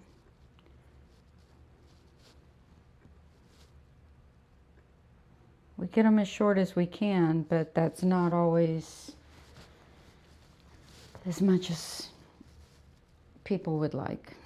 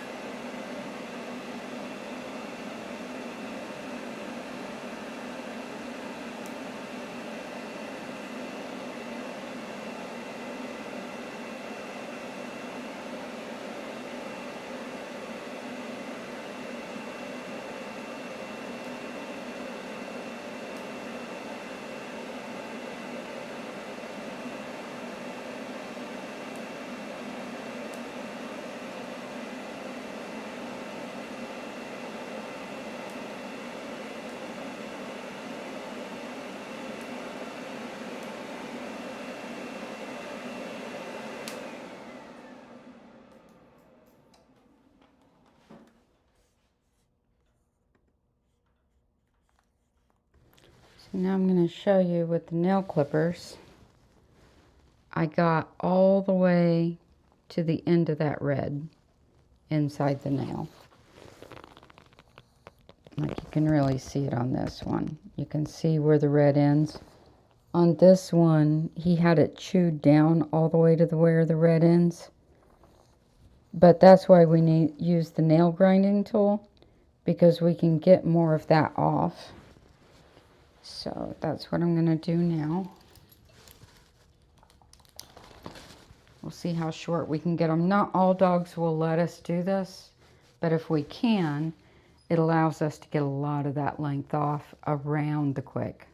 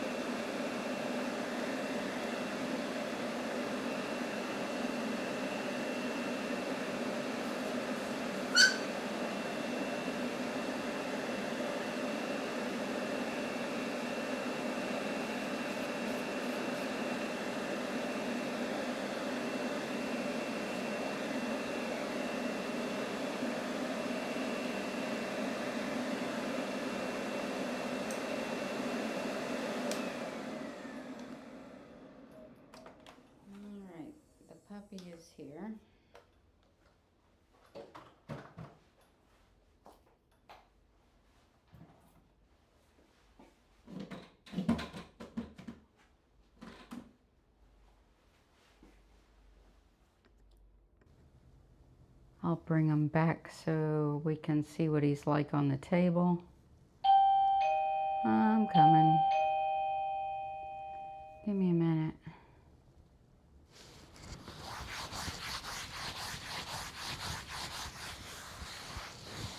I'll be right back. Be right with you.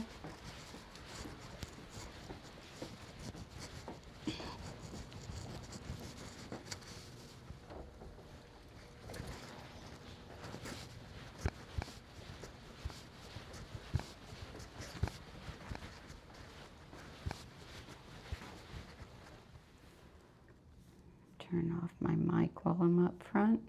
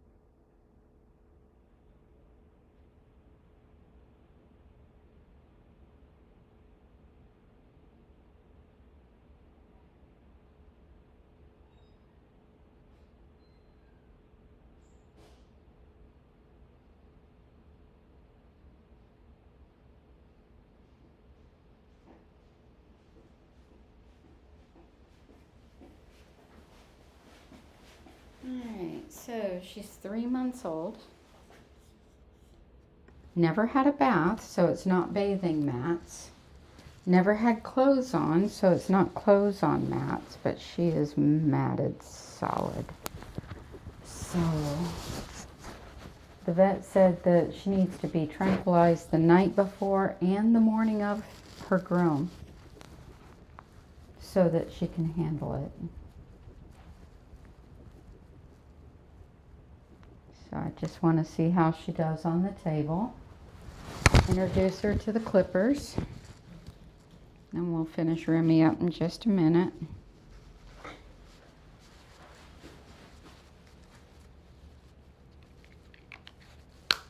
Yeah. What is it? Is it a good girl? Let me see.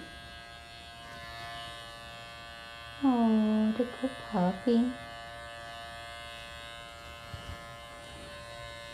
It's a good puppy. It's alright. It's a... Oh, the good puppy.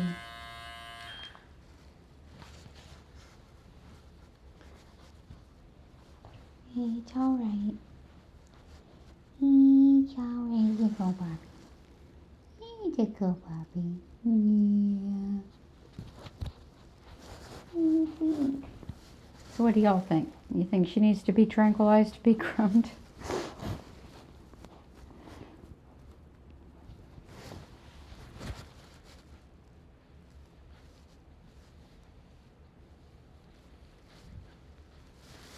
Let's try this.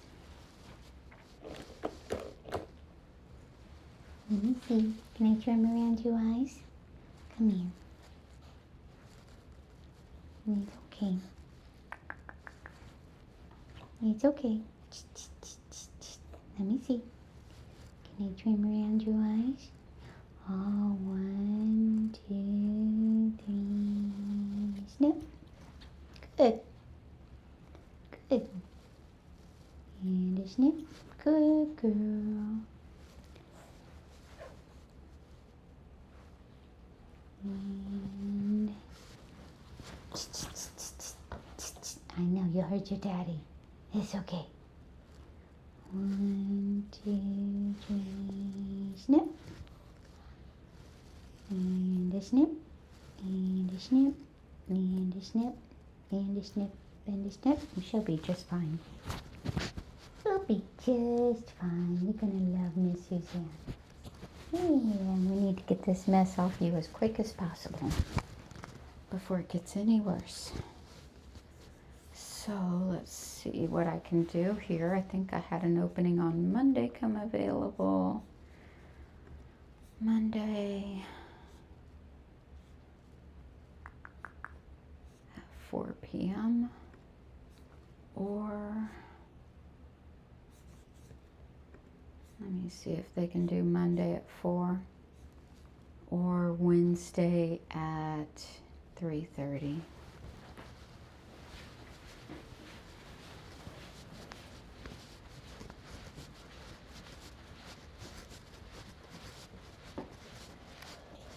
I think she'll be just fine without any meds. Okay. I trimmed around her eyes and introduced her to the clippers, and See, I did okay. Clippers? See, I Did you did. get clippers? She's not gonna want to come home now. Did you get to play? See, I did. I got hugs. Yeah. so I have an opening Monday at 4 or Wednesday at 3:30. But how much is it for? It'd be 85. Let's do Monday so we can get her in as soon as we can. Yeah, because you don't want to let this sit on, and don't give her a bath. That's like the worst thing you can do. So, because it would just tighten it.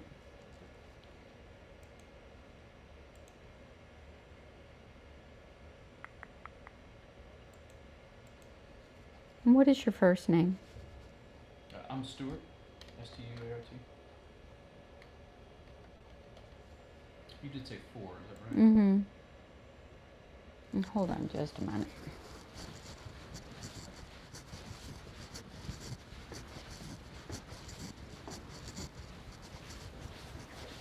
I wasn't sure if I turned off my microphone. I didn't. Don't want to take personal information without doing that.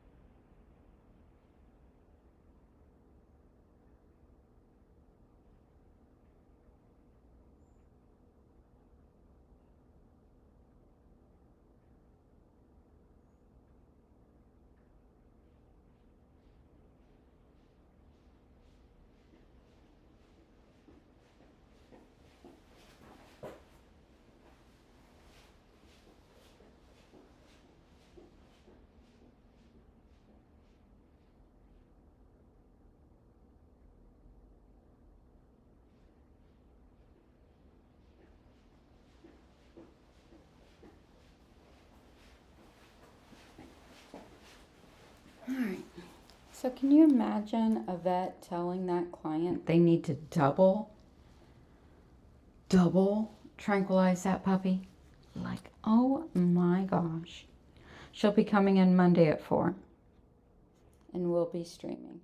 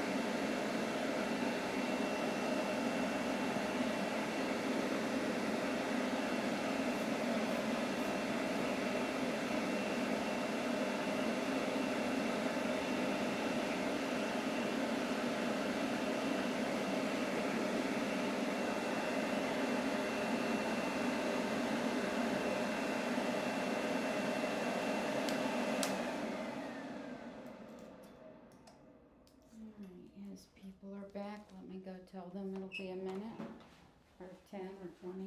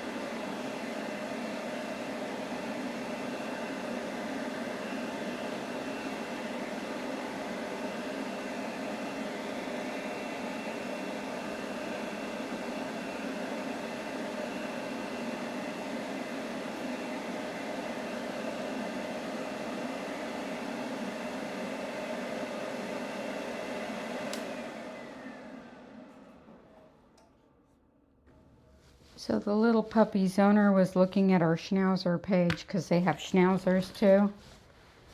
And they thought that the trims with hair were cruel because the dogs get too hot. So they might not be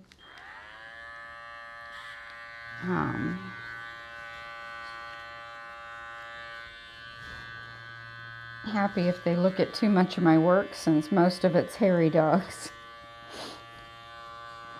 You're going to find very few shave downs on my website. And that's because the shave down is my least favorite haircut to perform. I don't like doing it.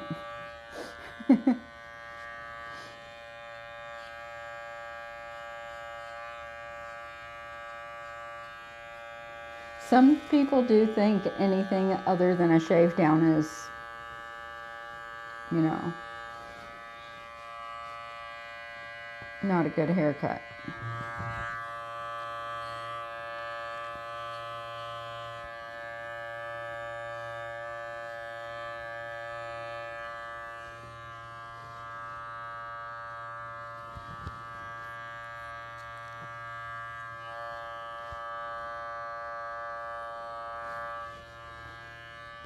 But that's okay. We have several clients who do prefer a shave down, for sure.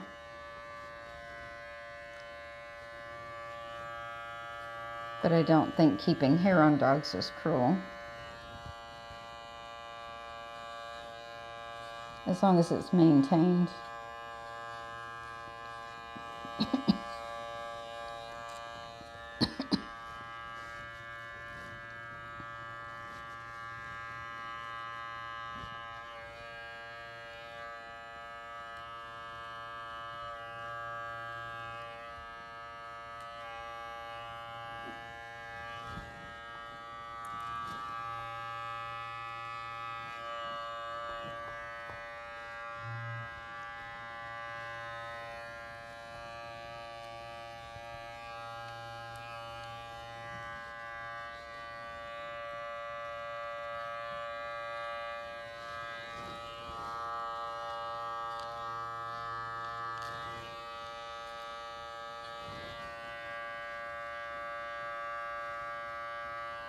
So that's not going to be a hard shave down on that puppy at all because her legs aren't matted. So it's mostly from the elbows up is matted, and it's not matted tight down on the skin, which means I can just glide my clipper over her. There's not going to be a lot of stretching of the skin, and there's not going to be a lot of going down the legs, which is what most puppies find really frightening. It'll be mostly the trunk of the body, and it's far enough out of the skin that I may be able to get a 5-blade under it. So it should just come right off, which would be awesome. That's what I'm hoping for. So it's not going to be a hard or risky groom at all. It's when you get into the armpits on a wiggly puppy, or you know, up and through here on a wiggly puppy and stuff like that, that it gets risky. And it gets risky if the mats are so tightly adhered to the skin, like they were on the doodle earlier. And I told them, do not give her a bath before she comes, because if they did, it would tighten the mats down on the skin. So if your dog is matted and you're taking them to the groomer, don't give them a bath to try to clean them up. Even you might think, well, they're just going to shave it down. What difference does it make? Huge difference. So don't wash it. If your dog is matted at all, don't wash it unless you're going to brush that dog from one end of its body to the other the same day as the bath. If it's getting shaved, say on Monday, and it's going to the groomer, and you might think it's not going to hurt anything for me to wash him and towel dry him today, so he's not dirty going to the groomer tomorrow, it'll be so badly matted by the following day, so tight onto the skin, that they'll have to peel it off like an orange peel. So don't do it. Let the dog go to the groomer dirty. It'll be fine. We're used to seeing dirty dogs. You don't have to be embarrassed or whatever.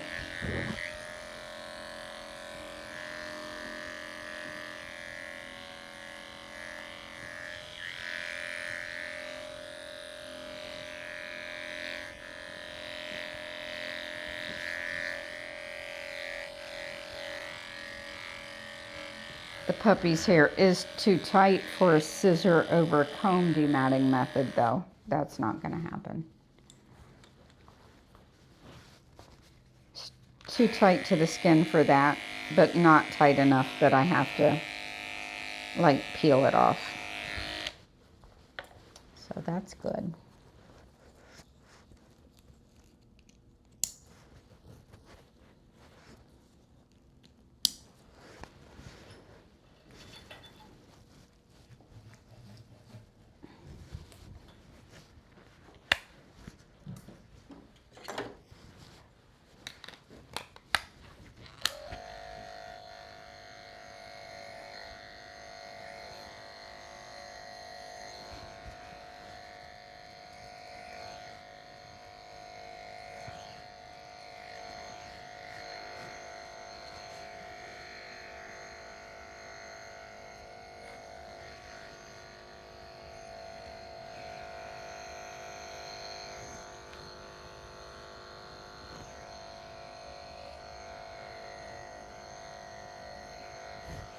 Somebody came on in the chat earlier today, I noticed, when I was working on the multi-poo Oliver, and they asked, is that dog's name Oliver?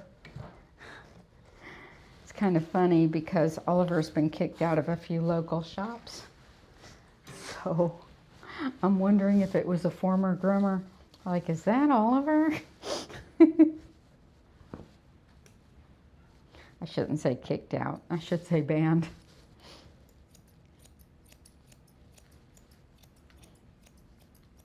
At least that's what I understood. I could be wrong about that.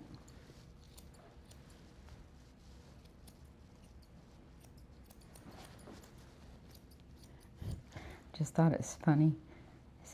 Is that dog's name Oliver? It's like, how would you know unless you were his groomer? That was only my 3rd time doing him, I think. Something like that. Pretty sure 3rd time.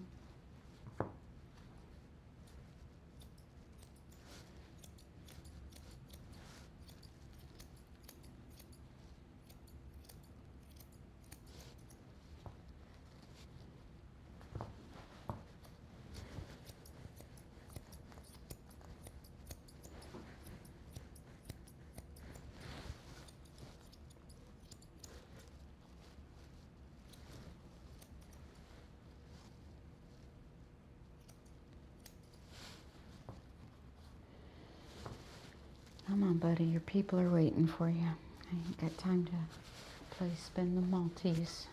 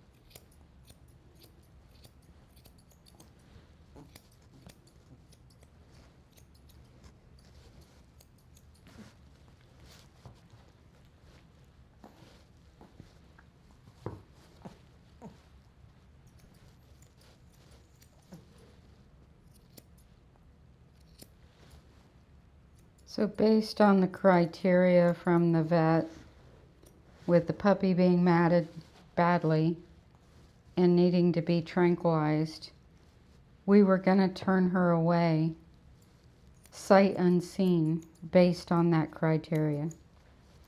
And because we don't want to do a puppy that is so difficult that it needs to be tranquilized with a badly matted shave down, is just not what we do. But when Kat told me about her, I'm like, let's schedule her for a meet and greet and see what we're dealing with. You know? I'm glad I did.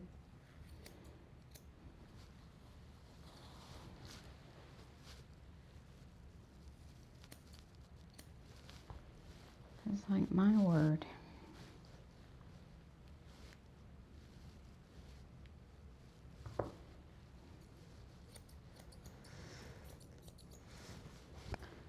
I used to take my daughter to a Montessori school because when she was going to preschool as a 3-year-old, she was going to a private school that had preschool.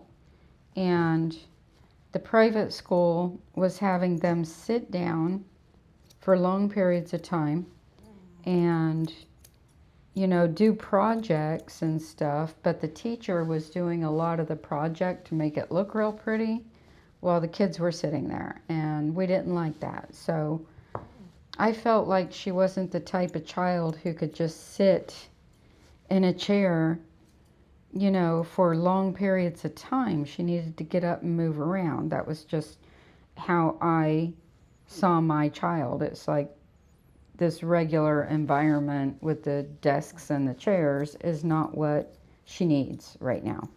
So I looked for a school that I thought would fit her personality, and I found a Montessori school. And the Montessori school, you know, would have them like have circle time, and they would sit down, and like they'd blow a whistle and everybody comes to the rug to sit down, and they had to sit with their hands in their laps for 5 minutes while the teacher taught. And then they were able to get up and go find a project to work on themselves. And they had to complete the project and put it away in its place before they could move on to another project. And, you know, each project was simple. So that seemed to me to be a much better fit for her because it was 5 minutes of sitting, go grab something, go do something, go put it back, come back, do something else. And it just seemed to fit her. And the cool thing about that school is they had a lot of kids, you know, that were on like Adderall and stuff when they arrived. And the school's philosophy was just like mine. They said, well, if you want your child medicated, then we're not the school for you. They said if you would like to take your child off the medication, then, you know, we're the school for you. So they had a lot of kids there that were actually pulled off the medication, and they were sitting nicely with their hands in their lap, paying attention, and then able to get up and move and come back and sit with their hands in their lap, pay attention, and get up and move. And it was amazing. I mean, it was almost eerie, the well-behaved children that were in that school. Like you walk through when you're doing your interview with them and you're looking at these children, you're like, these kids are amazing, you know? And not only that, they had kids doing multiplication in kindergarten. I'm not kidding. They had kids writing their name in cursive in kindergarten. And by the time Kate was in the 2nd grade, she made this gold President's Award for academic excellence. You know, by the time she was in the 6th grade, she was the highest performing kid in the whole school. So, you know, she was a bright kid. But that school and that foundation and the way that they gave the kids the freedom and the discipline all at the same time, it was just amazing. You know, and sometimes when I think about this over medicating with the dogs, my mind goes back to that school. I just thought it, you know, a little 3-year-old, you know, or a 3-month-old puppy, you know, it's the same to me. It's like, do they really need all that stuff? I mean, I'm sure a lot do. And, you know, that's a personal decision, but it just seems like so many.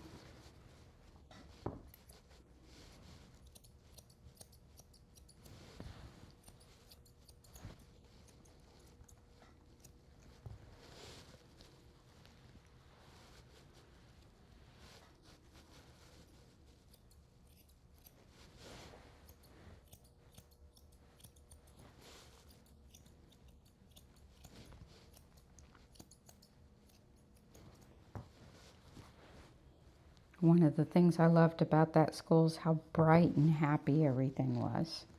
Huge floor-to-ceiling windows, lots of sunshine. You know, just really a happy place.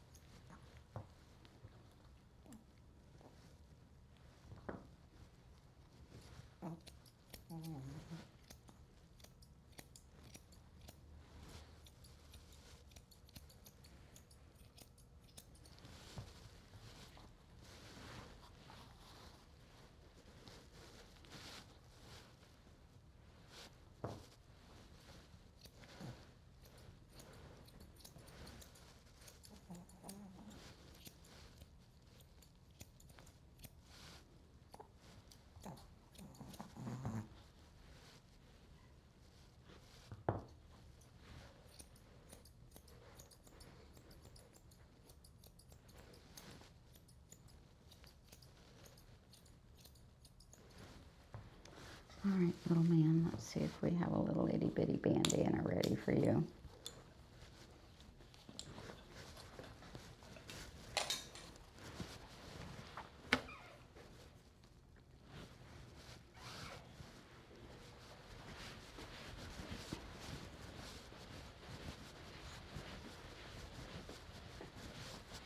We do have an itty bitty bandana for you.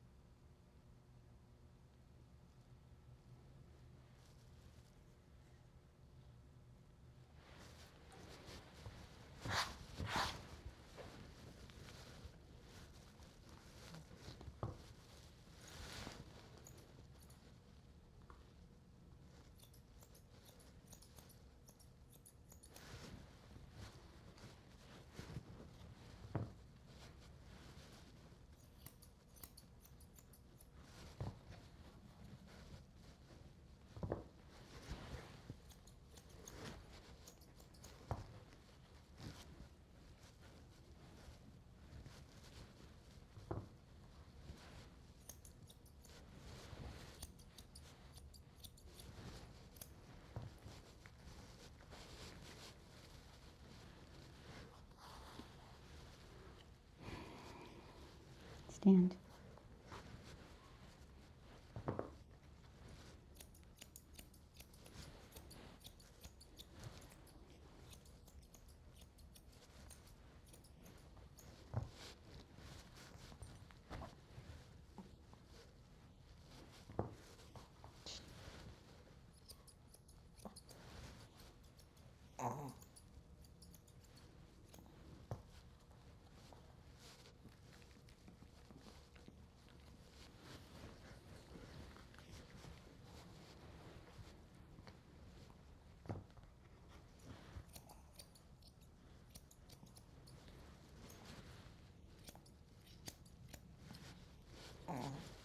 That matted doodle sure got me behind schedule.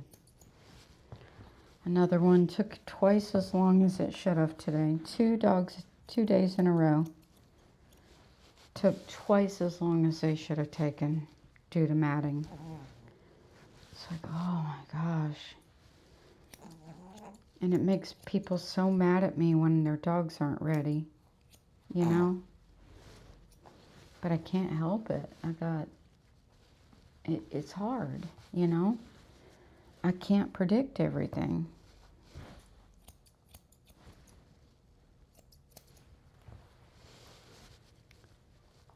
It's a lot harder than people think it is, that's for sure.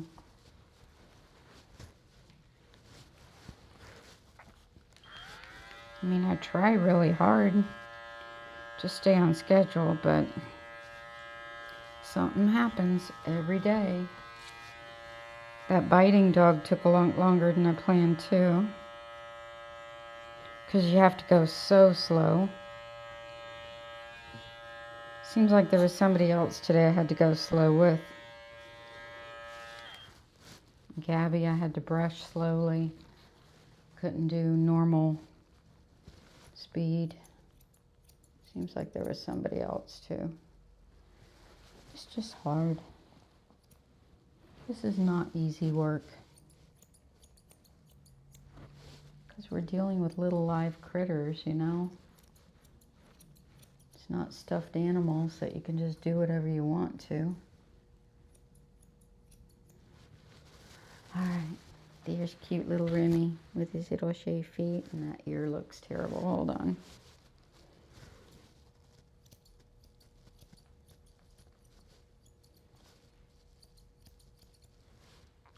That's better, I think. Yeah, that's better. Maybe if it's crooked. Come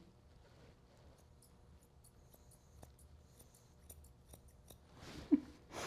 He says, stop it, will ya? All right, let's text your people.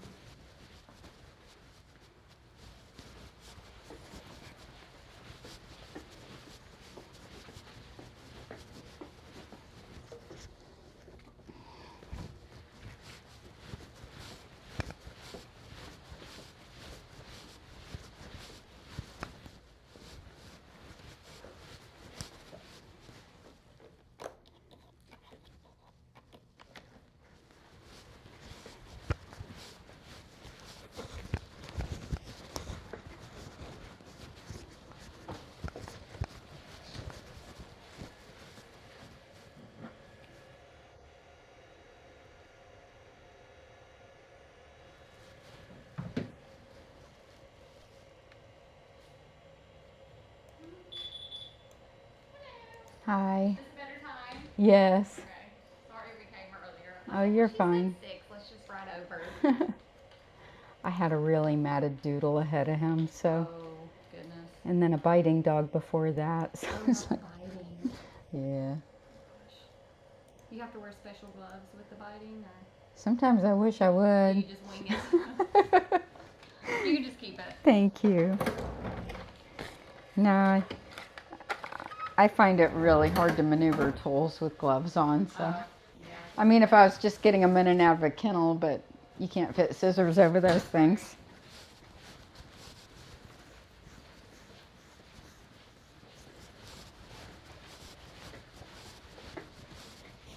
All right, Rams. Come on.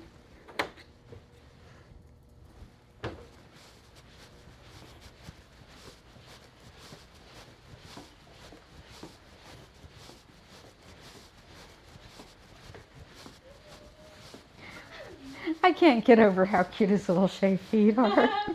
Yeah, no, I love it. Here he is. Hi. Thank you.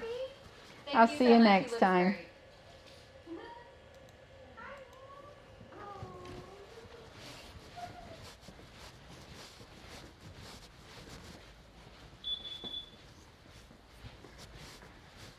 All right, one more.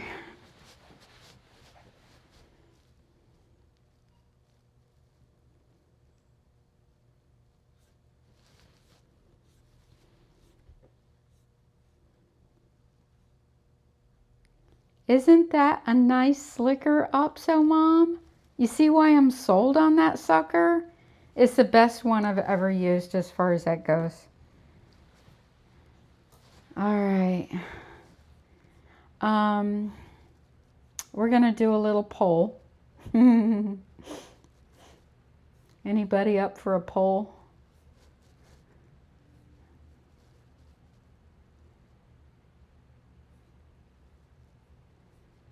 All right, here we go. This is the poll.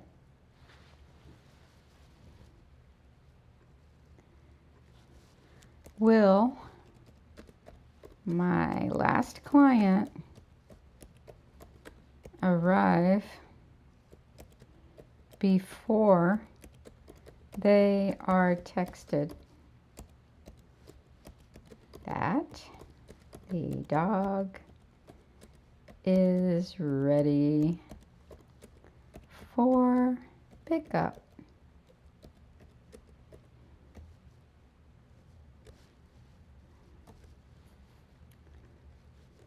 yes or no. There we go.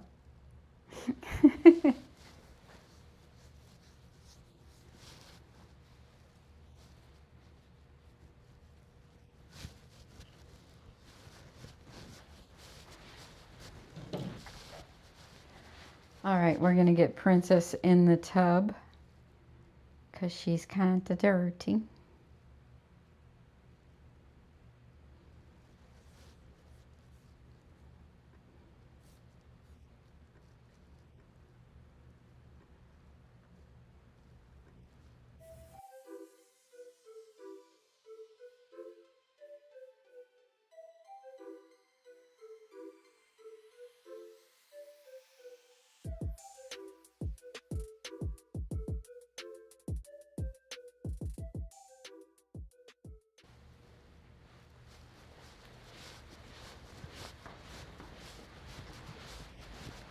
As a reminder, this dog, something she does consistently is cry in the tub and during the drying.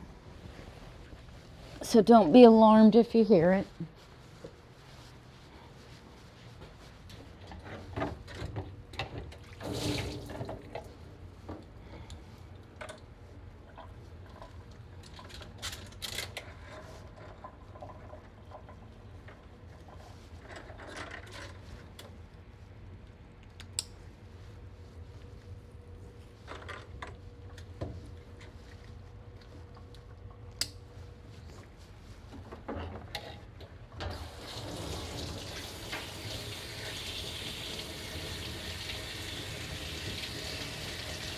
It's okay, Princess.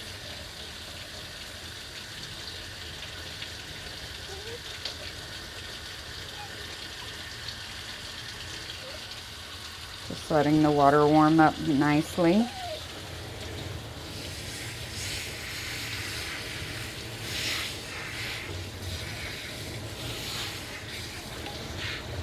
Good girl.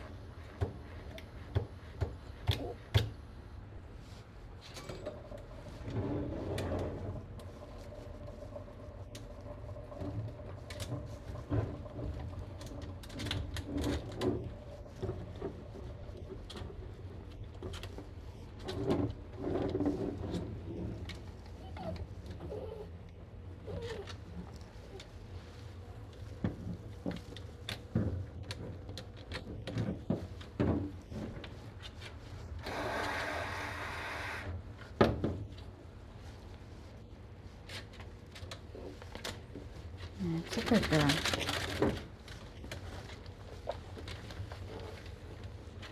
You're being quiet so far. What a good girl. Yeah. You're a good girl.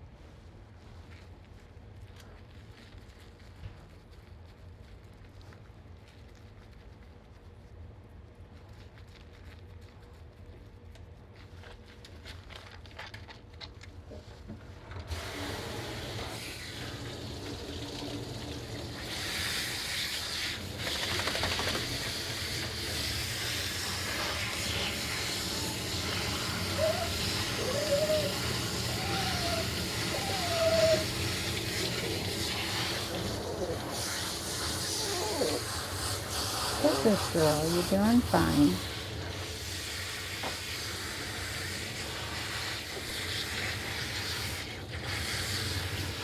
That's a good girl.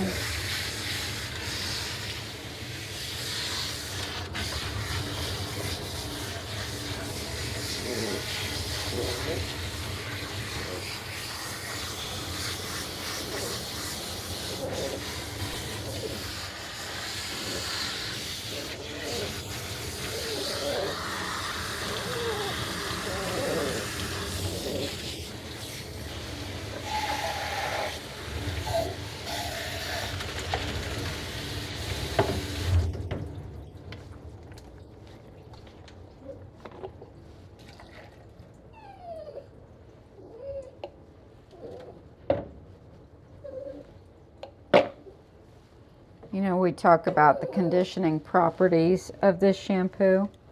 Look what it does when it sits. Can you see the gel?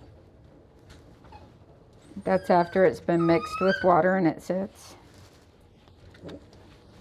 It's almost like a lotion in there. And there's a bunch of it.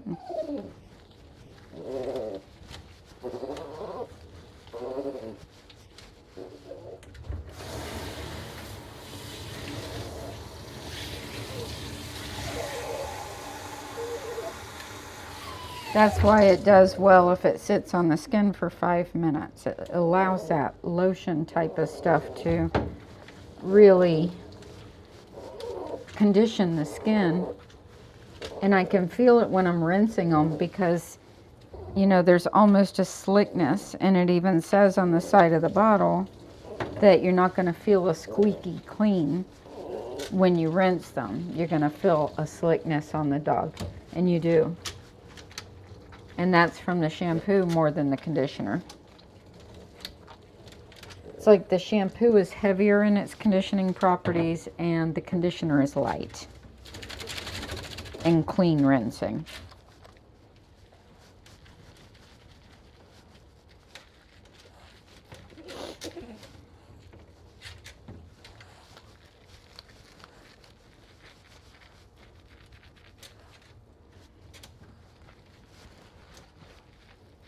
But you hardly see me using any finishing sprays or anything like that anymore because there's so much anti-static type of feeling to the hair that there's like no need.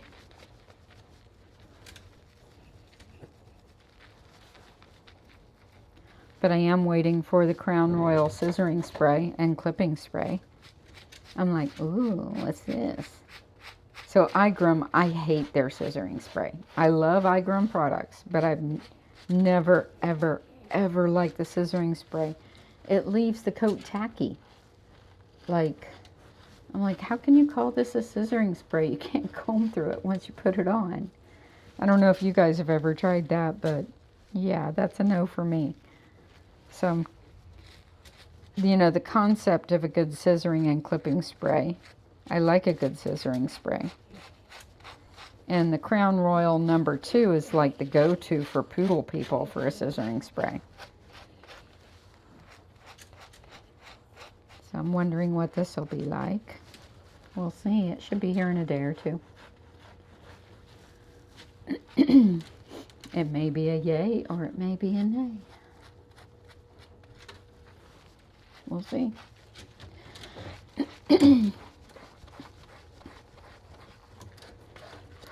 I hope I turned my mic on for in here. I should probably shut up just in case I didn't.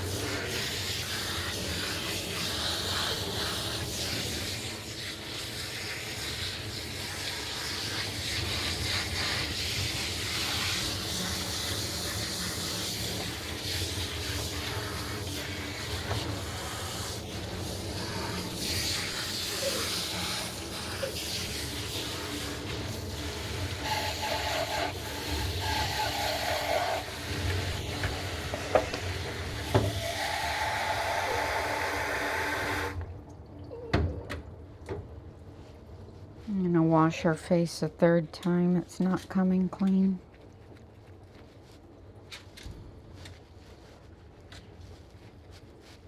Not for a lack of trying though.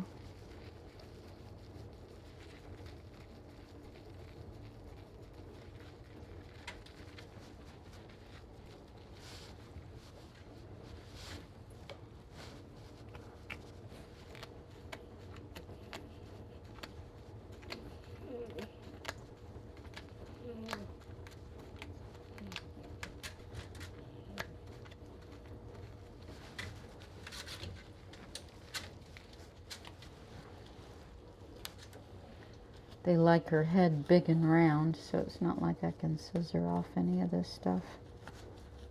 Gotta keep it all.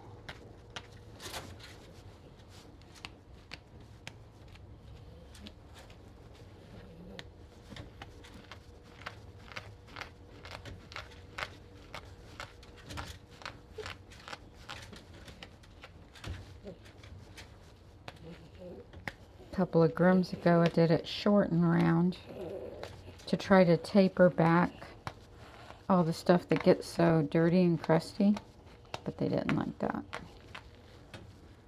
They said make sure you leave her head big and round, and I'm like, okay, will do.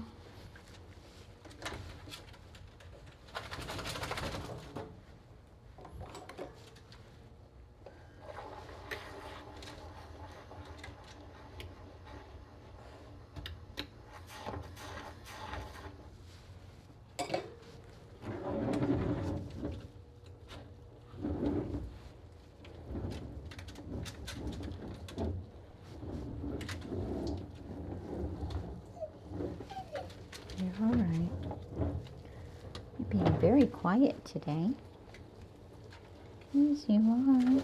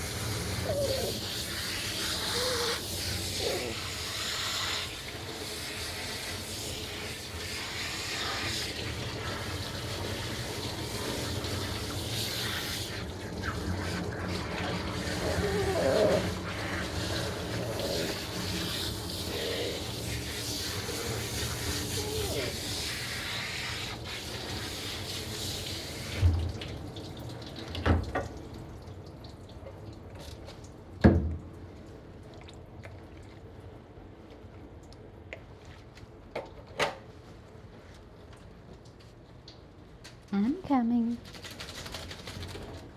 I'm coming, Miss Princess.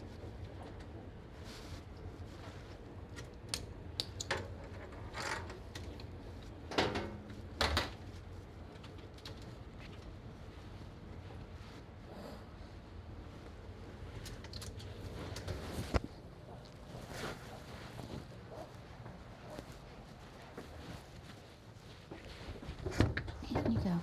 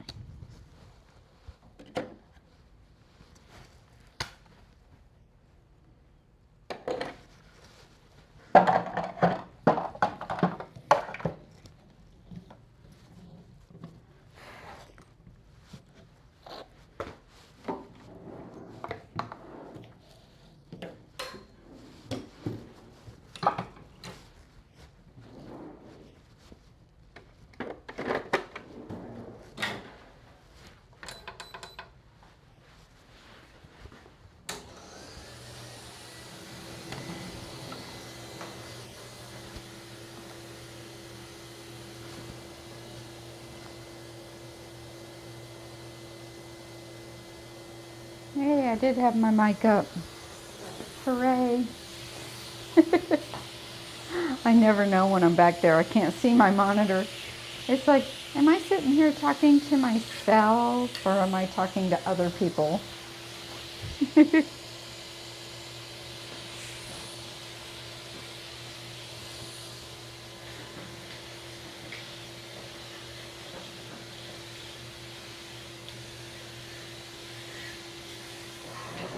I want some barbecue.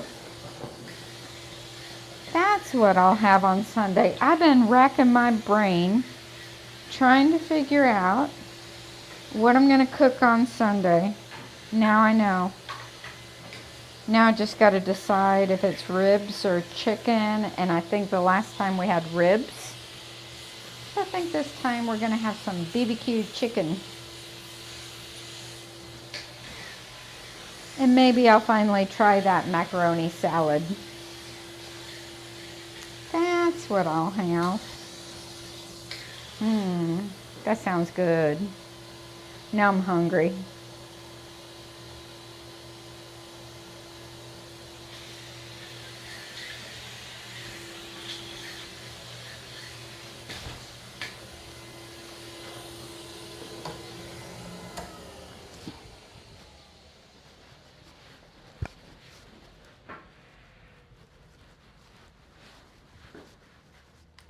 All right, princess.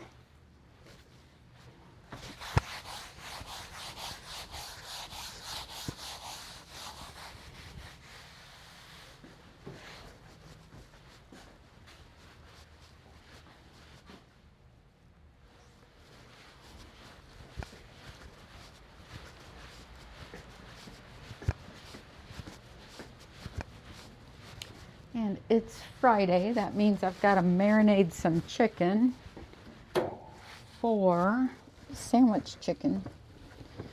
So I've got this recipe I've been using where you start marinating the meat 2 days ahead. And the mixture, I can't remember it off the top of my head, but it's the weirdest mixture you would ever imagine. Like, this isn't gonna work, but man, does it make some tasty breakfast or sandwich meat.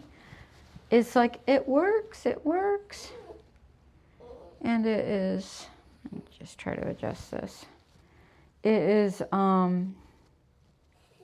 tasty and tender and good.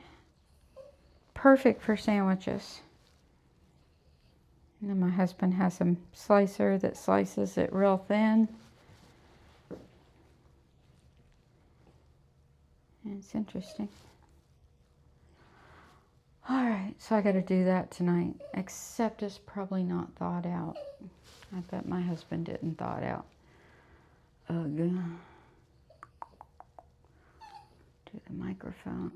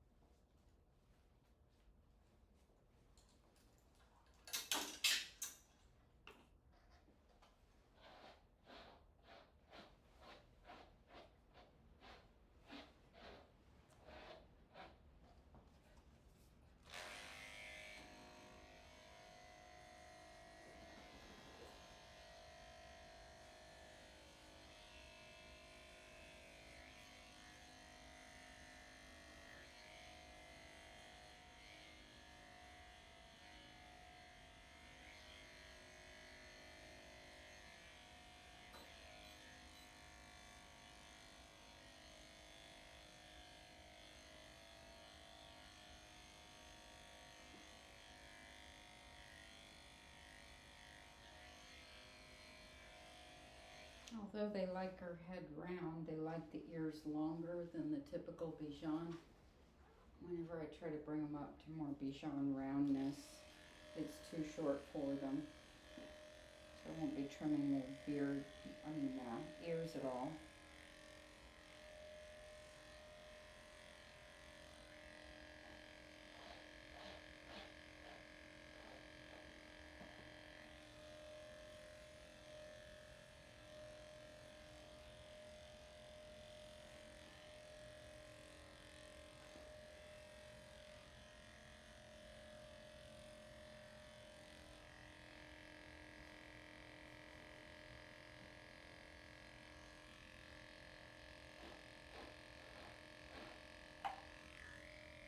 Each pet parent has their own little sets of criteria that they like on their dog.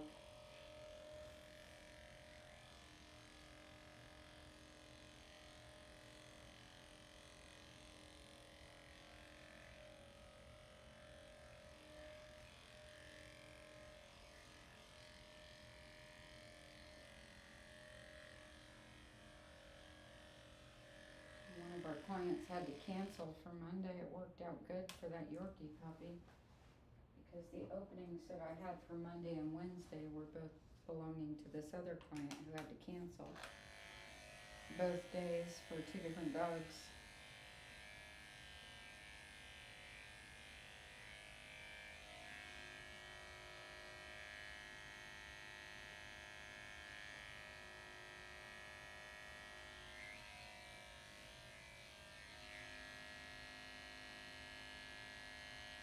That worked out.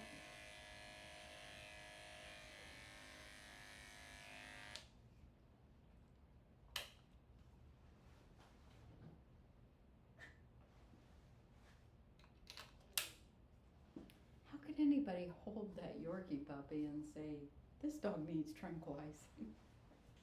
Did you see how calm she was? Which would be a whole different animal when I see her on Monday. I wonder if they tranquilized her for the meet and greet. I hope not. That would be crazy.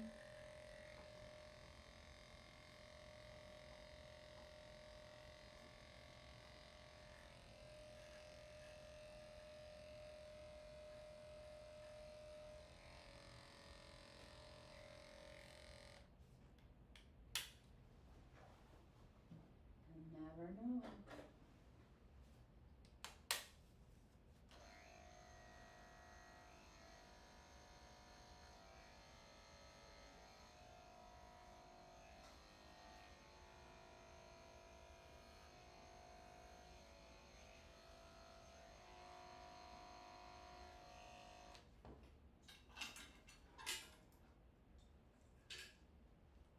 She sure was chill.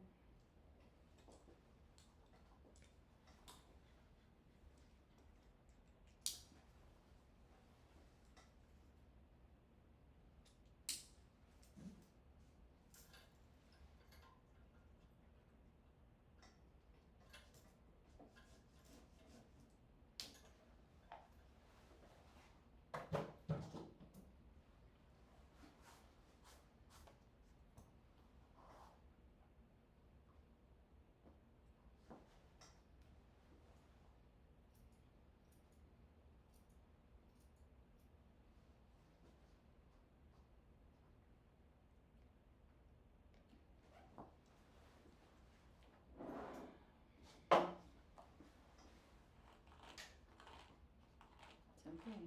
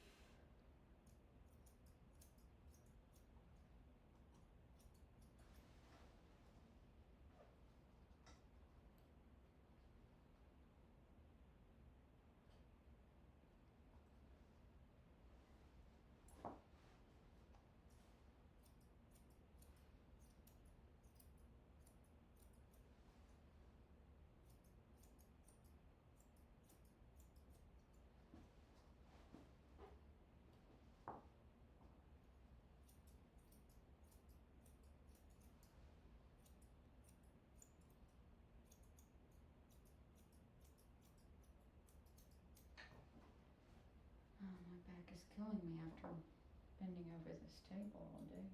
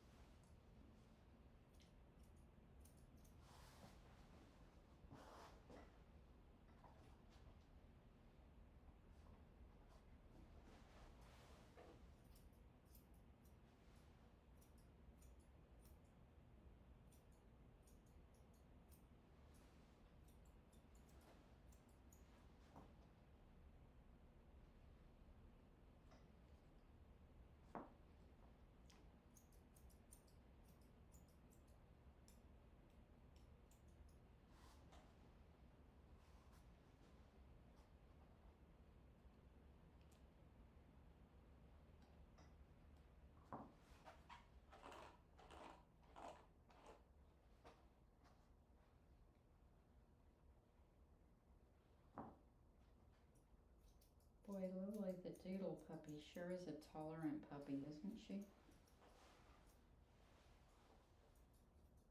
And they've got a couple of young kids at home, you know, like 7, 8, 9. And what a perfect puppy for those children.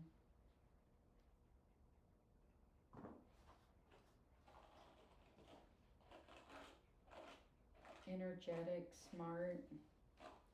When I went to put her collar on, she sat like a little statue after she got done getting excited.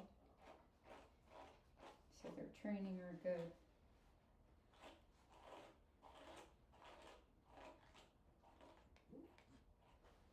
Sometimes you wonder why I put the extra effort in sometimes on grooms like that. And it's because I take in the whole picture and I see what we're going to have in the long haul. And in the long haul, they're going to do a great job with that dog. And, you know, she's going to be a lifetime client, and, you know, up till she's 16 anyway, if she lives that long. And, you know, it's all a learning curve and such with dogs like that. So, in my opinion, it's worth putting in the extra effort along with the education and the, you know, guiding the pet parents towards the end goal. And then if it doesn't work out that way and it doesn't happen the way I foresee it will, then we'll cross that bridge when we get there.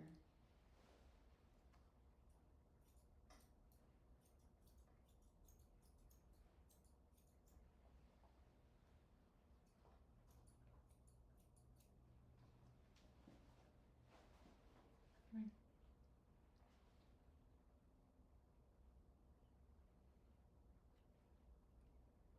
See, I would really like to trim off everything that's falling past here, because that's what gets so dirty and cruddy. But they don't like it that way. But even on show Bijans, I cut it that way. You know, I would taper it back more on her because she's a senior and she gets dirty. But even my show Bijans don't have hair falling past the nose like that. So I learned that because my certifier was the infamous Liz Paul. And Liz Paul was a 3-time International Groomer of the Year, and she was also a Bichon breeder. And her, you know, growing up, she showed poodles with her parents, but when she got into her own space, it was Bichons. And after I'd gotten certified and met her and all that, and ran into her at a couple of dog shows, and I was showing a Bichon and she was showing Bichons. And I won best of breed. Anyway, that's another story. But anyway, she referred 2 of her clients to me, and because they were moving to Tampa and she was in Satellite Beach. And when she referred her clients to me, it allowed me to get my hands on her grooming. And you know, you can reverse engineer things if you can get your hands in there and get your comb in there and figure it out. And they were regular clients, so they got done like every 3 weeks. So when they came to me, it had only been 3 weeks since she had groomed them. You know, and just getting your hands on a dog that somebody else had groomed that you want to groom like, you know, is huge. And one of the first things I did is I measured the hair on the head. And I'm like, okay, how much hair does she have there? And I pulled everything forward like this. Nothing came past the nose. Not the mustache, not the ears, and not the top knot. Everything was equal with the nose. From the person who set the standard for the haircut of Bichons, in my opinion, from what they used to be to what they are now. Now, somebody argued with me and said, no, that's not right. It wasn't Liz Paul. It was somebody out in California. Okay, whatever. You know, but nevertheless, the round head style, the beautiful body style that you see on the show Bichons now, she was one of the people who set the standard look that we see today. Before that, they all had bell-shaped heads with the longer beards, and they were not as tightly trimmed. So, you know, getting my hands on her dogs, it was like, okay, nothing come past the nose. Got it. And they had beautiful big round heads, but nothing came past the nose. So I thought that was interesting. Another dog I was happy to get my hands on, which I'll be grooming in a few weeks, was Sunny. When Greta picked her up from the airport, she brought her by here because I think she got her from Italy. I think that's where she got her from. And so her breeder had groomed her just before she left. So that was great. So as soon as Greta brought her in, first thing I did is started measuring and taking mental notes. Okay, the ears are about an inch past the nose on this dog. And it had a big rounded head, but it was a more natural looking head, but the ears were, you know, I was like, where did she set these lines? And so I made a mental note, this is where the lines are set on this. So when she does come into me, you know, along with the breeder's notes, I've got a visual of where she had it. So anytime I can get my hands on something like that, I'm like measuring lengths, because sometimes you think it's a lot longer than it is, or it's a lot shorter than it is, and you actually get your comb in there and it's like, oh, you know.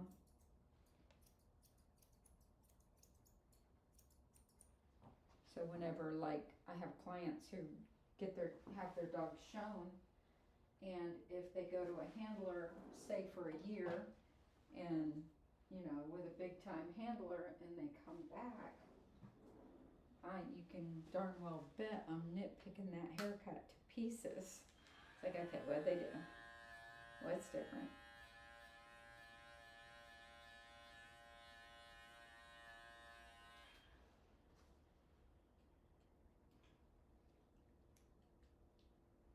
Like my Kerry Blue Terriers, if you look at images of Kerry Blue Terriers in show coat, they look extremely full and sculpted.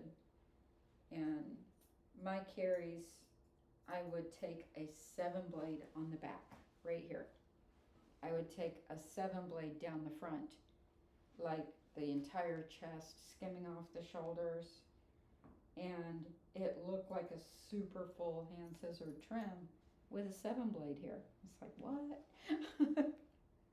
I'd even take a 7-blade on the inside of the back legs, right inside the hocks, to make their rear look really wide and stout, because I built all the hair on the outside.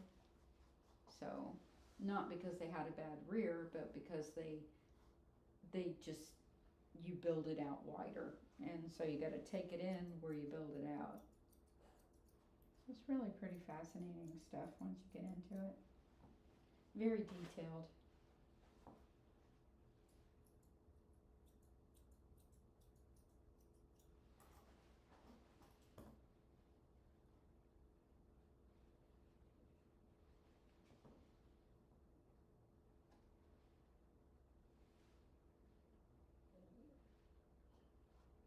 The best Bichon groomer in the world right now, in my opinion's in Orlando. And I've seen pictures of her dog where she had it done, the photography done from underneath, and it was either right before or right after this dog won the Bichon Club of America National Specialty. She won Best of Breed, and the photo is taken under glass, looking up under the dog, with the dog looking down through the glass. Really pretty photo. But you could see she literally had the entire underside of the dog shaped with a 10, all the way up. A big, beautiful, hand-scissored Bichon with tons of coat, shaved all the way up to the armpits with a 10. I'm like, I usually go with a 7. She went with a 10, you know. I'm always paying attention. All right, your people must be watching the video, because they haven't come in yet, and I'm so surprised. But they can come in now if they're watching. Let's go get her pom-pom collar and text them.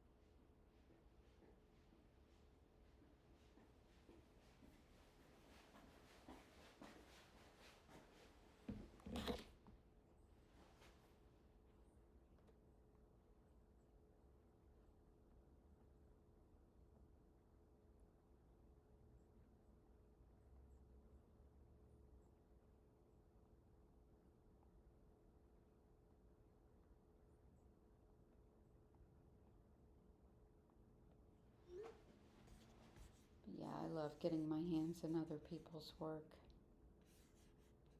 for sure. Let's go ahead and end this. They did not come in before the dog was finished. How about that? All right.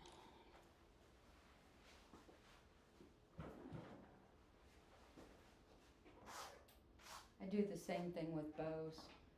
So when I see professionally made dog bows, I'm breaking them suckers down, reverse engineering them. Like I can make Bardell bows like there's no tomorrow. If you know, you know. Bardell bows are really cute. And they sell them ready-made, but I like to make my own.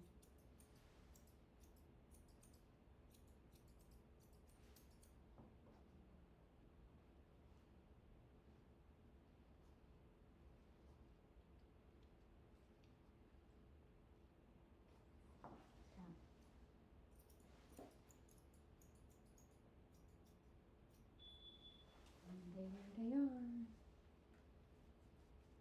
Alright guys, I'm gonna log off. Thank you for watching. Actually, I'll come back in a minute because I gotta tell you who's on tomorrow. I will be streaming tomorrow on a Saturday. Come on, princess.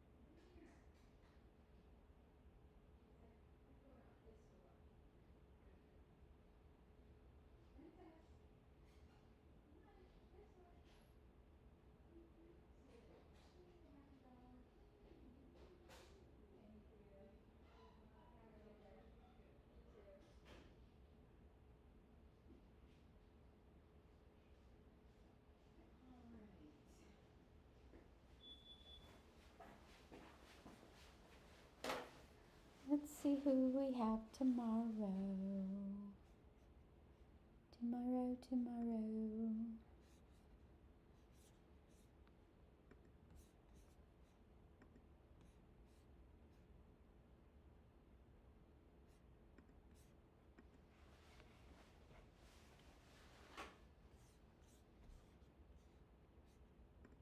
Just one moment.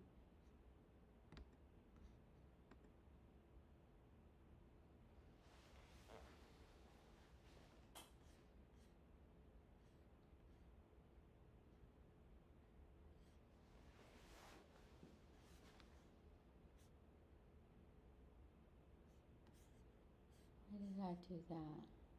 That's weird. Okay, let's see. Tomorrow, oh, I'm starting at 7 a.m. Eastern Standard Time tomorrow with Lily and Emmy the Maltese. So last time they were here, Lily got a Asian fusion style. No, Emmy got an Asian fusion and Lily got a puppy cut. So I don't know if that's what we'll be doing tomorrow, but that's what we did last time. Then we have Zoe, the Bichon Schnauzer mix, Simba, the Pomeranian, the light colored one, not the darker colored one, Daphne, the Wild Child Yorkie, Oso, a Schnorky, half Schnauzer, half Yorkie, Marshmallow, a Terrier mix, Cosmo, the Morkie that has never gotten groomed without tranquilizers. I told them to bring him tranquilizer free and let me see what I'm dealing with. Then we have Katie, the Powder Puff Chinese Crested that looks kind of like a Havanese mix. She doesn't really look like a Chinese Crested at all. And then we have Cleopatra, the Silky Terrier. So that's what we have scheduled for tomorrow, 7 to 7 basically, or 7 to 6 hopefully. It's going to be a long day. So if you want to hang out with us, be sure to hit the notification bell and subscribe, and I will see you guys tomorrow. All day long. All right. That's going to do it. I will see you tomorrow. Bye.